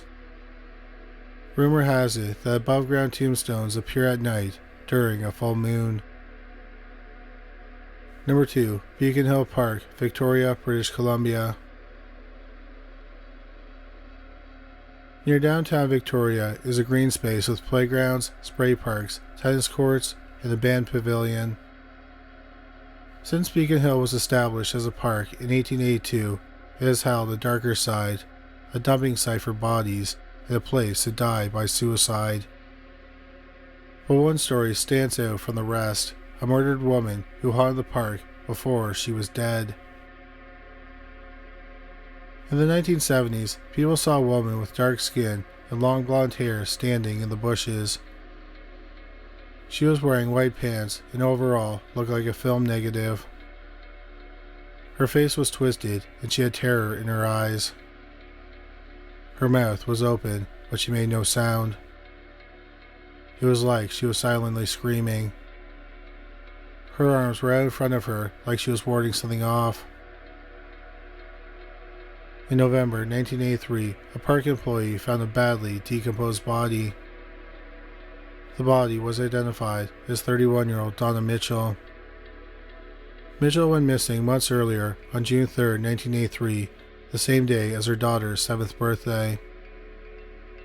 Mitchell's husband, Dave Robertson, waited 5 agonizing months for news about his wife.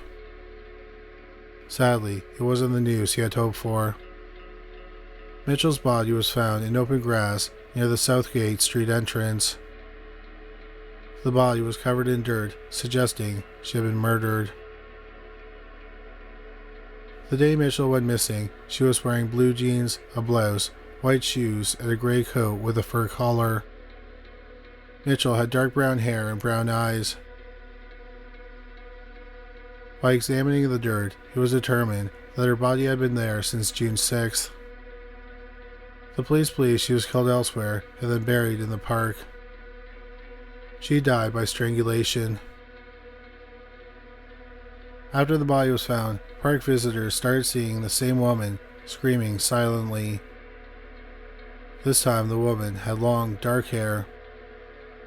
She had her arms outstretched. The difference was, instead of looking like a photo negative, this apparition looked like a positive photograph. People say the original apparition was Mitchell's doppelganger, and the second apparition was the ghost of Mitchell. She's known as the Screaming Doppelganger, and she's still seen today. Donna Mitchell's murder case remains unsolved. One suspect is Gary Ridgway, also known as the Green River Killer. He murdered at least 49 women between 1982 and 1998. Mitchell was killed near the start of Ridgway's killing spree. Mitchell was also strangled like Ridgway's victims. But Ridgway has never confessed to her murder, and no evidence connects him to the crime. At the time of this recording, Donna Mitchell's case is considered cold. Number 1. Nahanni National Park Reserve, Decho Region, Northwest Territories. This huge remote park in Canada's north holds a history of mysterious deaths, creatures, and experiences. Nahanni National Park Reserve is 3 times as big as Yellowstone National Park in the United States. Nahanni sees only 1,000 visitors each year, while Yellowstone receives 5 million a year. Nahanni Park is east of Alaska in the Canadian Arctic. It's a UNESCO World Heritage Site that can only be accessed by float plane or boat. The Naha tribe originally lived in the area and launched the lore. They were violent warriors who lived in the mountains.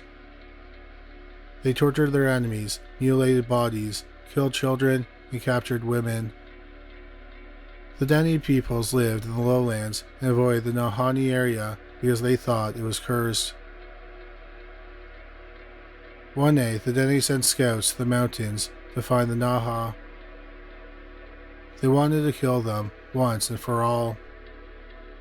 The scouts found a camp and returned to the lowlands to grab their warriors. Once they returned to the Naha camp, they surrounded their teepees, opened their flaps, and found no one. The group vanished and was never seen again. Starting in the 1800s, prospectors visited the park to look for gold. One of the most infamous stories follows brothers Frank and Willie McLeod. In 1904, the brothers successfully found gold in the park. They returned the next year. By 1908, their younger brother, Charles, hadn't heard from them. That spring, an abandoned canoe similar to the one the brothers brought to Nahanni was found on the shores in South Nahanni. Charles found out about the canoe through local news. Worried about his brothers, he put together a search party. Upriver, they found an abandoned camp. Next to the campfire, under blankets, they found two headless skeletons. One of the skeletons was reaching towards a rusted rifle.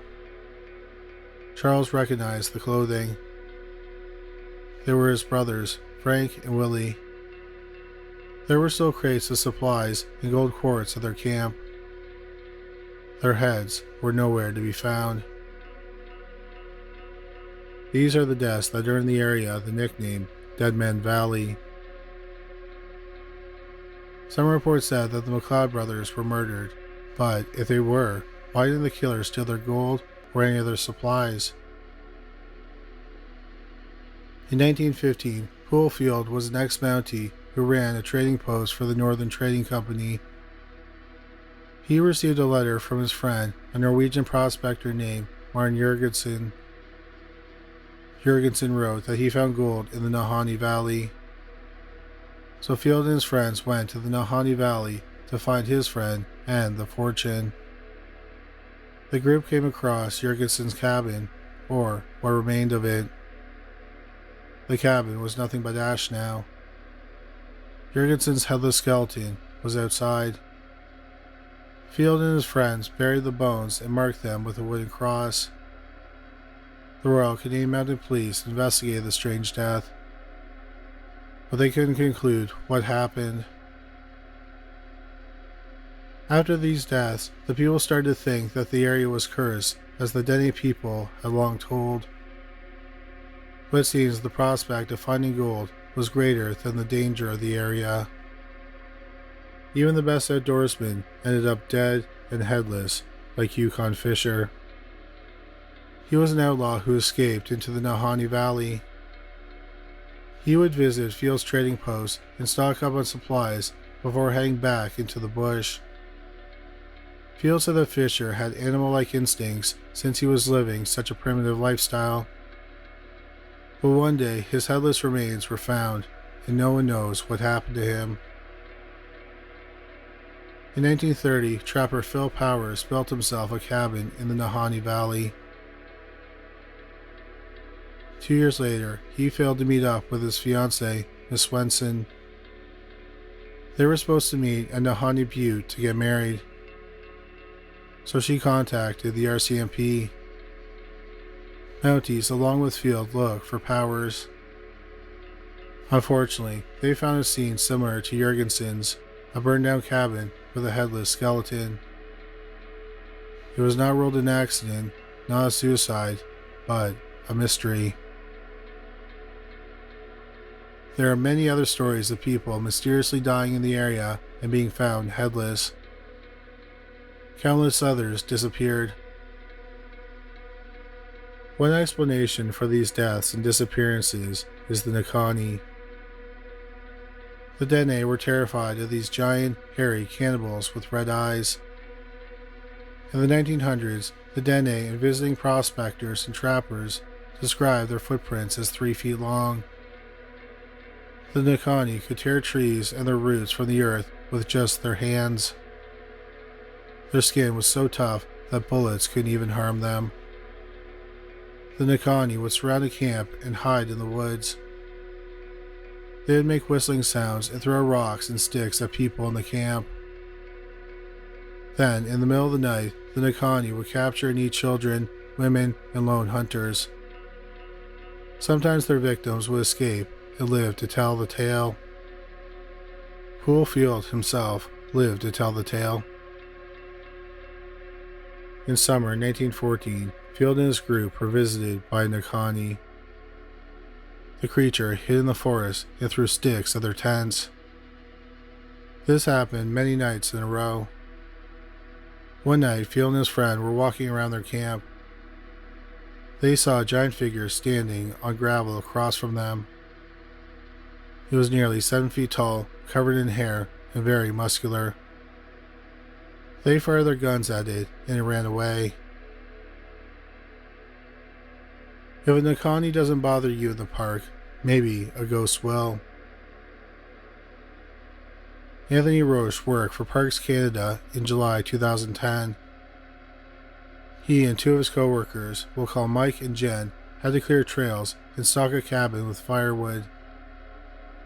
They were at Rabbit Kettle Lake within the Nahanni Valley Park Reserve. One day, they were all napping. Roche and Mike were in a bedroom. Mike was on the top bunk and Roche was sleeping on the bottom bunk. Jen was on a couch in the living room. Roche heard footsteps from the kitchen to the bedroom. He was lying face down and didn't see who it was. Someone tapped his heel. He thought it was Jen trying to wake him up and get him to help her with her chores. So he ignored it and went back to sleep. A little while later, he heard footsteps again and felt someone shake his right shoulder. He again thought it was Jen, so he fell back asleep. Later, he heard the footsteps again, but this time they sounded like angry, forceful steps. Then someone violently shook his right shoulder. Roche got up and no one was around. Mike was sleeping on the top bunk and Jen was sleeping on the couch in the living room. He woke Jen up and asked her why she shook him. She said she had been sleeping the entire time. Roche woke Mike up and asked him if it was him. But Mike said he had been sleeping the whole time. A month later, Anthony Roche was back at Rabbit Kettle with 2 other co-workers and a student who was making promotional videos. After a day of filming, the 4 of them sat around a fire to cook some food. Once they were done, they grabbed binoculars and looked for wildlife in the surrounding bush. Just then, Roche heard a man in the woods impersonating a raven. He knew the sound because he and his brothers would do it all the time as kids. At that time, visitors weren't allowed in this area of the park because of forest fires, so it was unlikely that was a human visitor. They also couldn't see anyone through their binoculars. Then the wind picked up and they heard a woman singing. Could this have been the Nahanni, or spirits of people who died in the park? That remains a mystery.